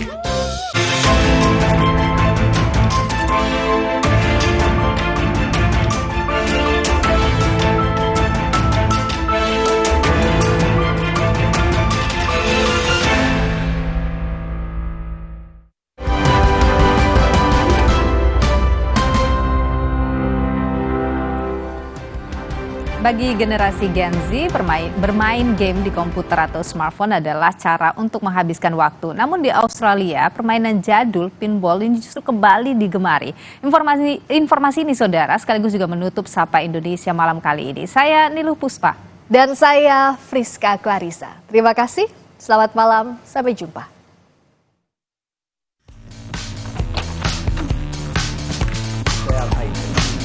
Pinball merupakan mesin permainan hiburan menggunakan koin yang sudah ada sejak era tahun 1930-an. Permainan arcade ini sudah jarang sekali ditemukan di tengah pesatnya pertumbuhan teknologi. Salah satu perempuan berusia 20 tahun asal Queensland, Australia, kini menyukai permainan pinball karena sang ayah seorang kolektor mesin pinball. I first started when I was 3, that's when I could reach the flippers, and then I started playing tournaments when I was 10. Selain menjadi wahana permainan, pinball juga menjadi ajang kompetisi. Pinball dapat mengasah refleks serta kemampuan otak bermain secara cepat. Some of the best players in the world are teenagers at the minute, and just that enthusiasm that they bring, their ability to learn rule sets really quickly, their reflexes are incredible. Diketahui, pada Januari 2024 lalu, pemenang dari ajang permainan pinball kelas internasional yang digelar di Amerika Serikat didominasi oleh para generasi muda.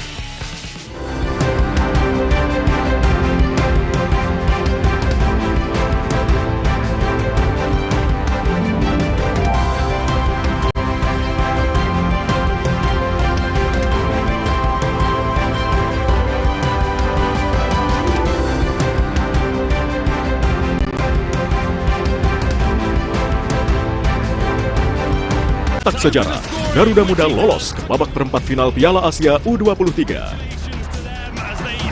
Mahkamah Konstitusi tolak permohonan sengketa hasil Pilpres 2024 yang diajukan pasangan Capres-Cawapres Anies Mohaimin dan Ganjar Mahfud.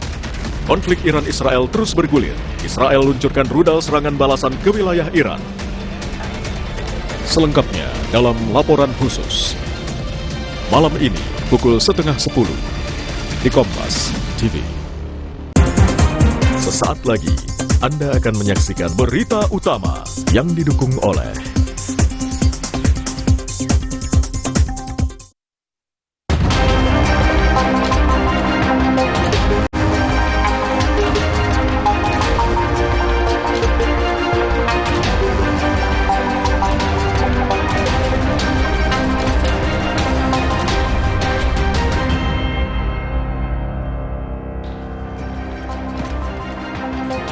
Apa kabar saudara, selama 1 jam ke depan berita utama akan menyajikan sejumlah informasi menarik bersama dengan saya Arizona Gar. Dan saya Valentina Sitorus. Berita utama akan menghadirkan informasi seputar terungkapnya sosok di balik tewasnya seorang perempuan di Ruko Kelapa Gading, Jakarta Utara. Ulasan lengkapnya saudara akan kami sampaikan bersama dengan berita pilihan yang sudah kami siapkan untuk Anda. Dan berita lain yang aktual untuk Anda simak di antaranya.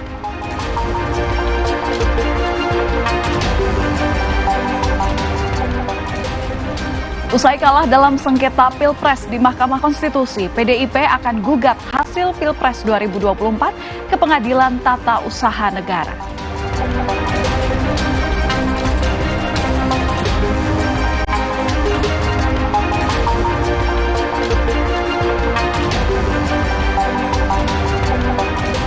Timnas Indonesia U23 siap mengukir sejarah di perempat final Piala Asia.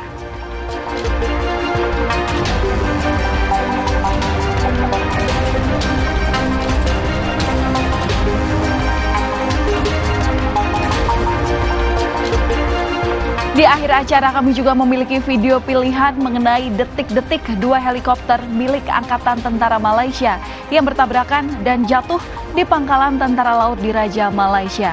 10 anggota tentara gugur dalam insiden ini.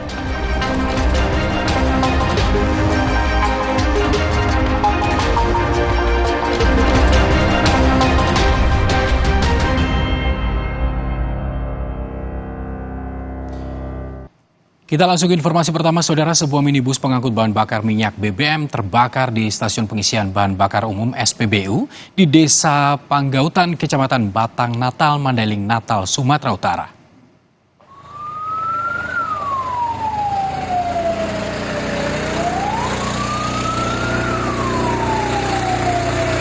Menurut Kepala Satuan Polisi Pamung Praja dan Pemadam Kebakaran, kebakaran ini terjadi akibat korsleting. Dengan cepat percikan api menyambar BBM yang hendak diangkut. Menurut rencana, BBM yang diangkut kembali akan dijual secara eceran oleh pemilik mobil yang terbakar tersebut. Kejadian ini lantas membuat pegawai SPBU dan warga yang tengah mengisi BBM panik dan segera meninggalkan kawasan SPBU. Polisi telah melakukan olah tempat kejadian perkara di lokasi kebakaran.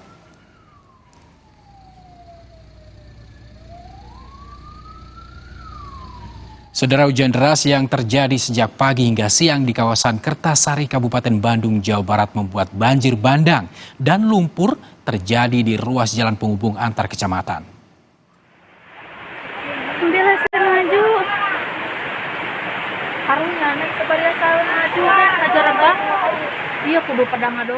Derasnya arus banjir di ruas jalan penghubung antar kecamatan di kawasan Ciberem, Kertasari, Kabupaten Bandung bercampur lumpur, hingga membuat sebuah sepeda motor ataupun sepeda motor roda 2 ini saudara hampir terbawa arus. Sebagian pengendara lain lebih memilih untuk berhenti karena khawatir jatuh jika harus menerobos aliran air. Tidak hanya di ruas jalan raya, di aliran sungai Cihejo, di kawasan Kecamatan Pacet pun aliran sungai sangat deras dan bercampur lumpur. Seorang warga ditemukan meninggal dunia karena terseret arus sungai. Saat ini hujan sudah mereda, namun warga diimbau untuk tidak beraktivitas terlebih dahulu di dekat aliran sungai.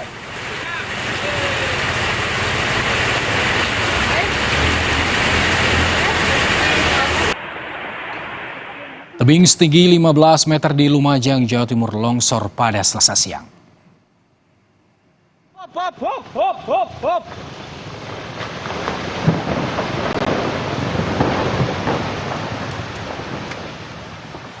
Inilah saudara detik-detik longsornya tebing yang ada di jalur perbukitan Piket 0, Desa Sumberwuluh, Kecamatan Candipuro. Akibat longsor ini, jalur penghubung Kabupaten Lumajang dan Malang tertutup material longsor. Longsor diduga terjadi akibat kondisi tebing yang labil usai diguyur hujan. Hop, hop, hop, hop, hop, hop, hop.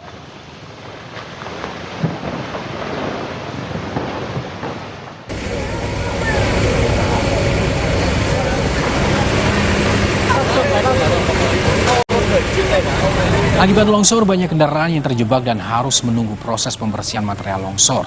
Sejumlah alat berat dikerahkan untuk melakukan proses pembersihan jalur selatan Lumajang ini. Menurut pemerintah setempat, longsor memang kerap terjadi di jalur selatan Lumajang Piket 0. Warga pun diharapkan berhati-hati saat melintasi jalur ini.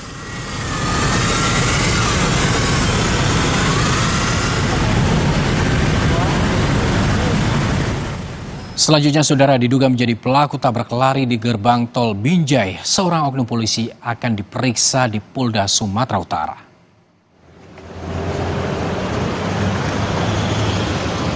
Ini pelanggar nggak bertanggung jawab ya? Lari? Ya, lari.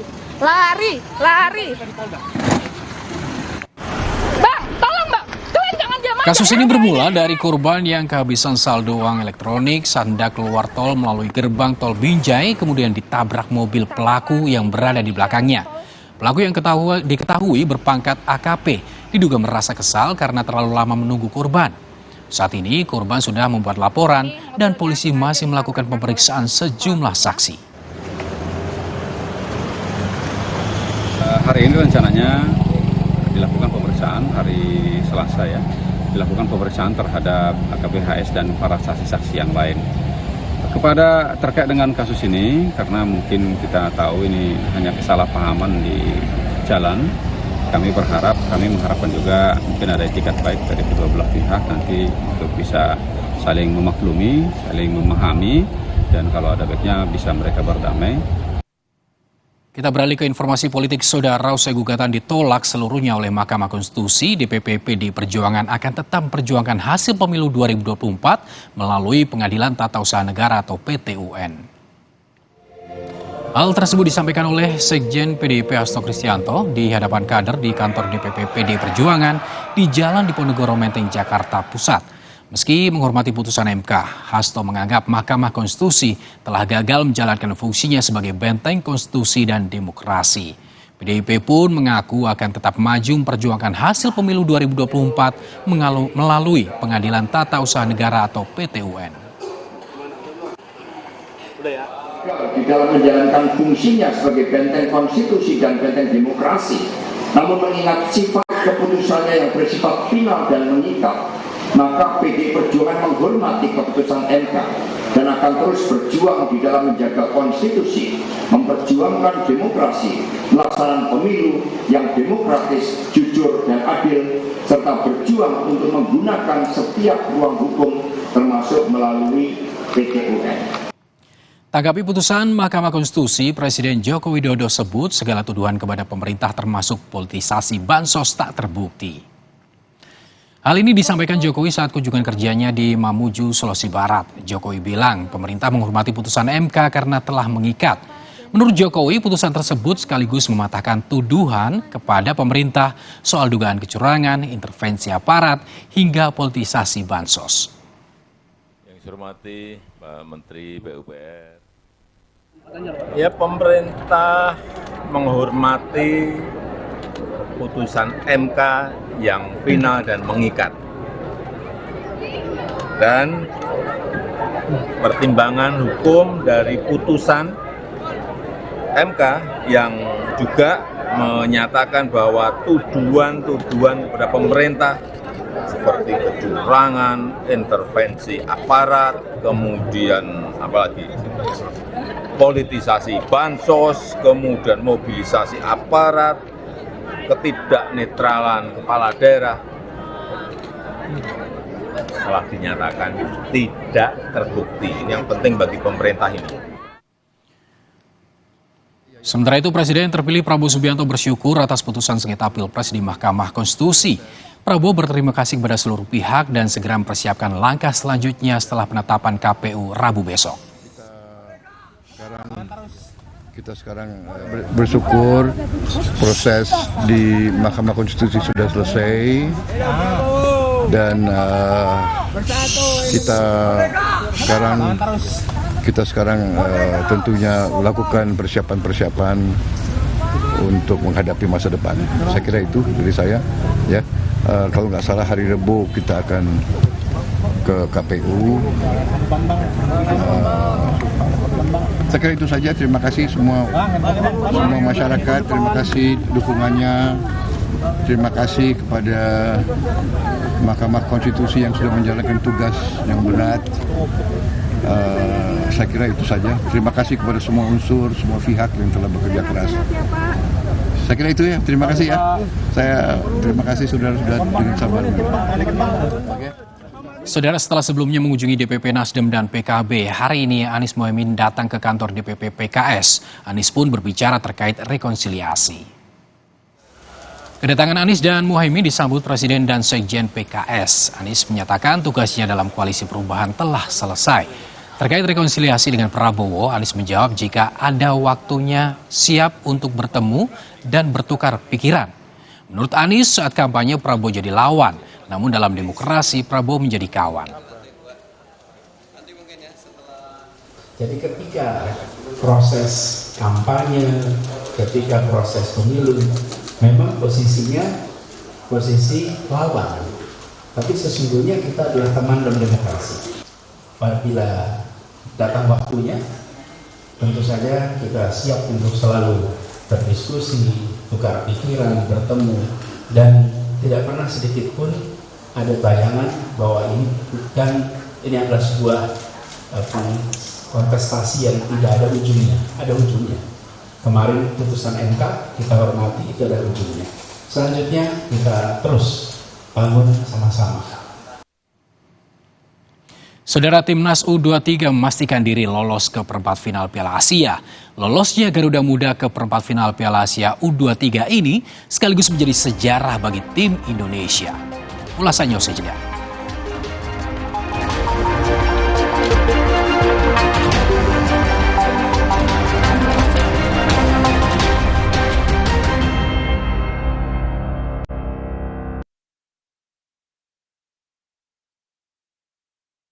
Semua suka kopi gula aren. Lelehan gula arennya yang legit melting jadi satu sama kopi dan susu. Temptingnya ada di Top Coffee Gula Aren. Enaknya so legit.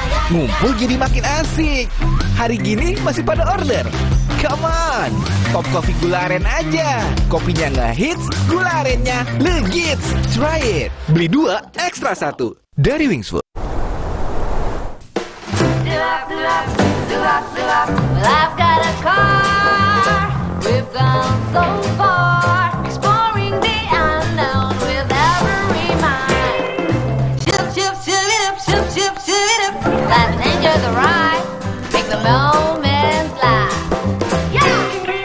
Kami yang pertama berinovasi, berikan yang terbaik tanpa henti. Hyundai EV, expect more. Hidup jadi nggak penuh beban lagi karena dia. Paket Telkomsel Lite, 25.000 dapat 6 GB dan kuota 1 GB tiap bulan. Telkomsel Lite, di bawah Deluxe aja.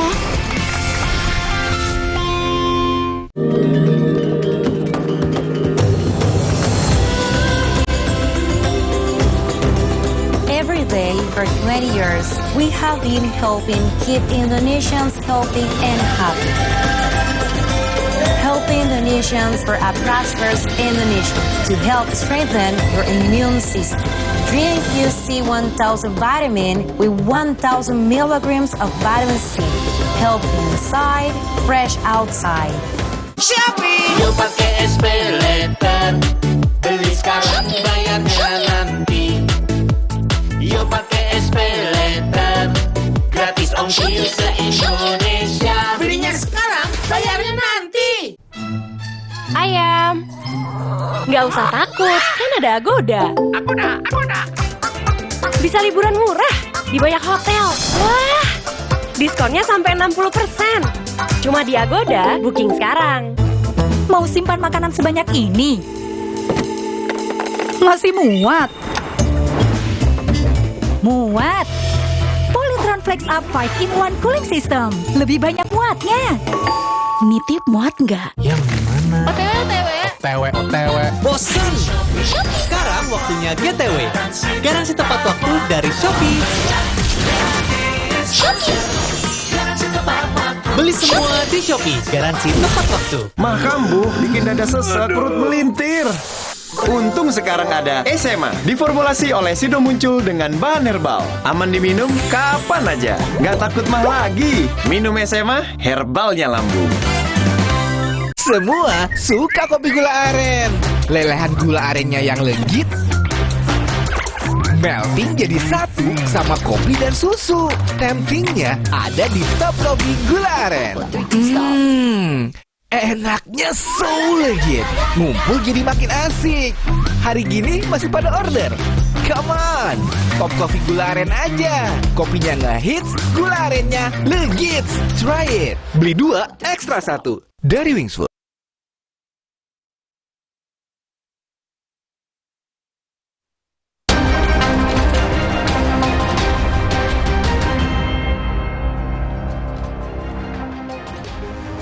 Kami hadirkan ulasan mengenai informasi olahraga untuk Anda, Saudara. Timnas Indonesia U23 berhasil melaju ke babak perempat final Piala Asia U23. Lolosnya Garuda Muda ke perempat final Piala Asia U23 ini sekaligus menjadi sejarah bagi Timnas Indonesia. Sejarah ini diukir Timnas Indonesia yang berstatus sebagai tim debutan dengan lolos ke babak perempat final untuk pertama kalinya. Tentu hasil ini menjadi harapan untuk kebangkitan sepak bola Indonesia. Korea Selatan akan menjadi lawan Indonesia di perempat final Piala Asia U23 setelah hari Senin malam kemarin berhasil mengalahkan Jepang 1-0 di laga akhir fase grup B. Korea Selatan ini lolos ke perempat final Piala Asia berstatus sebagai juara grup B. Lolos ke perempat final Piala Asia U23 tak boleh membuat para pemain dan pelatih berpuas diri. Karena Korea Selatan merupakan salah satu tim yang difavoritkan menjadi juara. Tim pelatih timnas ini terus memantau permainan calon lawannya. Mereka telah mengantongi kekuatan Korea Selatan. Bahkan pelatih Shin Tae-yong dan sejumlah staf pelatih sempat menyaksikan langsung pertandingan Korea Selatan saat melawan Tiongkok. 저는 인도네시아 축구가 바닥을 한번 쳤기 때문에 계속 올라갈 수밖에 없는 상황이고 그걸 만들기 위해서 사실 인도네시아 감독직을 사실은 수락했던 부분이 있었고 그런 역사를 만들어 가면서 인도네시아 축구 발전하고 있다는 자체에 상당히 행복하고 기분이 좋고 이제는 제가 목표했던 것을 이제 50%까지 올라왔기 때문에 8강전에는 우리 대한민국이 될지 일본이 될지 모르겠지만 아시아의 최강팀 두 팀이 맞닥뜨리는 것을 내일 경기를 보고 우리가 있을 8강전에 준비하려고 지금 잘 생각하고 있습니다. Dan tentu saja melawan Korea Selatan akan menjadi ujian tersendiri bagi pelatih Shin Tae-yong. Shin Tae-yong ini adalah pelatih timnas Indonesia yang berasal dari Korea Selatan. Shin Tae-yong juga merupakan legenda sepak bola di sana karena ia sempat membela timnas Korea Selatan sebagai pemain dan juga pelatih U23 dan senior. Bahkan nama Shin Tae-yong sempat mendunia loh, utamanya saat Korea Selatan berhasil mengalahkan raksasa Jerman di Piala Dunia Rusia 2018 silam. Meski berat, saudara, profesionalitas tetap dijunjung Shin Tae-yong. Ia mengaku siap menghadapi negaranya sendiri dan bahkan dia mengklaim akan membuat stres pelatih timnas Korea Selatan U23. Keberhasilan Indonesia dan Korea Selatan lolos ke perempat final Piala Asia U23 tentu tak lepas dari peran para pemain. Timnas Indonesia memiliki sejumlah pemain kunci yang tampil apik selama gelaran Piala Asia U23. Ada nama Marcelino Ferdinand, kemudian Kapten Timnas Indonesia U23 Rizky Ridho, lalu ada Nathan Koat, Rafael Struijk, dan tentunya kiper Hernando Ari. Di Korea Selatan tentu ada juga sejumlah pemain penting seperti penyerang Hong Yun Sang, Lee Yeon Jung, Hong Si Ho, serta Jong Sang Bin. Perjalanan Indonesia di Piala Asia U23 ini tergolong tidak mudah, saudara. Indonesia ini tergabung di grup A bersama dengan tuan rumah Qatar, Australia, dan Jordania. Perjalanannya pun tak mulus. Indonesia ini sempat kalah 0-2 dari Qatar. Saat itu pemain Indonesia, Ivar Jenner dan Ramadan Sananta mendapat kartu merah. Semangat para Garuda Muda mulai meningkat saat Indonesia berhasil mengalahkan raksasa Australia dengan skor 0-1. Di pertandingan ini, kiper Hernando Ari tampil sebagai pemain terbaik setelah berhasil menggagalkan penalti pemain Australia.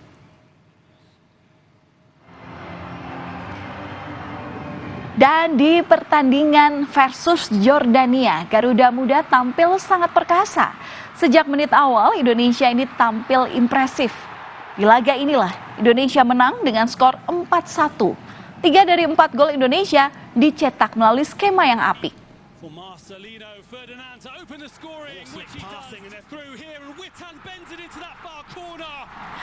Dan saudara, ini adalah gol cantik yang dicetak oleh Witan Sulaiman.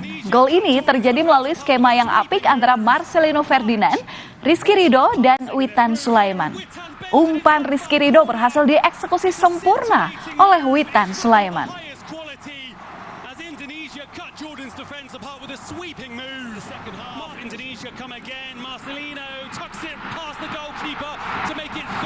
Witan Sulaiman dan Marcelino Ferdinand menjadi kunci serangan timnas Indonesia.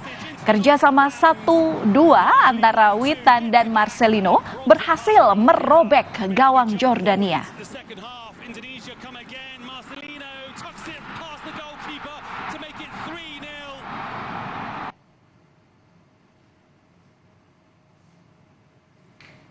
Kemudian Komang Teguh menutup pesta kemenangan Indonesia atas Jordania melalui sundulan yang memanfaatkan lemparan ke dalam dari Pratama Arhan. Skema lemparan ke dalam langsung ke gawang lawan ini selalu menjadi salah satu jurus jitu serangan yang mematikan timnas di era Sinteyong. Kemenangan dan keberhasilan mencetak sejarah ini pun dirayakan pemain dan para staf pelatih di ruang ganti.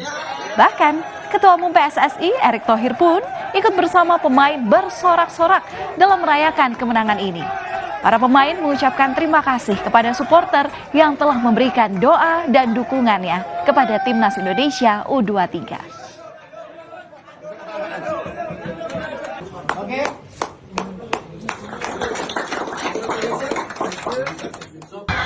Thank you very much untuk supporternya.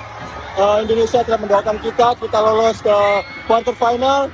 Tetap dukung kita, tetap doakan kita, dan kita akan menampilkan yang terbaik di quarter final. Terima kasih.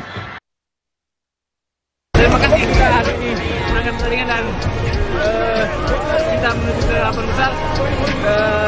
Terus dukung kami dan semoga kita sampai final. Amin. Euforia kemenangan juga dirasakan Presiden Indonesia Joko Widodo. Presiden Jokowi memuji permainan timnas Indonesia di Piala Asia U23. Yang kemarin kan sore sudah saya sampaikan, kita berdoa bersama-sama agar terjadi gol yang sebanyak-banyaknya dan juga jangan sampai ada kartu merah, ya semuanya dikabulkan oleh Allah Subhanahu wa taala. Masih ngantuk saya ini juga. Jadi ya dapat 4 gol lah kita, bagus. Dan pemainnya sangat cantik, sangat bagus, sangat rapi, sangat membangun strategi untuk menuju ke gawang untuk gol. Saya kira juga kelihatan. Namun saudara, kabar kurang mengenakan menginggapi timnas Indonesia di perempat final Piala Asia U23 ini. Pasukan Garuda Muda harus kehilangan satu pemain andalannya, yakni Nathan, yang harus kembali ke Belanda dan bergabung bersama klubnya SC Heerenveen. Karena izin yang diberikan oleh timnya sudah habis. Namun, banyak pihak berharap SU Heerenveen, klub yang diperkuat Nathan ini, kembali memberikan izin untuk membela Indonesia di perempat final Piala Asia U23. Indonesia sempat dibuat panik saat kiper Hernando Ari ditarik keluar dan digantikan oleh Adi Satrio saat menghadapi Jordania. Kabarnya ia ini sempat mengalami cedera, namun asisten pelatih timnas Nova Arianto sempat menyebutkan bahwa Hernando tidak mengalami cedera dan siap tampil melawan Korea Selatan.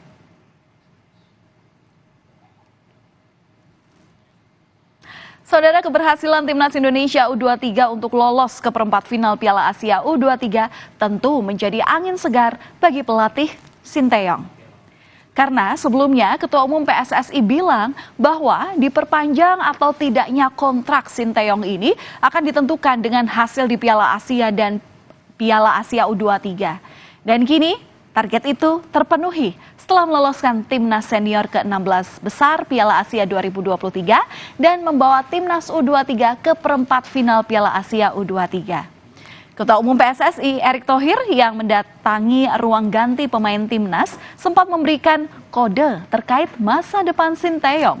Kode ini pun diteruskan sorak-sorai dari para pemain dan para staf pelatih.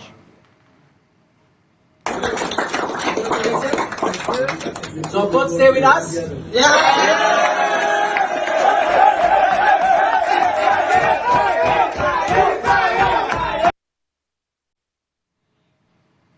Lolosnya Indonesia ke perempat final Piala Asia U23 ini sekaligus membuka peluang ke Olimpiade 2024 di Paris. Asal Indonesia bisa finish di peringkat ketiga Piala Asia U23. Euforia boleh, tapi jangan terlalu berlarut-larut. Karena Korea Selatan merupakan salah satu tim yang difavoritkan menjadi juara Piala Asia U23. Suntikan doa dan dukungan wajib kita berikan kepada Garuda Muda agar berhasil meraih hasil maksimal di Piala Asia U23. Semangat tim Garuda Muda! Kembali usai jeda, bermaksud menghindari kejaran warga, pelaku perampokan penyebar uang curian sebanyak 250 juta rupiah ke jalanan.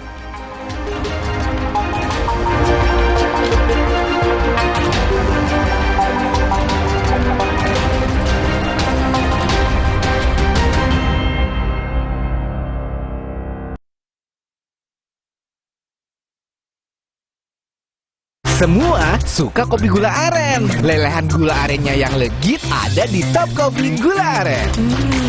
Enaknya so legit. Kopinya ngehits, gula arennya legit. Try it. Beli 2, ekstra 1 dari Wingsfood. Kakekmu yang itu juga dong. Tapi gigi kakek. Gak usah khawatir. Poliden adhesif membuat Anda bebas nikmati setiap gigitan dengan kuat dan cegah terperangkapnya sisa makanan. Poliden Cleanser, bunuh bakteri lebih kuat dari pasta gigi. Dipersembahkan oleh Morigro. Morinaga Morigro, susu dengan formula Grow Max, bantu optimalkan nutrisi anak. Anda menyaksikan Kompas Update bersama dengan saya Arizona Gali. Saudara, Jalan Raya Bintara, Kota Bekasi, Jawa Barat terendam banjir. Akibatnya belasan kendaraan roda 2 yang nekat melintas mengalami mati mesin. Diguyur hujan hanya dalam 20 menit, Jalan Raya Bintara, Kota Bekasi langsung terendam banjir. Ketinggian air mencapai 30 cm menyebabkan belasan kendaraan roda 2 yang nekat melintas mengalami mogok mesin. Menurut warga sekitar, banjir yang melanda wilayah tersebut memang kerap terjadi. Kontur tanah yang rendah menyebabkan genangan air terjadi setiap kali turun hujan. Meski pengerukan saluran rutin dilakukan, hal ini tidak membawa banyak pengaruh. Pemerintah diminta segera mencari cara untuk menanggulangi banjir di wilayah tersebut.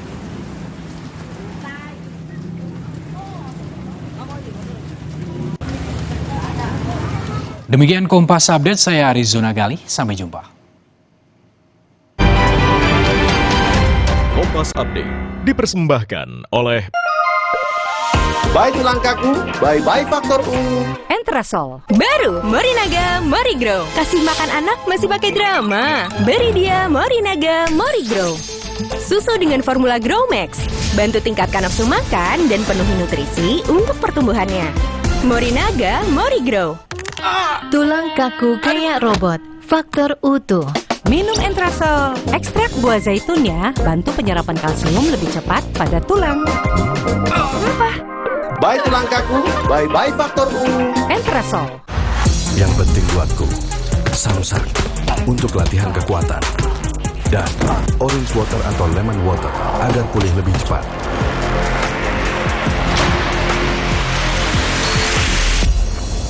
Shopee, yuk pakai SPayLater. Beli sekarang, bayarnya nanti. Yuk pakai SPayLater. Gratis ongkir se-Indonesia. Belinya sekarang, bayarnya nanti. Semua suka kopi gula aren. Lelehan gula arennya yang legit ada di Top Coffee Gula Aren.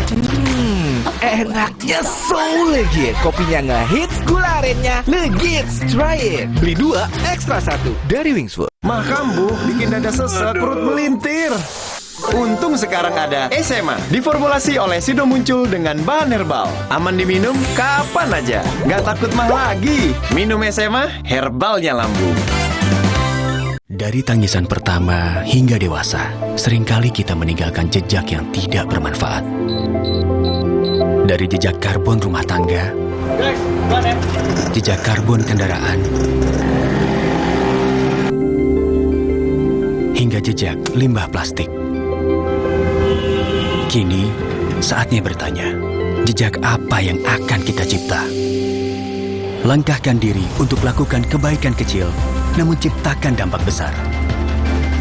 Telkomsel Jaga Bumi berkomitmen mengurangi emisi karbon lewat aksi nyata dengan menukar Telkomsel Poin menjadi pohon dan mengolah limbah plastik kemasan serta cangkang kartu perdana operator seluler.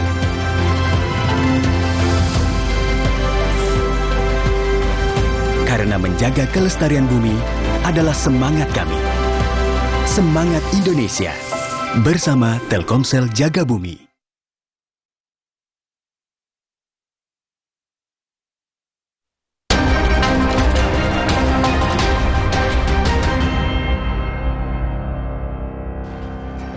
Kembali di berita utama saudara, saatnya kami memiliki 5 informasi pilihan yang tentunya sangat menarik untuk Anda simak. Kita lihat yang pertama ada perampok buang uang 250 juta rupiah.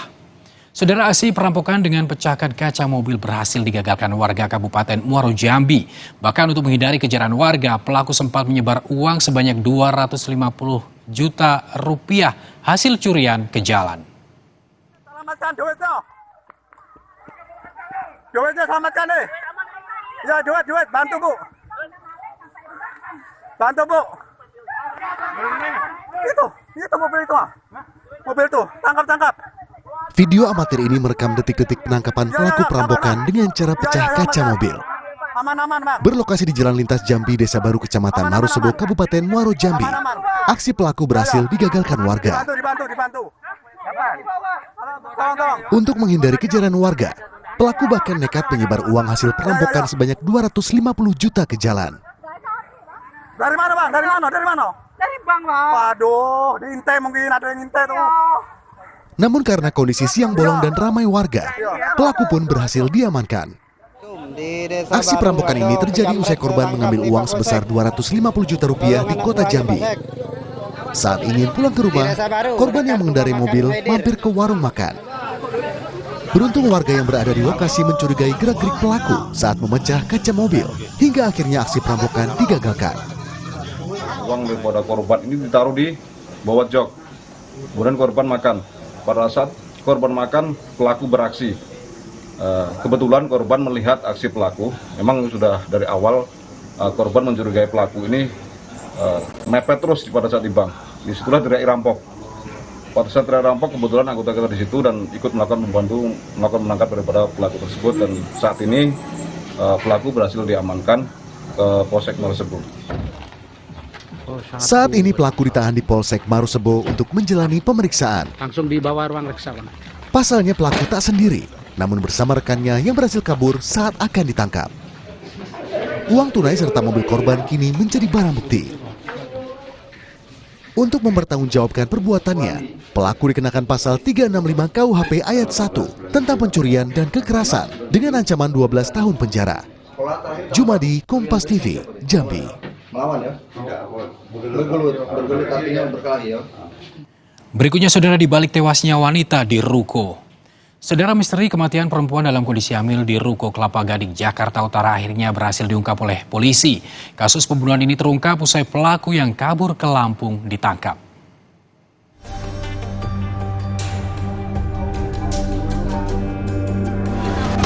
Mas, di video kaget kenapa, Mas? Di video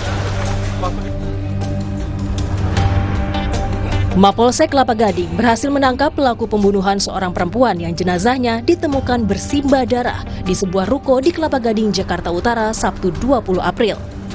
Pengungkapan kasus ini usai polisi melakukan olah TKP dan mengamankan rekaman CCTV sehari sebelum korban ditemukan tewas. Pemuda 27 tahun yang terekam kamera pengawas ini pun akhirnya diburu hingga dilakukan penangkapan.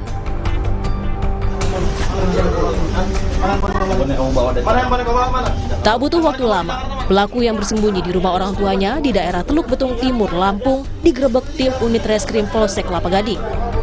Meski sempat menangis dan tak mau mengakui perbuatannya, pelaku tetap ditangkap karena ponsel korban berada di tangannya.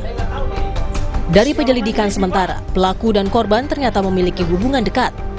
Korban tewas usai berusaha menggugurkan kandungan hasil perbuatan pelaku yang tak bertanggung jawab. Tapi tidak ada luka terbuka, tidak ada luka bagian tubuh lain yang terbuka. Artinya adalah luka dari dalam, bisa karena pendarahan, kemudian setelah dilakukan pemeriksaan ternyata ada upaya untuk menggugurkan janinnya. Sehingga dalam pengendaraan ini tidak dilakukan pertolongan secara cepat terhadap korban, sang tersangka justru mengambil handphonenya dari penguasaan korban. Kemudian dia meninggalkan korban, pergi ke Lampung, sejalan.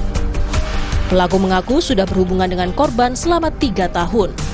Atas perbuatannya, ia pun menyatakan permintaan maaf. Untuk keluarga dari korban, saya mohon maaf sebesar-besarnya atas kesalahan saya, dan saya sangat menyesalinya. Semoga korban diterima di sisi Allah Subhanahu wa Ta'ala. 3 tahun, Mbak. Dari tangan pelaku, polisi berhasil mengumpulkan barang bukti ponsel korban serta sejumlah obat yang diduga digunakan untuk melakukan aborsi. Tersangka pun dijerat 5 pasal, diantaranya pasal pembunuhan dan pencurian dengan pemberatan, ancaman maksimal 15 tahun penjara. Tim Liputan, Kompas TV.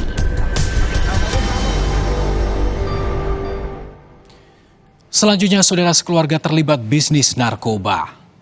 2 perempuan pedagang lumpia di Cibenying, Kota Bandung, Jawa Barat digerebek polisi karena menjadi kurir sabu. Dari hasil penyelidikan, peredaran narkoba nyatanya melibatkan 1 keluarga.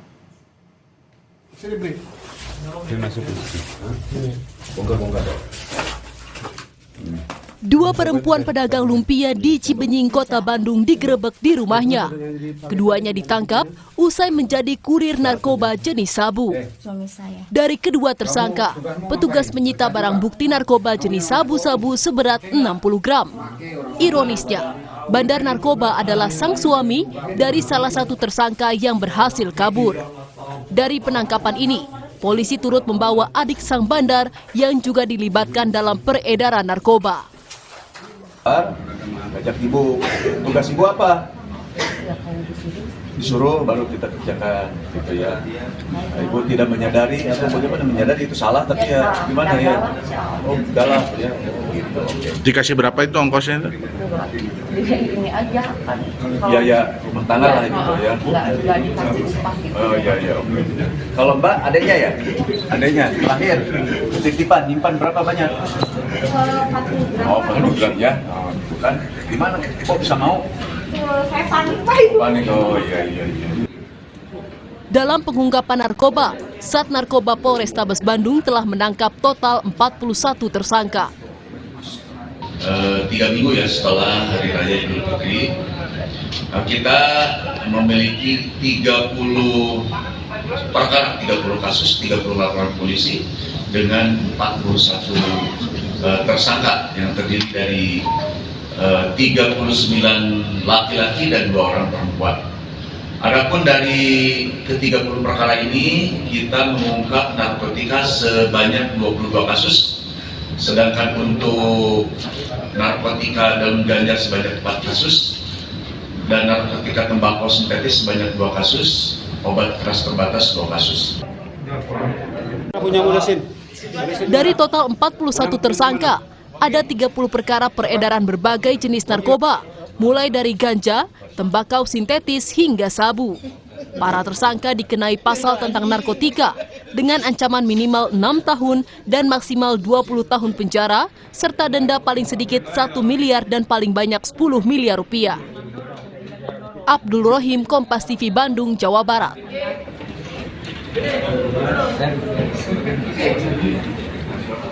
Informasi pilihan berikutnya, saudara, turis asing jatuh di Kawah Ijen. Seorang wisatawan asal Tiongkok tewas setelah terjatuh dari atas bibir jurang sedalam 75 meter di Taman Wisata Alam Kawah Ijen di Banyuwangi, Jawa Timur. Korban diduga tersangkut roknya sendiri saat hendak berfoto. Sekitar 150 meteran jatuh.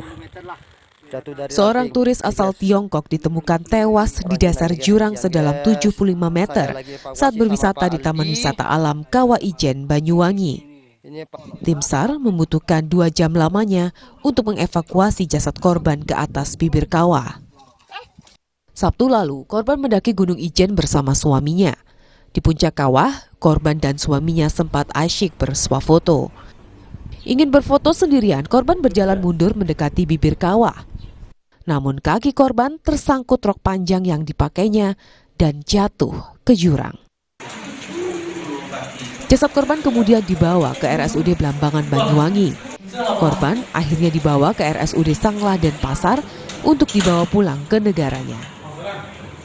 Tadi pagi ada laporan bahwa ada warga Cina yang lagi menaiki Gunung Ijen dan diduga mengalami kecelakaan. Sementara hasil lidik sementara bahwa itu adalah kecelakaan. Kemudian kondisi korban gimana, Dan? Kondisi korban yang jatuh ada luka-luka di sekujur tubuhnya. Petugas Balai Besar Konservasi Sumber Daya Alam Jawa Timur mengingatkan kepada seluruh pendaki Gunung Ijen agar selalu berhati-hati. Eno Sugiarto, Kompas TV, Banyuwangi, Jawa Timur.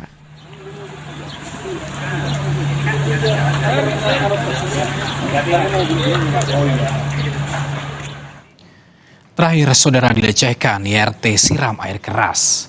Tak terima dilecehkan, seorang ibu rumah tangga di Palembang, Sumatera Selatan nekat menyiramkan air keras ke seorang pria. Pelaku pun ditangkap polisi dan ditetapkan sebagai tersangka. Seorang ibu rumah tangga di Kota Palembang, Sumatera Selatan ditetapkan sebagai tersangka atas kasus dugaan penganiayaan. Kami mengaburkan identitas pelaku karena tersangka mengaku sebagai korban pelecehan. Tersangka mengaku dilecehkan saat berboncengan dengan korban berinisial C. Sesampai di tujuan untuk bertemu suaminya, pelaku menyiramkan air keras ke wajah C karena tak terima dilecehkan. Karena tersangka merasa ada satu perbuatan yang tidak teruji yang dilakukan oleh korban, yaitu dengan melakukan tindakan yang tidak senonoh, sehingga saat ini secara spontanitas yang bersangkutan melakukan tindakan penyiraman cuka parah. Setelah dilaporkan awal Maret lalu, tersangka ditahan di rutan Mapolrestabes Palembang sejak Senin kemarin. Yudi Kiswanto, Kompas TV, Palembang, Sumatera Selatan. Saudara, usai jeda kami akan kembali dengan informasi kunjungan kerja ke Mamasa. Presiden Joko Widodo janjikan pembangunan pasar baru.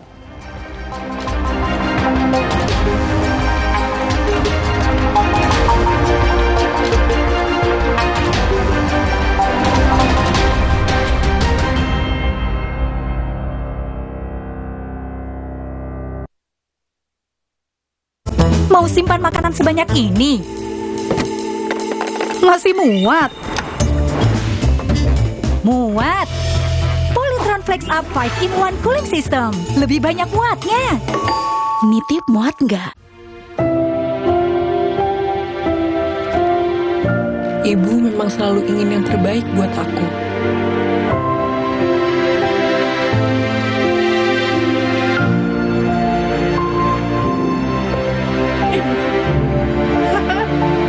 kini, waktunya aku memberi buat ibu. Karena ibu berkah terbesarku.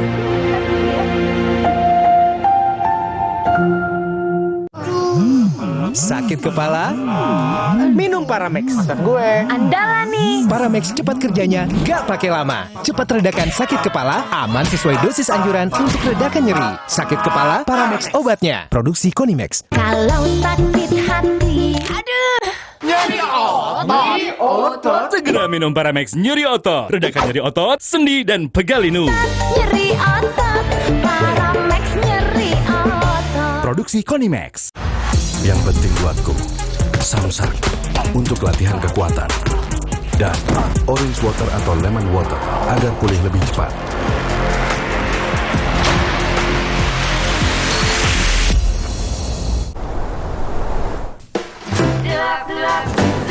I've got a car. We've gone so far, exploring the unknown with every mind. Ship it up, ship it up. Let's enjoy the ride, make the moment fly. Kami yang pertama berinovasi, berikan yang terbaik tanpa henti. Hyundai EV, expect more. Ayam, nggak usah takut, kan ada Agoda. Agoda. Bisa liburan murah di banyak hotel. Wah, diskonnya sampai 60%. Cuma di Agoda, booking sekarang. Ibu memang selalu ingin yang terbaik buat aku.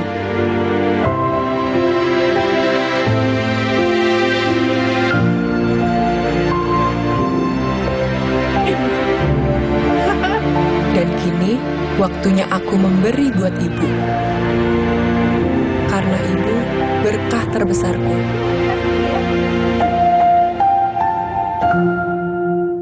Dunia terus berputar.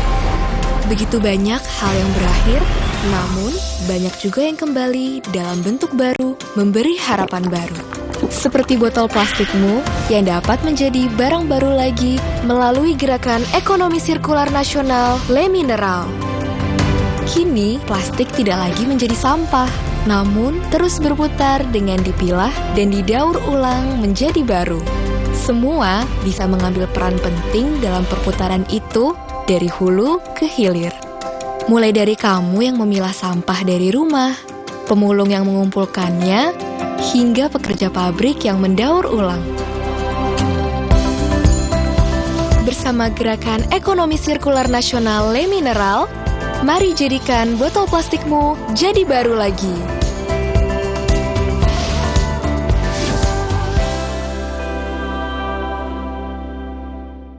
Mah kambuh, bikin dada sesek, perut melintir. Untung sekarang ada SMA, diformulasi oleh Sido Muncul dengan bahan herbal. Aman diminum kapan aja, nggak takut mah lagi. Minum SMA, herbalnya lambung. Pada di mana? OTW. Sekarang waktunya GTW. Garansi tepat waktu dari Shopee.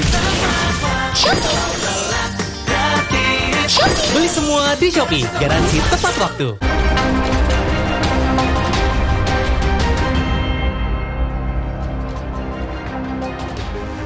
Terima kasih Anda masih bersama kami di Berita Utama. Saudara Presiden Joko Widodo hari ini melanjutkan kunjungan kerja di Kabupaten Mamasa, Sulawesi Barat.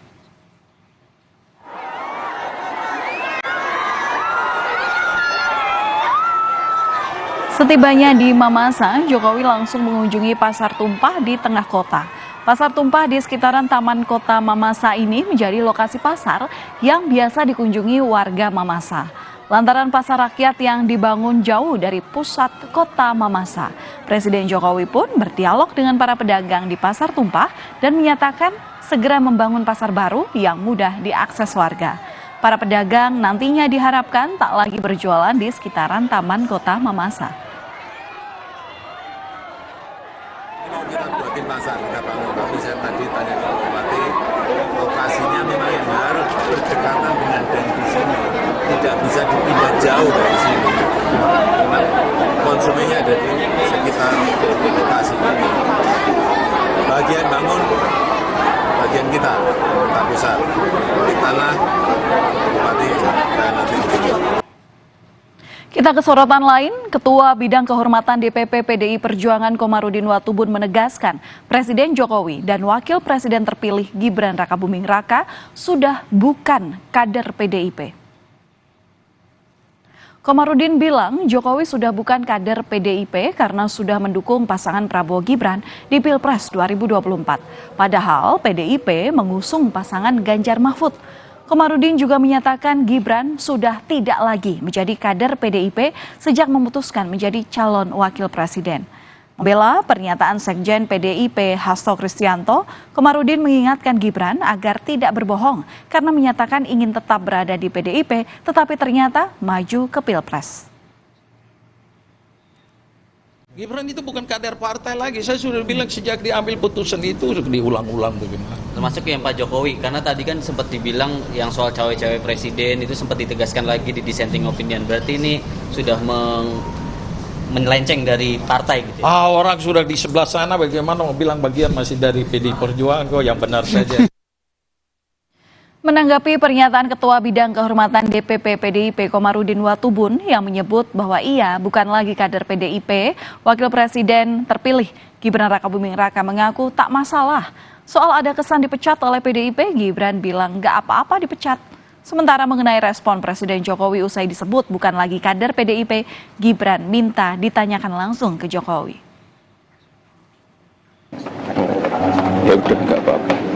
Mungkin kalau dengan itu ada partai yang baru mungkin yang untuk berat-berat.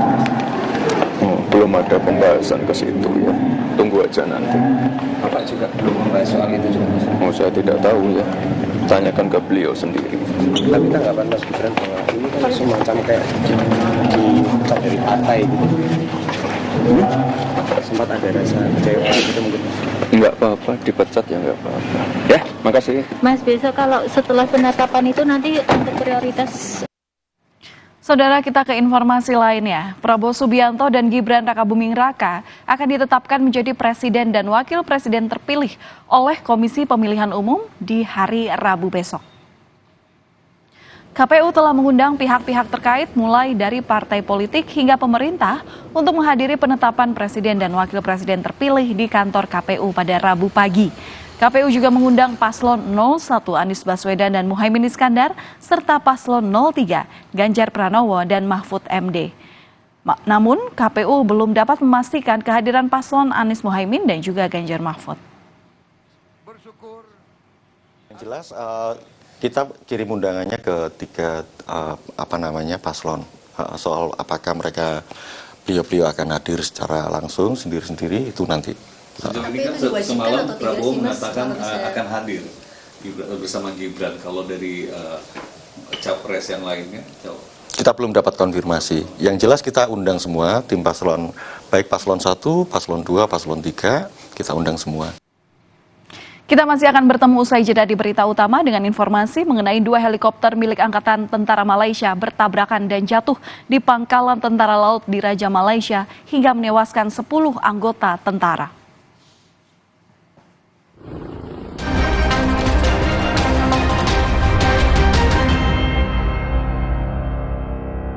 Hidup jadi nggak penuh beban lagi karena dia. Pakai Telkomsel Lite, 25.000 dapat 6 GB dan kuota 1 GB tiap bulan. Telkomsel Lite, di bawah Delex aja. Yah, nunggu. Ngapain ya? Floridina dong. Spontaneous Fun. Wow, bulir jeruknya asli. Bulirnya lebih banyak. Florida Orange. Segar. Floridina Coco, cuy-cuy Coco Beats-nya full of fun. Bareng Floridina, Spark my fun sound. Floridina, Spontaneous Fun Maker dari Wings Food. Mau simpan makanan sebanyak ini? Masih muat? Muat. Polytron Flex Up 5-in-1 Cooling System. Lebih banyak muatnya. Nitip muat nggak? Di tanganmu, botol plastik bekas bisa jadi baru lagi. Seperti tas, baju, hingga sepatu ini. Bersama Gerakan Ekonomi Sirkular Nasional Le Mineral, mari mulai kebiasaan baru memilah sampah plastik dari rumah, menyalurkan lewat aplikasi, pemulung, ataupun bank sampah. Sampah plastikmu memberi nilai tambah untukmu dan juga untuk mereka. Dengan langkah sederhana, pisahkan sampah sesuai jenisnya, sampah organik, plastik termasuk PET, kertas, dan kaleng, lalu salurkan. Sampah plastik yang terpilah bisa didaur ulang. Mulai kebiasaan baru dan buat botol plastik bekasmu jadi baru lagi.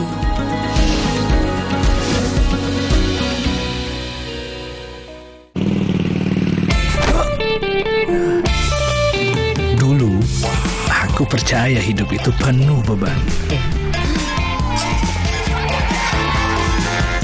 Tapi, semua berubah karena dia. Di bawah Relax aja pakai Telkomsel Lite. 25.000 dapat 6 giga dan kuota 1 giga tiap bulan. Telkomsel Lite, di bawah Relax aja.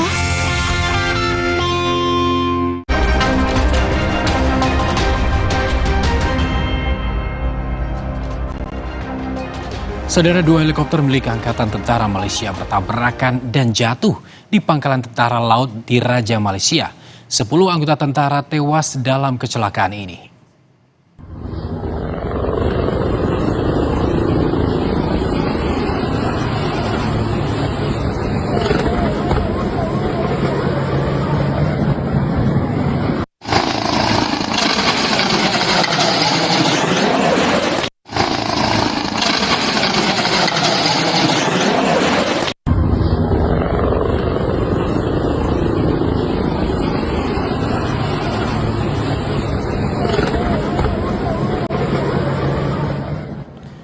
Selanjutnya, saudara, sebanyak 40 reka ulang adegan kasus pembunuhan terhadap ex-calon siswa TNI digelar Polres Sawah Lunto bersama Pom Lantamal 2 Padang.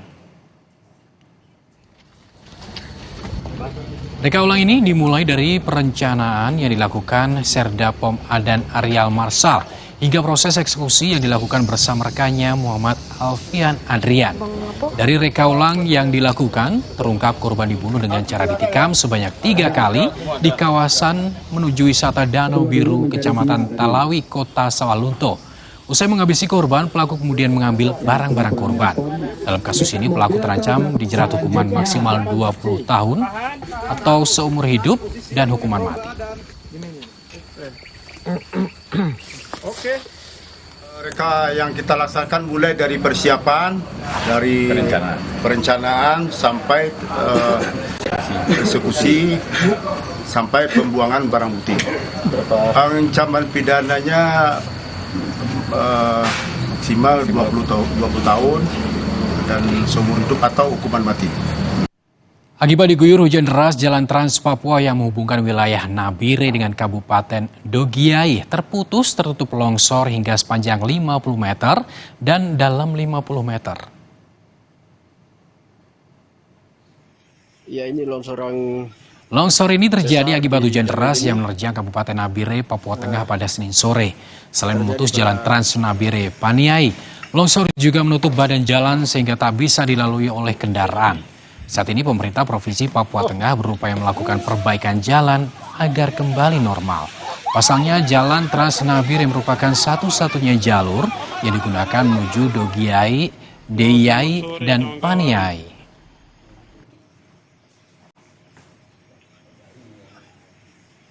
Ya, ini longsoran besar di Kamedimi. Terima kasih telah menyaksikan berita utama hari ini, saudara. Saya Arizona Gali. Dan saya Valentina Sitorus. Terus saksikan kami di Kompas TV, independen terpercaya. Kami berdua pamit undur diri. Terima kasih. Sampai jumpa.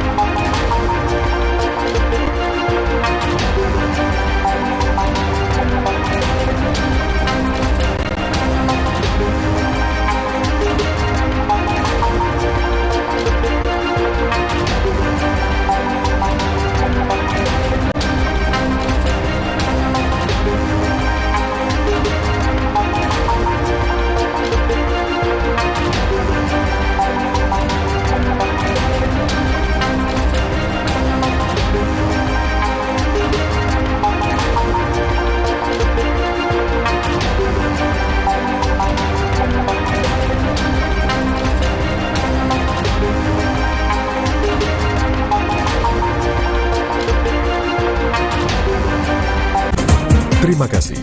Anda telah menyaksikan Berita Utama yang didukung oleh Cetak Sejarah. Garuda Muda lolos ke babak perempat final Piala Asia U23. Mahkamah Konstitusi tolak permohonan sengketa hasil Pilpres 2024 yang diajukan pasangan Capres-Cawapres Anies Mohaimin dan Ganjar Mahfud. Konflik Iran-Israel terus bergulir.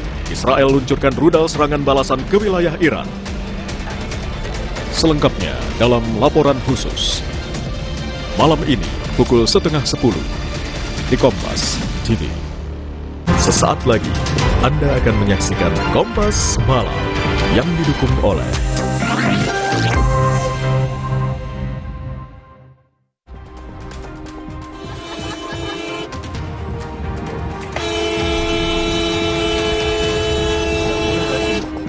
Berantem juga, Mas.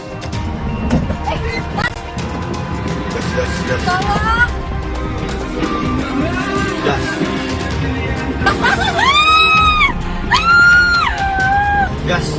Rekaman yang diambil korban ini sempat dikira aksi begal, namun dari hasil penyelidikan polisi, ternyata ulah debt collector yang diduga akan menarik mobil korban.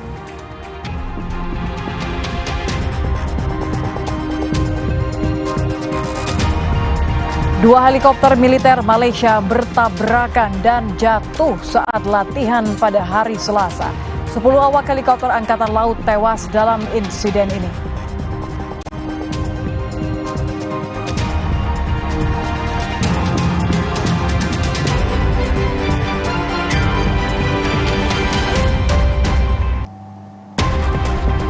Calon Wakil Presiden Gibran Rakabuming Raka mengaku tak masalah meski dianggap PDIP bukan lagi kader partai.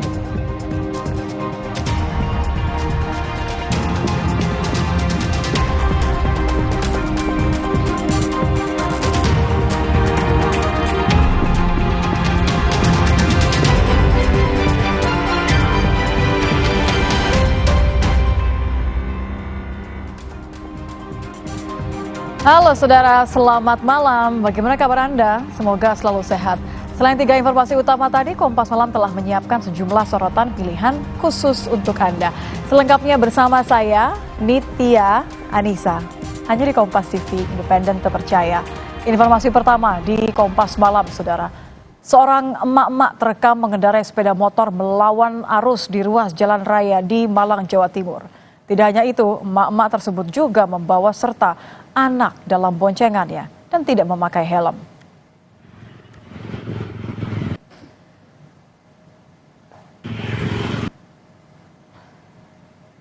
Aksi yang tidak patut ditiru dan membahayakan pengendara lain terjadi di Jalan Ahmad Yani, Kecamatan Blimbing, Kota Malang. Emak-emak ini mengendarai motor sambil menggendong anak tanpa mengenakan helm. Polisi sudah melakukan penyelidikan terkait identitas pengendara. Selain memeriksa CCTV, petugas juga sudah menanyai warga sekitar lokasi.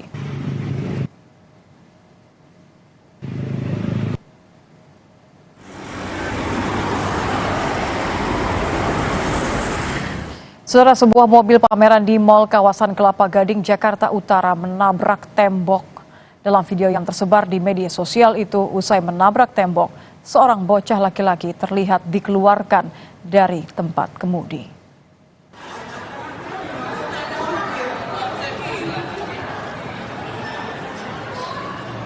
Dari video yang diunggah di media sosial, terlihat mobil jenis SUV itu masih dalam keadaan hidup setelah menabrak tembok.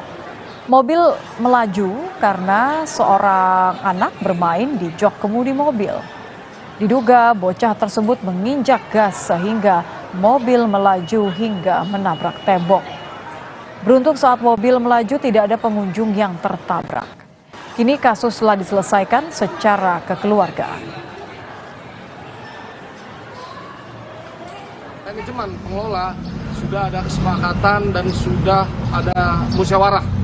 Jadi ketiga pihak sudah ada kesepakatan damai untuk lebih lanjutnya diselesaikan secara kekeluargaan. Saudara, sempat dikira aksi begal, namun dari hasil penelusuran polisi, kasus penghadangan mobil di Riau adalah ulah debt collector yang diduga akan menarik kendaraan.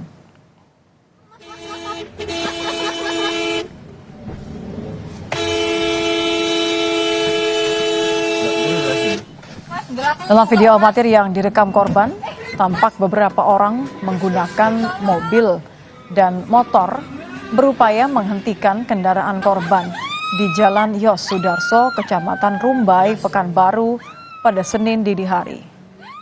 Sempat dikira aksi begal, ternyata pelaku adalah debt collector yang diduga akan menarik kendaraan korban.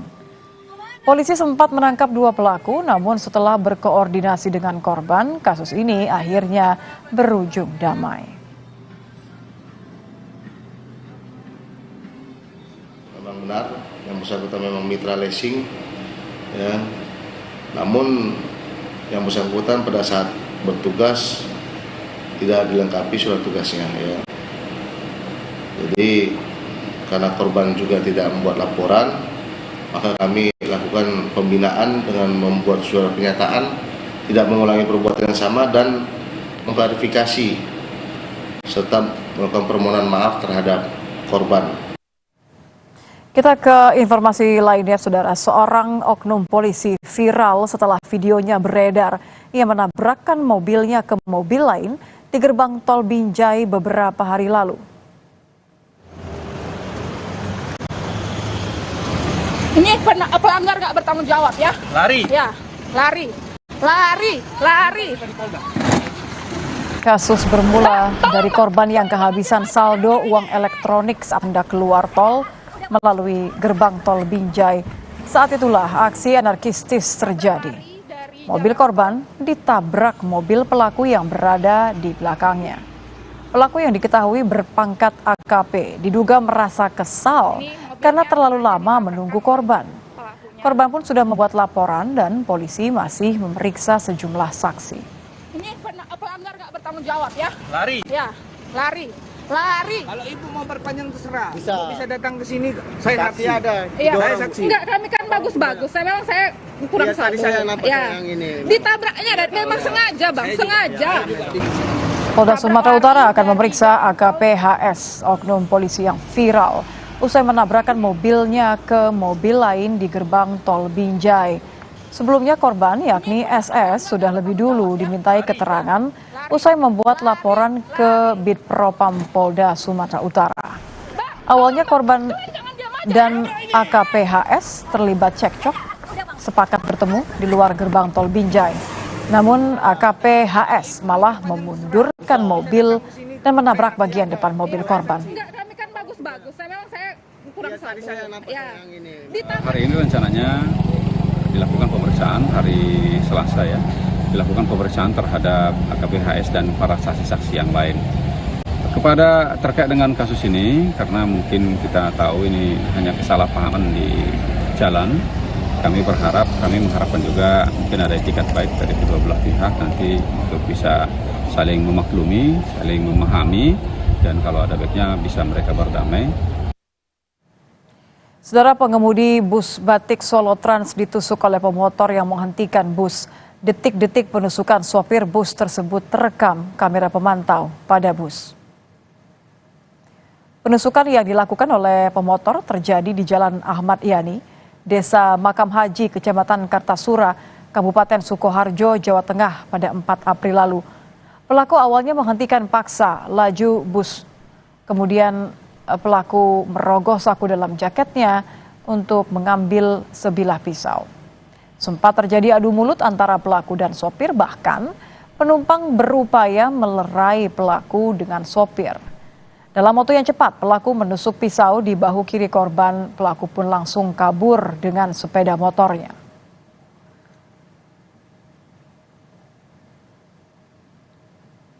Sementara berdasarkan pemeriksaan beberapa saksi dan kamera pemantau bus, polisi berhasil menangkap pelaku penusukan sopir BTS. Menurut Kapolres Sukoharjo, AKBP Sigit, aksi pelaku terjadi spontan tanpa ada perencanaan. Pelaku kesal dan sakit hati karena korban sempat menyerempet pelaku saat berkendara. Sementara pasca penusukan, korban langsung mendapat perawatan di rumah sakit. Hingga saat ini, saudara, kondisi korban sudah membaik dan sudah menjalani rawat jalan di rumah korban. Untuk motif penusukan itu tidak ada rencana, namun pada saat mengendarai kendaraan roda 2 dan bis itu menyerempet atau menyenggol sehingga keluar jalur, berarti motifnya kesal dan sakit hati. Kita ke sorotan lainnya, saudara. Pelaku perampokan terpaksa membuang uang hasil curian di jalan lantaran aksinya terpergok warga di Kabupaten Muaro Jambi. Ya, duit, bantu Bu. Bantu Bu. Untuk menghindari kejaran warga, pelaku nekat menyebar uang hasil perampokan sebanyak 250 juta rupiah ke jalan. Warga pun berusaha mengumpulkan uang yang dibuang pelaku. Penangkapan pelaku berawal dari warga yang curiga dan melihat pelaku masuk ke dalam mobil korban, mengambil uang korban senilai 200 juta rupiah. Pelaku diamankan oleh warga, kemudian diserahkan ke Polsek Muaro Sebo dan berikut barang bukti berupa uang tunai sebesar 250 juta rupiah dan satu mobil. Beraksi. Kebetulan korban melihat aksi pelaku. Memang sudah dari awal korban mencurigai pelaku ini mepet terus pada saat dibang. Disitulah teriak rampok. Pada saat teriak rampok, kebetulan anggota kita di situ dan ikut melakukan menangkap daripada pelaku tersebut, dan saat ini pelaku berhasil diamankan. Yang juga menjadi sorotan, saudara, polisi telah menahan tersangka kasus tewasnya ibu hamil di dalam ruko Kelapa Gading, Jakarta Utara. Polisi menyebut korban tewas karena mengalami pendarahan akibat upaya untuk menggugurkan janinnya. Berdasarkan hasil visum terhadap jasad korban, tidak ditemukan luka terbuka pada tubuh korban. Pendarahan yang terjadi pada korban disebabkan luka dari dalam. Polisi menemukan obat-obatan yang diduga digunakan korban untuk menggugurkan kandungannya. Tersangka yang merupakan kekasih korban dinyatakan terlibat dalam upaya aborsi yang dilakukan korban sampai akhirnya meninggal dunia. Selain memasok obat-obatan kepada korban, tersangka juga merampas ponsel korban. Kita ada upaya untuk menggugurkan janinnya, sehingga kemudian karena dilakukan secara tidak profesional dan dilakukan tidak dengan standar kesehatan, maka kemudian mengalami pendarahan. Dalam pengendaraan ini tidak dilakukan pertolongan secara cepat terhadap korban. Sang tersangka justru mengambil handphonenya dari penguasaan korban. Kemudian dia meninggalkan korban, pergi ke Lampung. Sejalan dengan itu korban mengalami pendarahan dan mengakibatkan kematian terhadap korban. Saudara, Timnas Indonesia U23 telah bersiap menghadapi laga perempat final Piala Asia melawan negeri Ginseng, Korea Selatan. Penggawa Garuda Muda berharap bisa mengukir sejarah yang lebih mengilap di Piala Asia U23. Kami akan hadirkan perbincangannya usai jeda di Kompas Malam.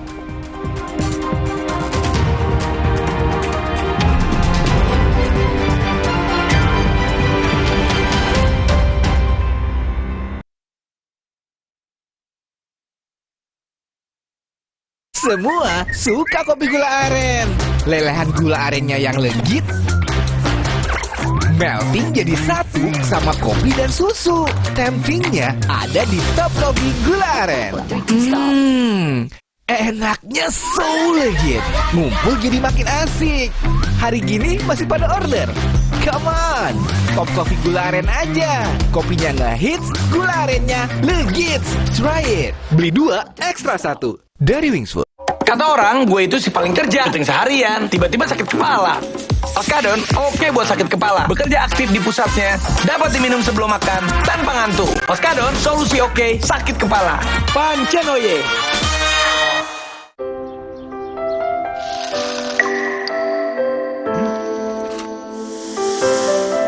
Manis ya?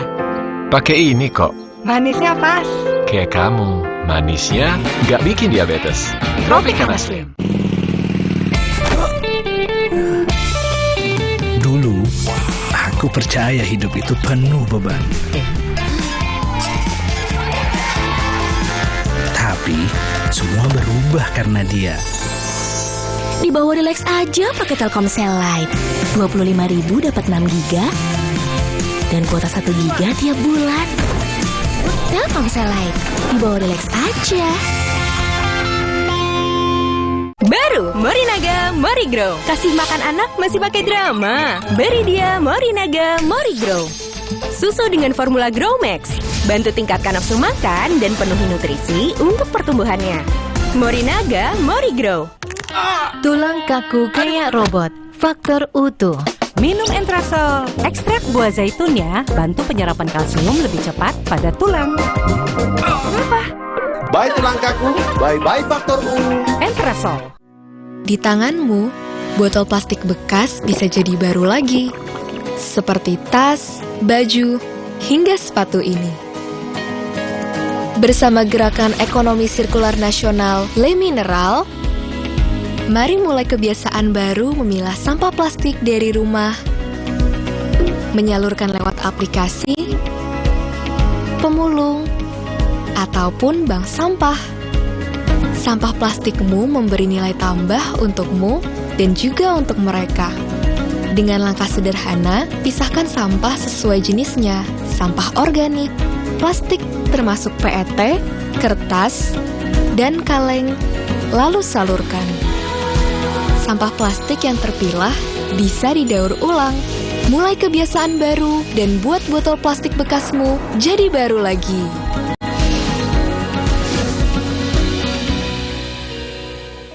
Semua suka kopi gula aren.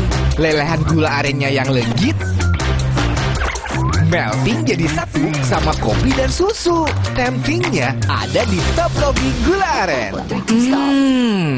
Enaknya so legit. Ngumpul jadi makin asik. Hari gini masih pada order? Come on, Top Kopi Gula Aren aja.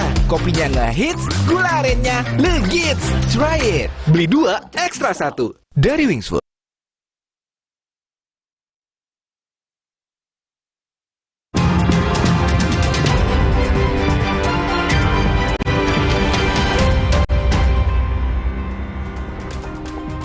Anda kembali bersama kami di Kompas Malam. Saudara, Timnas Indonesia U23 telah bersiap jelang laga perempat final Piala Asia melawan negeri Ginseng, Korea Selatan.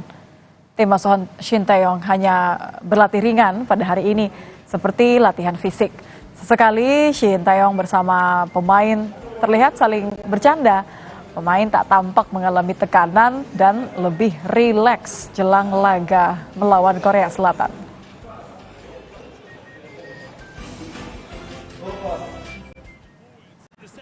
Bintang muda Timnas Marcelino Ferdinand senang Timnas Indonesia U23 bisa mencetak sejarah.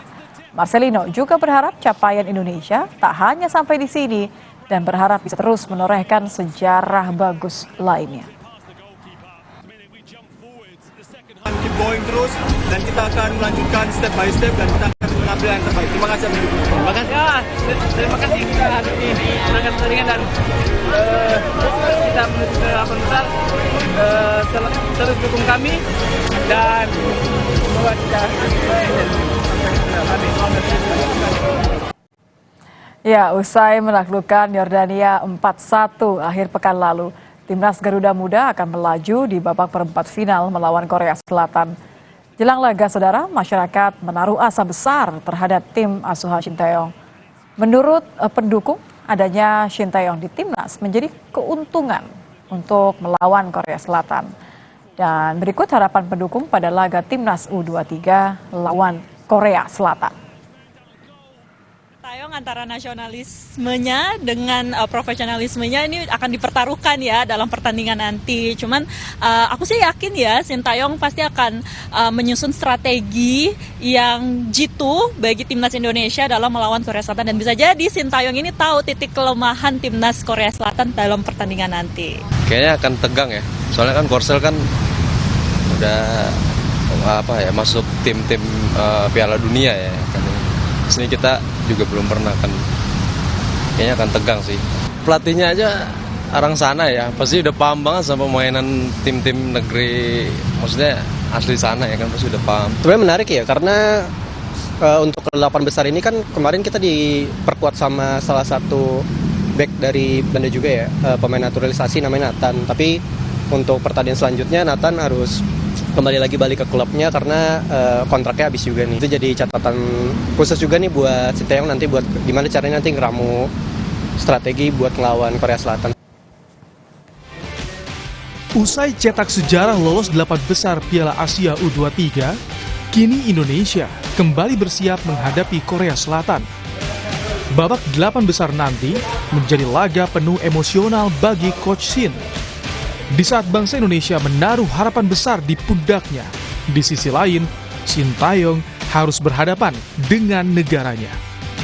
Nama besar Sintayong sebagai pemain hingga menjadi pelatih Korea Selatan pernah membawa negeri gingseng mengalahkan Jerman di Piala Dunia 2018 bisa menjadi ujian profesionalitasnya dalam menangani timnas Indonesia U23. Pada bulan Januari lalu, pelatih timnas Sintayong sebenarnya pernah berharap bisa bertemu dengan Korea Selatan di perempat final Piala Asia Senior. Kala itu, Indonesia gagal ke perempat final karena kalah dari Australia dengan skor telak 4-0. Namun kini, harapan Sintayong seolah terwujud bisa bertemu Korea Selatan di perempat final Piala Asia U23 dan mengalahkan Australia di fase grup. 네, 저한테는 상당한 동기부여가 되는 것은 분명하고요. 우리가 호주를 이길 수 있는 확률은 저는 개인적으로 한 7대3 정도 우리가 부족하고 보이고, 우리 한국이 사우디를 이길 수 있는 부분은 6대4로 한국이 앞서고 있기 때문에 한국이 훨씬 더 유리한 상황에서 8강에 올라올 거라고 저는 생각하고 있습니다. 그렇지만 공은 둥글고 항상 얘기하기 때문에 제 개인적인 생각은 같이 8강에서 한번 멋진 경기 하는 게 제가 가장 좋은 생각을 갖고 있는 아이디어. 네, 그래 보시면 되겠습니다. Tantangan lain datang bagi skuad Garuda Muda jelang lawan Korea Selatan. Pemain yang kini menjadi jangkar bagi timnas U23, Nathan Choaon, harus meninggalkan tim lebih dulu karena dipanggil oleh klubnya SC Heerenveen. Nathan hanya diizinkan ikut Piala Asia U23 dalam durasi waktu 1 minggu untuk memenuhi target lolos 8 besar. Kini, PSSI masih berupaya negosiasi pada SC Heerenveen agar Nathan kembali bisa bergabung bersama timnas U23. Yang pertandingan melawan Korea Selatan di babak perempat final Piala Asia U23 menjadi laga yang sangat penting untuk timnas. Sekaligus penuh emosional bagi pelatih Sinteyong. Seperti apa peluang Indonesia? Kita akan bahas bersama pengamat sepak bola Justin Laksana atau yang biasa disebut dengan Coach Justin. Selamat malam, Coach. Selamat malam. Ini kalau dari senyumnya Coach, saya bisa mengartikan bahwa peluangnya besar dong ya untuk Indonesia bisa mengalahkan Korea Selatan.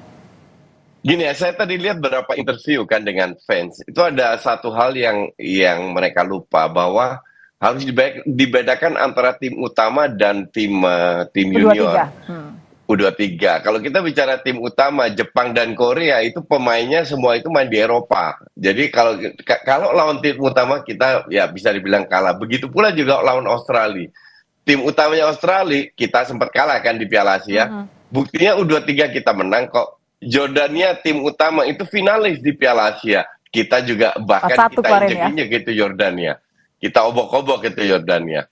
Jadi kita bicara pemain U23 yang nggak ada satu pemain Korea yang main di klub besar di Eropa. Sama kayak kita. Justru mungkin pemain Eropa kita lebih banyak daripada mereka. Artinya kita punya peluang. Definitely kita punya peluang karena ini U23. Hanya apakah menang atau tidak, ini banyak faktor yang menentukan. Ya. Faktor pertama apa? Mental. Nggak boleh blunder. Banyak faktor. Salah satu mental. Waktu ketemu Jordania, orang kan bilang, oh ya kita seri cukup. Enggak. Kita masuk lapangan harus punya mindset bahwa kita harus menang. Dan itu ditunjukkan. Babak pertama unggul 1-2-0, babak kedua tetap menyerang terus, mencari gol sebanyak mungkin. Nah, ini sebuah mindset yang luar biasa karena lawan Australia, di babak kedua kita main bertahan dan diserang terus. Untung nggak jebol. keberuntungan untuk tidak jebol ini nggak boleh kita kita Andalkan. andalkan lagi. Kita nggak boleh tergantung sama keberuntungan. Enggak. Nasib kita itu di tangan kita sendiri. Dengan permainan yang kita miliki, kita bisa menang asal kembali lagi akurasi passing tolong ditingkatkan. Terus jangan terjadi individual blunder. Dalam 2 match kita kena 2 penalti loh. Beruntung di match ketiga kita dapat penalti. Nah, kalau kita nggak kena penalti lagi kan, itu sebuah plus point. Cuman saya lihat pemain ini sudah belajar dari match pertama, kedua, ketiga. Ada progres yang nyata. Nah, progres ini harus ditingkatkan. Jangan kita masuk lapangan dengan, oh ini Korsel, luar biasa main di Piala Dunia, bla bla bla. Enggak, kita juga bagus. Kita harus masuk, Korsel, I'm going to beat you tonight. Mental ini harus kita masuk dengan di lapangan besok. Ya, dan itu kan sebenarnya keberadaan Shin Tae-yong ini kan juga memberikan semangat tambahan ya, apalagi kan untuk personal sendiri. Shin Tae-yong merasa menanti-nanti kapan bisa melawan negaranya sendiri. Nah, kalau Anda melihat ini keberadaan atau alasan emosional sekali bagi Shin Tae-yong, melihatnya yakin bahwa Shin Tae-yong akan begitu tertantang nih untuk mengalahkan negara asalnya, atau justru menjadi pressure tersendiri? Enggak, kalau pressure sih enggak ya. Tapi kalau dibilang Shin Tae-yong tahu kelemahan Korea, enggak juga. Shin Tae-yong sudah 4 tahun keluar dari Korea, oke? Nah, di samping itu, tim ini sudah berubah. Mungkin yang Shin Tae-yong bisa berikan adalah karakter pemain Korea seperti apa. Trik-triknya seperti apa, hal-hal kecil, informasi kecil kalau banyak dan bisa dicerna oleh pemain kita bisa menjadi informasi yang menguntungkan. Okay? Tapi kalau dibilang tahu rahasia orang, saya nggak yakin itu karena orang Korea nggak tolol juga kan. Mungkin mereka punya kejutan dan lain. Tapi saya rasa kita jangan tergantung oleh lawan. Kita harus masuk lapangan dengan kekuatan kita sendiri. Kita harus yakin bahwa permainan yang kita tunjukkan selama ini itu adalah kekuatan kita. Kita harus create chances dan lebih efektif lagi. Dan di belakang jangan bikin blunder. Mereka juga lihat kok. Match pertama, kedua, ketiga. Sisi lemah kita di mana di kanan. Rio Fahmi pertama kali main. Habis itu diganti Fajar. Di backup sama Ferrari. Diserang terus dari sisi kanan. That's okay, karena pilihan kita nggak banyak. Artinya pemain-pemain ini harus lebih sadar lagi, belajar dari kesalahan yang mereka lakukan, cara positioning, kalau ketemu lawan yang lebih cepat seperti apa, kapan nge-backupnya. Ini masalah koordinasi organisasi di belakang yang bisa ditingkatkan kalau kita ingin menang. Tapi untuk saya ini 50-50 game. Jadi bukan Korea lebih bagus atau kita lebih jelek, enggak. Kita pun memiliki peluang yang sama kalau kita seandainya bisa bermain efisien dan efektif, peluang sangat besar untuk bisa. Tapi pemain yang ditinggalkan sama Nathan ini akan berpengaruh besar nggak, Coach? Kan ini kan terasa sekali ya. Ya, betul. Kita lihat Nathan bermain luar biasa karena posisi dia dan Ivar Jenner adalah pemain yang harus bisa menyerang, membantu serangan, dan juga bertahan. Sebenarnya kalau kita lihat di Piala Asia, Hubner bisa bermain di situ. Atau Marcelino, tapi saya tidak yakin jika Marcelino diplot, diduetkan dengan Ivar Jenner akan jadi bagus. Karena ini pemain kan suka dribbling. Dalam posisi rentan, dia berapa kali kehilangan bola langsung di counter ke arah gawang. Jadi saya prefer Hubner di situ. Karena kualitas Hubner nggak jauh beda dengan Nathan. Dan duet antar Hubner dan si Ivar ini juga luar biasa. Jadi biar Marcelino di depan sama Witan sama Rafael Struijk karena mereka sudah kompak. Pertanyaannya kan sekarang, kalau Hubner digeser ke depan, siapa yang gantiin tempatnya? Ya kemungkinan Komang. Karena Komang di match pertama juga kagok mainnya. Tapi setelah itu dia masuk, lawan Jordania dia masuk, dia cetak gol. Semoga dengan cetak gol percaya dirinya lebih meningkat. Kembali ya. Jadi lebih realistis untuk saya atau lebih mempertahankan kekuatan kita jika Hubner yang digeser bukan supaya kalau akhir skor nih saya ingin lihat optimismenya. Kira-kira bisa berapa nih akhirnya? Enggak, ini bisa sampai extra time bahkan adu penalti. Karena saya lihat kita sama kuatnya. Tergantung siapa yang bikin gentar lebih dahulu ya. Dan siapa yang bisa memanfaatkan. Oke, terima kasih Coach Justin. Tentu kita berharap yang terbaik. Ini mentalnya tidak boleh kalah, tapi we believe them. Kita percaya kita pada harus percaya kita bisa lolos. Garuda Muda, mindsetnya tadi. Terima kasih, selamat malam Coach Justin. Oke, malam. Kami berikan informasi lainnya, saudara, ini terkait dengan Presiden Joko Widodo yang buka suara terkait putusan MK yang menolak seluruh gugatan sengketa Pilpres 2024. Jokowi menyebut pertimbangan hukum putusan MK mengonfirmasi bahwa tuduhan-tuduhan kecurangan dalam pemilihan presiden tidak terbukti.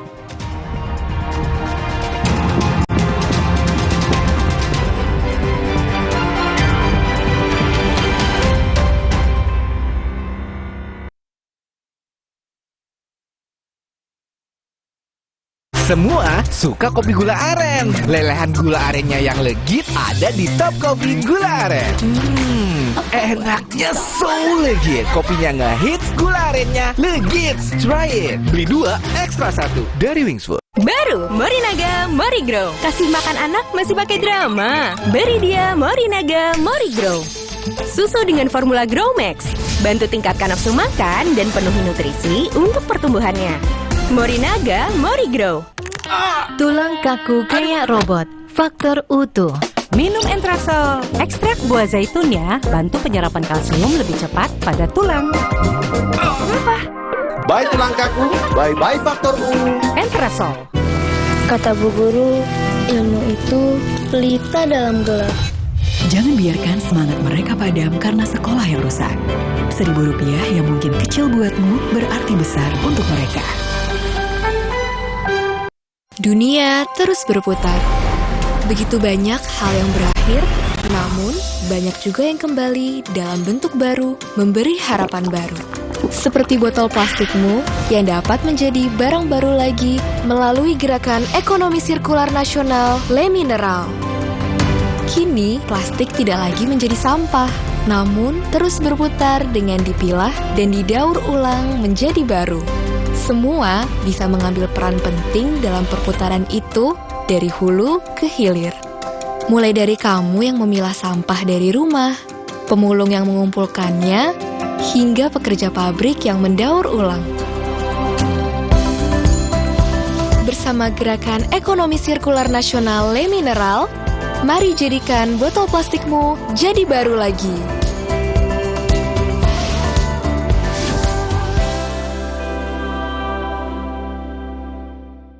Semua suka kopi gula aren. Lelehan gula arennya yang legit ada di Top Kopi Gula Aren.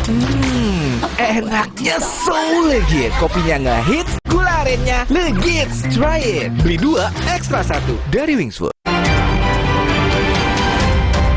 Kompas Update dipersembahkan oleh Hydro Coco.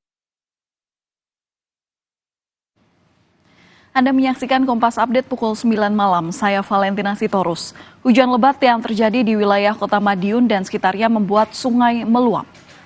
Puluhan rumah di Jalan Sultan Trenggono, Kelurahan Manguharjo, Kota Madiun, Jawa Timur terendam banjir.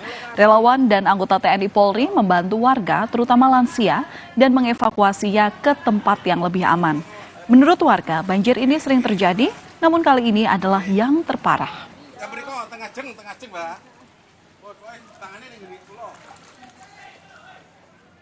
Tetaplah bersama kami, Kompas Malam akan kembali untuk Anda saat lagi. Demikian Kompas Update.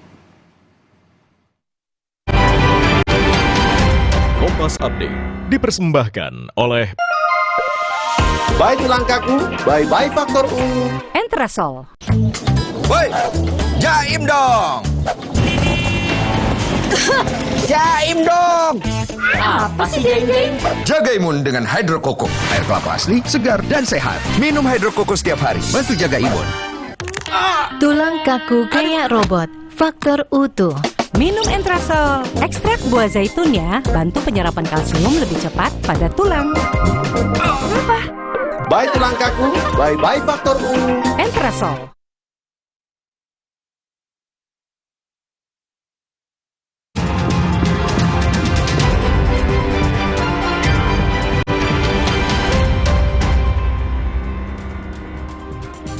Terima kasih Anda kembali bersama kami di Kompas Malam. Saudara, Presiden Joko Widodo buka suara terkait putusan Mahkamah Konstitusi yang menolak seluruh gugatan sengketa Pilpres 2024. Jokowi menyebut pertimbangan hukum putusan MK mengonfirmasi bahwa tuduhan-tuduhan kecurangan dalam pemilihan presiden 2024 tidak terbukti. Presiden Jokowi mengatakan pemerintah menghormati putusan MK yang final dan mengikat terkait sengketa Pilpres 2024. Menurut Jokowi, pertimbangan hukum dari putusan MK telah menyatakan segala tuduhan yang dialamatkan kepada pemerintah seperti politisasi bansos hingga mobilisasi aparat tidak terbukti. Jokowi juga mengajak semua pihak untuk kembali bersatu dan bekerja untuk negara. Dan rekonstruksi infrastruktur pasca bencana. Menghormati putusan MK yang final dan mengikat. Dan pertimbangan hukum dari putusan MK yang juga menyatakan bahwa tuduhan-tuduhan kepada pemerintah seperti kecurangan, intervensi aparat, kemudian apalagi politisasi bansos, kemudian mobilisasi aparat, ketidaknetralan kepala daerah telah dinyatakan tidak terbukti. Ini yang penting bagi pemerintah ini. Ketua Bidang Kehormatan DPP PDI Perjuangan Komarudin Watubun menegaskan Presiden Jokowi dan Wakil Presiden terpilih Gibran Rakabuming Raka sudah bukan lagi berstatus kader PDIP. Menurut Komarudin, keduanya jelas berada di pihak berseberangan selama momen pemilu 2024. Jokowi disebut sudah bukan kader PDIP karena mendukung pasangan Prabowo Gibran di Pilpres saat PDIP jelas mengusung pasangan Ganjar Mahfud. Gibran juga berstatus sama, tidak lagi menjadi kader PDI Perjuangan sejak memutuskan untuk mendampingi Prabowo sebagai calon wakil presiden di Pilpres 2024. Masih statusnya sebagai kader, Pak. Statusnya sebagai kader. Siapa? Gibran, Mas Gibran. Gibran itu bukan kader partai lagi. Saya sudah bilang sejak diambil putusan itu diulang-ulang bagaimana. Termasuk yang Pak Jokowi, karena tadi kan sempat dibilang yang soal cawe-cawe presiden itu sempat ditegaskan lagi di dissenting opinion. Berarti ini sudah menyelenceng dari partai gitu ya? Orang sudah di sebelah sana bagaimana mau bilang bagian masih dari PDI Perjuangan kok yang benar saja ditambah-tambah. Menanggapi pernyataan Komarudin soal status Presiden Jokowi dan Gibran yang tadi anggap kader lagi, Ketua DPP Partai Golkar, Dev Laksono menyebut partainya membuka pintu bagi siapapun yang ingin bergabung. Dev menyebut Golkar hanya memberi syarat, yaitu warga negara Indonesia yang memiliki hak politik yang lengkap tanpa melihat latar belakang. Pada dasarnya adalah partai yang terbuka untuk siapapun bergabung bersama-sama dengan Golkar untuk berkarir mengabdi demi kemajuan bangsa dan negara. Terlepas dari backgroundnya apapun, selama dia itu adalah warga negara Indonesia yang dengan memiliki hak politik yang lengkap, maka dia dapat bergabung bersama-sama Golkar. Sementara itu, Ketua Umum Partai Amanat Nasional Zulkifli Hasan justru lebih lugas dan mengambil kesempatan setelah PDI Perjuangan menyebut Jokowi dan Gibran bukan lagi kader banteng. Zulhas menyebut kedekatan antara PAN dan Jokowi serta Gibran sudah terjalin lama. Untuk itu Jokowi dan Gibran tak perlu repot-repot mencari partai karena PAN siap menjadi rumah bagi Jokowi dan Gibran setelah tak lagi di PDIP. Ya, saya waktu dekat ada agenda mau ke Solo, ya, gitu. Jadi Pak Jokowi, Mas Gibran, nggak usah repot-repot lah, kan sudah berkali-kali, ya, keluarga Pak Jokowi, keluarga PAN keluarganya Pak Jokowi. Jadi sudah jelas terang, nggak usah kesana kemari, ngapain, ya, sudah ada rumahnya, namanya Partai Amanat Nasional. Saudara, ketok palu Hakim MK sudah memutus hasil sengketa Pilpres 2024. Pasangan Prabowo Gibran pun akan ditetapkan oleh KPU sebagai presiden dan wakil presiden terpilih. Nah, kini yang menarik untuk nanti adalah bagaimana arah koalisi politik partai politik.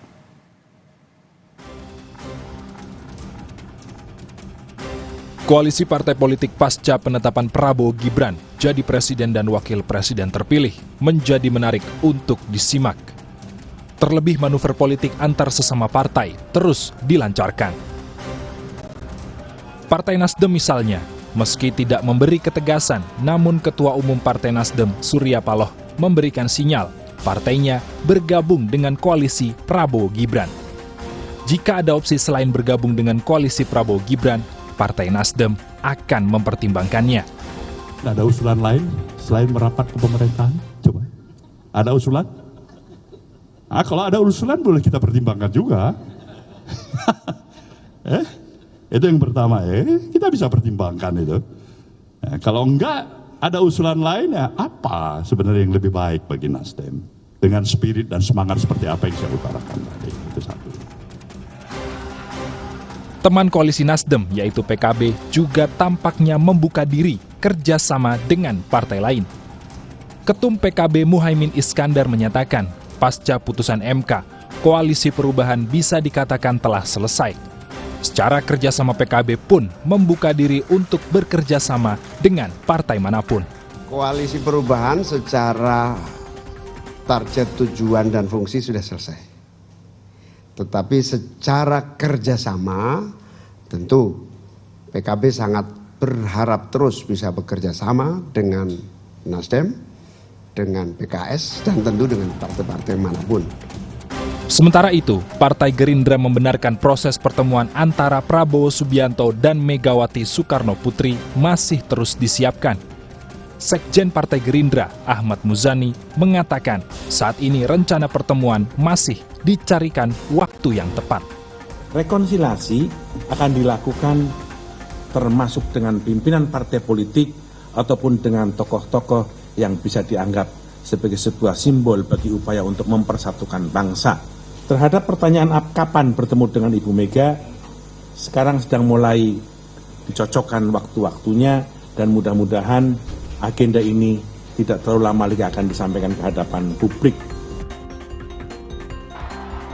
Dalam beberapa kesempatan, Presiden terpilih Prabowo Subianto kerap menyampaikan upaya rekonsiliasi dengan lawan partainya di Pilpres 2024. Sejumlah ketum parpol pun sudah ditemui, namun tentu masih menjadi misteri apa langkah yang diambil partai politik di luar koalisi Prabowo Gibran. Apakah merapat atau tegas memilih menjadi oposisi di luar koalisi pemerintahannya? Tim Liputan, Kompas TV.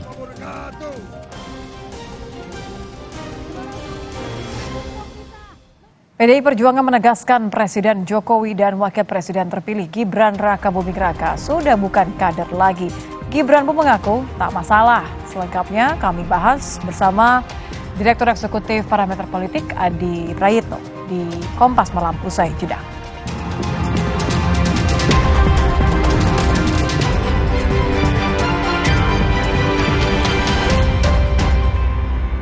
Naga Mori Grow, susu dengan formula Grow Max, bantu optimalkan nutrisi anak.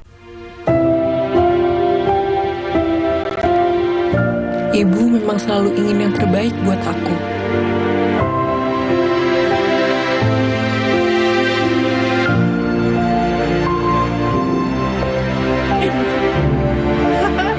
Dan kini, waktunya aku memberi buat ibu. Karena ibu berkah terbesarku.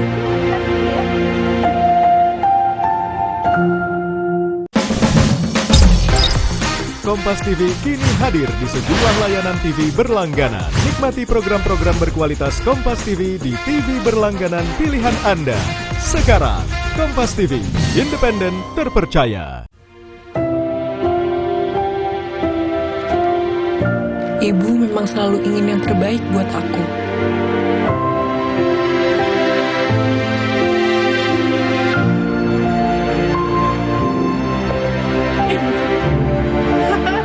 Dan kini, waktunya aku memberi buat ibu. Karena ibu berkah terbesarku. Pengusaha memiliki kepentingan bisnis, pemerintah memiliki regulasi, namun keduanya berjalan di atas rel yang sama, peningkatan ekonomi dan kesejahteraan bangsa. Kita bertemu lagi di Business Talk bersama saya, Maisistri Faridan. Serap inspirasi dari diskusi antara pelaku bisnis dan pembuat kebijakan. Ikut saya ke Indonesia International Motor Show alias IMS. Business Talk, setiap Selasa, pukul 10 malam, live di Kompas TV. Dulu, aku percaya hidup itu penuh beban. Tapi, semua berubah karena dia. Di bawah Relax aja pakai Telkomsel Lite.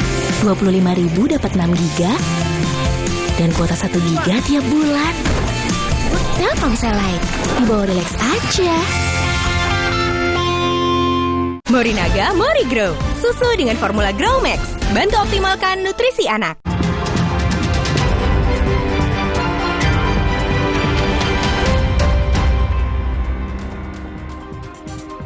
Anda kembali bersama kami di Kompas Malam. Saudara, calon wakil Presiden Gibran Raka Buming Raka mengaku tak masalah meski dianggap PDIP bukan lagi kader partai. Menanggapi pernyataan Ketua Bidang Kehormatan DPP PDIP Komarudin Watubun yang menyebut Gibran bukan lagi kader PDIP, ia menyebut tak masalah. Wali Kota Solo ini juga menyebut tidak apa-apa jika timbul kesan dipecat oleh partai yang telah mengusung dirinya dan Presiden Jokowi selama ini. Sementara mengenai respon Presiden Jokowi usai disebut bukan lagi kader PDIP, Gibran minta ditanyakan langsung saja kepada Jokowi. Tapi menyatakan bahwa Pak Jokowi dan Mas Gibran bukan lagi bagian dari partai, Mas. Ya udah, nggak apa-apa. Mungkin kalau dengan itu ada partai yang baru mungkin ya untuk berat-berat. Belum ada pembahasan ke situ ya. Tunggu aja nanti. Bapak juga belum membahas soal itu juga, Mas. Saya tidak tahu ya. Tanyakan ke beliau sendiri. Tapi tanggapan Mas Gibran bahwa ini kan semacam kayak dipecat dari partai gitu. Sempat ada rasa kecewa gitu mungkin. Nggak apa-apa, dipecat ya nggak apa-apa. Ya, makasih. Saudara, PDI Perjuangan menegaskan Presiden Jokowi dan Wakil Presiden terpilih Gibran Raka Buming Raka sudah bukan kader lagi. Apa maknanya dan sejauh apa dampaknya? Kita akan membahasnya bersama dengan Adi Praitno, Direktur Eksekutif Parameter Politik. Selamat malam, Mas Adi. Selamat malam, Nitya. Mas Adi, ini kan Gibran kalau dari jawaban tadi ya, terdengar tak mempermasalahkan kondisi tanpa PDIP. Ini artinya memang PDIP tidak lagi penting untuk Gibran? Ya, saya kira memang hubungan antara PDIP dan Gibran ini kan wassalam ya, sudah tak lagi bisa diselamatkan. Apapun judulnya, titik gempa bumi politiknya itu ketika Gibran maju dalam Pilpres 2024 berpasangan dengan Prabowo Subianto. Jadi praktis setelah itu memang hubungan antara Gibran dan PDIP sudah tak bisa diselamatkan lagi dalam konteks ini. Jadi kalau ada pernyataan dari elit PDIP bahwa Jokowi dan Gibran itu bukan kader, ya saya kira itu adalah sebagai bentuk penegasan di mana memang secara substansi, pikiran, kepentingan, dan chemistry politik, Gibran dan PDIP ya sudah bisa berpisah jalan, dan saya kira hubungan politiknya tak lagi bisa diselamatkan. Saya kira di situ konteksnya. Tapi kan bagaimanapun juga sebagai wakil presiden terpilih akan seperti apa nanti kalau Gibran tanpa PDIP? Apakah ini artinya cuma pindah rumah atau ada bentuk kekuatan politik lain? Jadi tanpa parpol tapi tetap backup dari parpol? Ya, saya kira memang untuk terus memperkuat basis dukungan politiknya, saya kira memang Mas Gibran Raka Buming Raka itu perlu untuk mencari dukungan partai politik yang lain ya, karena apapun kepentingan-kepentingan politik di masa yang akan datang, terutama kepentingan politik parlemen, itu teruslah dilawan. Per hari ini, kalau tidak punya dukungan partai politik, saya kira khawatir akan terus mendapatkan kritik dan resistensi yang saya kira itu akan justru mengganggu fokus kinerja Gibran di masa yang akan datang. Jadi setelah tak lagi dengan PDIP, tentu harus mencari alternatif ya, partai-partai yang paling mungkin untuk melabuhkan di mana Gibran itu akan menjadi kader di dalamnya nanti. Partai mana kira-kira yang paling mungkin? Seperti apa ya, partai? Banyak, bisa Gerindra, bisa Golkar, bisa PKB, bisa Nasdem, dan partai siapapun yang saya kira akan membukakan pintu yang selebar-lebarnya kepada Gibran. Per hari ini kita mendengar pernyataan dari Zulkifli Hasan Jadi ketika memang Jokowi dan keluarga besarnya tak lagi dianggap sebagai bagian dari PDIP, maka PAN gitu ya adalah partai politik yang akan membuka pintu yang seluas-luasnya bagi Jokowi, Gibran dan keluarga besarnya. Saya kira itu tawaran menarik. Kalau tetap dengan kekuatan partai artinya ya untuk mengamankan posisi dan bargaining position seorang wakil presiden nanti, ini artinya positioningnya PDIP akan seperti apa di pemerintahan Prabowo nanti? Saya kira kalau melihat kecenderungan politik PDIP ya per hari ini akan siap menjadi oposisi ya. Maka tidak mengherankan kalau kemudian elit-elit PDIP sampai hari ini terus agresif, terus kritis ya terkait dengan proses pemilu yang dinilai penuh dengan kecurangan. Bahkan mereka ini merupakan satu-satunya partai yang saya kira siap untuk berada di luar kekuasaan politik ya. Yang kedua, PDIP ya selama hubungan Prabowo Subianto dan Jokowi baik-baik saja, sulit untuk diajak bekerja sama dengan Prabowo. Karena ada tembok tebal di situ namanya Jokowi yang selama ini memang sudah dianggap bukan kader dari mereka. Tapi kalau hubungan Jokowi dan Prabowo ini sudah berakhir, bulan madu mereka tak lagi mesra ya, saya kira di situ potensi juga. PDIP tapi kan Prabowo bilang mau merangkul semuanya, Mas Adi. Ya, secara prinsip begitu. Tapi kan kalau masih Jokowi dan Prabowo baik-baik saja, sepertinya PDIP akan menolak. Karena bagi PDIP, kalau masih ada Jokowi, masih ada Gibran baik-baik saja dengan Prabowo, partai ini tidak akan menjadi bagian dari mereka. Kayaknya Jokowi dan keluarga besarnya akan menjadi pantangan bagi PDIP untuk menjadi bagian dari koalisi Prabowo. Saya kira di situ konteksnya. Oke, yang juga menjadi tanda tanya selain PDIP kan PKB nih. Kalau tadi kan Mas Adi sempat menyebut, kayaknya PKB masih punya sih peluang untuk menjadi backingan atau mungkin bahkan kendaraan parpol bagi Gibran. Ini artinya nanti akan peta kekuatannya akan berubah nih? Ya apapun judulnya, PKB ini kan partai politik Islam terbesar di 2024. Perolehan pileg mereka naik secara signifikan. Jadi kalau memang PKB ini membuka hati, membuka pikiran, dan terbuka untuk menerima Gibran misalnya, saya kira cukup bagus. Karena perolehan suara mereka signifikan. Jadi kalau ada protes, ada nyinyiran, ada bulian ke Gibran, ada PKB yang akan menyiapkan seluruh kekuatan politik mereka, energi mereka untuk memberikan support politik. Karenanya kalau jadi presiden dan wakil presiden nggak punya dukungan partai, ini riskan, akan terus mendapatkan resistensi dan perlawanan dari pihak manapun. PDIP saya kira ke depan akan terus kritis ke Gibran karena dinilai sebagai sosok yang sudah memilih untuk keluar dari barisan politik mereka. Makanya kalau kita hitung satu persatu, pemilu di 2024 ini kan PDIP kritisnya hanya ke Jokowi dan Gibran. Tapi kan selain menerima dengan tangan terbuka, Mas Adi, masalah pindah rumah, partai baru, katakan saja PKB atau Golkar, kira-kira Gibran dapat posisi apa? Wakil presiden? Nah itu yang saya kira rumit. Tentu untuk posisi Gibran sebagai wakil presiden, mestinya posisinya strategis. Yang menjadi pertanyaan adalah apakah ada partai politik yang ingin menyediakan posisi strategis bagi Gibran? Tentu sangat tergantung pola komunikasi dan negosiasi politik yang ada di dalamnya. Karena membayangkan Gibran hanya menjadi kader biasa dalam sebuah partai politik itu nggak rasional, mengingat posisinya sebagai wakil presiden. Saya kira di situ konteksnya, Mbak. Jadi bagi saya apapun partai politiknya ya sangat relevan lah bagi Gibran untuk mencari partai politik lain di luar PDIP. Jadi top 2-nya Golkar dan PKB. P3 nggak masuk? Golkar, bisa PKB, bisa Gerindra, dan partai-partai yang menyediakan tempat yang terbaik buat Gibran. Oke. Ini kira-kira hanya akan menampung Gibran atau juga Jokowi terakhir, Mas Adi? Termasuk Jokowi dan keluarga besarnya. Karena yang saya bayangkan ke depan Jokowi itu akan begitu banyak ya, akan mendapatkan protes ya, dan perlawanan-perlawanan politik dari PDIP khususnya yang sepertinya luka hatinya itu belum sepenuhnya hilang. Oke. Satu paket berarti ya, gerbong sakit hati semua diterima. Terima kasih Mas Adi Prayitno, Direktur Eksekutif Parameter Politik sudah bergabung bersama kami. Selamat malam Mas Adi. Selamat malam. Kami berikan informasi lainnya, saudara, diantaranya mengenai 2 helikopter tentara Laut Diraja Malaysia yang bertabrakan saat latihan untuk sebuah parade. Seluruh awak helikopter maksud kami berjumlah 10 orang tewas di lokasi kejadian.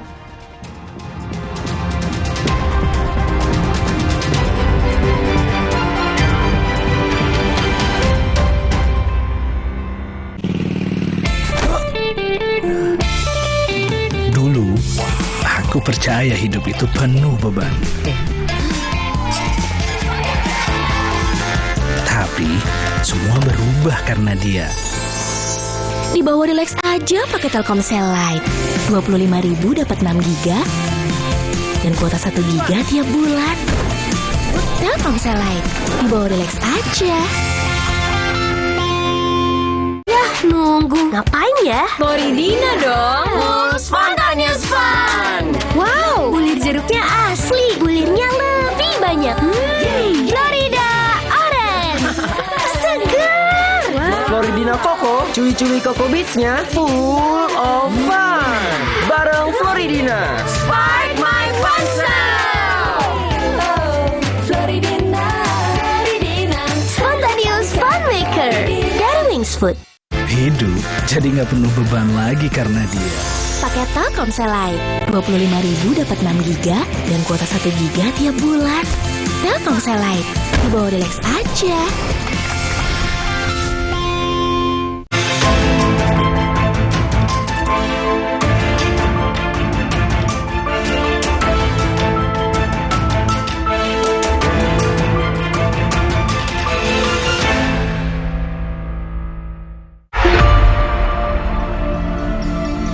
Komisi Pemilihan Umum akan menetapkan secara resmi pemenang Pilpres 2024 sebagai tindak lanjut dari putusan Mahkamah Konstitusi 22 April lalu. Ikuti secara lengkap dan akurat dalam Breaking News, penetapan pemenang Pilpres 2024, Rabu 24 April pukul 9:30 pagi, langsung dari KPU, live di Kompas TV.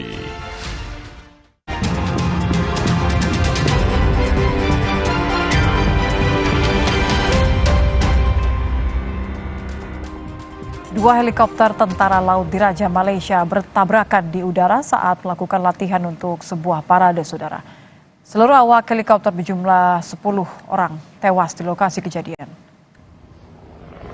Detik-detik terjadinya tabrakan saat beberapa helikopter terbang dalam formasi. Namun insiden tabrakan terjadi di pangkalan Angkatan Laut di Lumut, Perak, Malaysia sekitar pukul 9:30 pagi waktu setempat. Helikopter tersebut terbang dalam rangka merayakan parade ulang tahun ke-90 Angkatan Laut di Raja Malaysia yang akan diadakan pada hari Sabtu depan.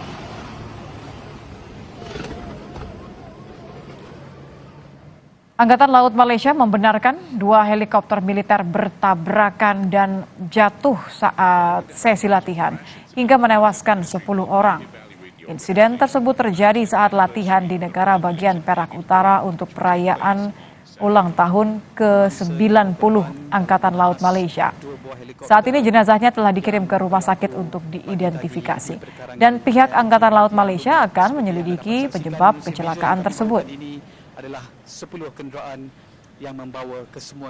Kemenangan melibatkan dua buah pesawat, iaitu pesawat SOM M5033 dan juga pesawat Fennec M5026 yang melibatkan 10 kru telah berkorban di dalam kemenangan tersebut.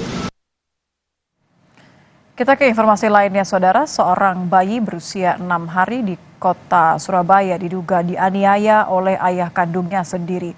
Akibat dianiaya, bayi tersebut mengalami luka memar di bagian tubuhnya. Kasus penganiayaan ini terungkap setelah ibu korban melaporkan ke camat setempat dan dijemput langsung oleh petugas Dinas Pemberdayaan Perempuan dan Perlindungan Anak. Mendapatkan laporan, petugas kemudian membawa bayi tersebut ke Rumah Sakit Bayangkara Surabaya untuk dilakukan visum dan perawatan. Berdasarkan pengakuan ibu korban, suaminya diduga kerap melakukan kekerasan sejak mengandung. Sementara bayi yang menjadi korban penganiayaan telah dibawa ke Rumah Sakit Bayangkara Surabaya dan menjalani rawat jalan. Itu membekas sampai biru kehitaman seperti itu. Kemudian infonya juga dilempar ke kasur. Beberapa kali dilakukan juga kepada ibunya. Jadi pada saat hamil 7 bulan, ibu ini juga sudah mendapatkan KDRT dari suaminya. 8 rumah di asrama Kewilhan 1 Kota Medan, Sumatera Utara hangus terbakar. Sementara di Cirebon, Jawa Barat, 2 anak buah kapal ditemukan meninggal secara misterius. 1 awak lainnya kritis di sebuah kapal pencari ikan. Selengkapnya dalam Kilas Nusantara. Api berkobar dan membesar dengan cepat dari salah satu rumah semi permanen ke 7 rumah lainnya. 11 mobil pemadam kebakaran yang dikerahkan sempat kesulitan karena lokasi kebakaran berada di permukiman padat penduduk. Tidak ada korban jiwa dalam kebakaran, tetapi 42 orang yang terdampak diungsikan sementara. Sebanyak 2 anak buah kapal di Pelabuhan Kejawanan, Kota Cirebon, Jawa Barat ditemukan tewas, sementara 1 ABK lainnya dinyatakan kritis. Ketiganya ditemukan di dalam ruang palka tempat penampungan BBM jenis solar di sebuah kapal pencari ikan yang tengah berlabuh. Polisi memeriksa saksi, melakukan olah TKP dan mengumpulkan bukti-bukti di lokasi, serta belum bisa menyimpulkan penyebab insiden. Kecelakaan beruntun terjadi di Jalan Poros Trans Sulawesi, Kabupaten Sidrap, Sulawesi Selatan. 1 orang meninggal dunia merupakan sopir kontainer. Kecelakaan melibatkan 9 kendaraan. Sejumlah pengendara yang mengalami luka-luka dilarikan ke rumah sakit. Di lokasi tabrakan yang jalurnya menanjak diketahui kerap terjadi kecelakaan.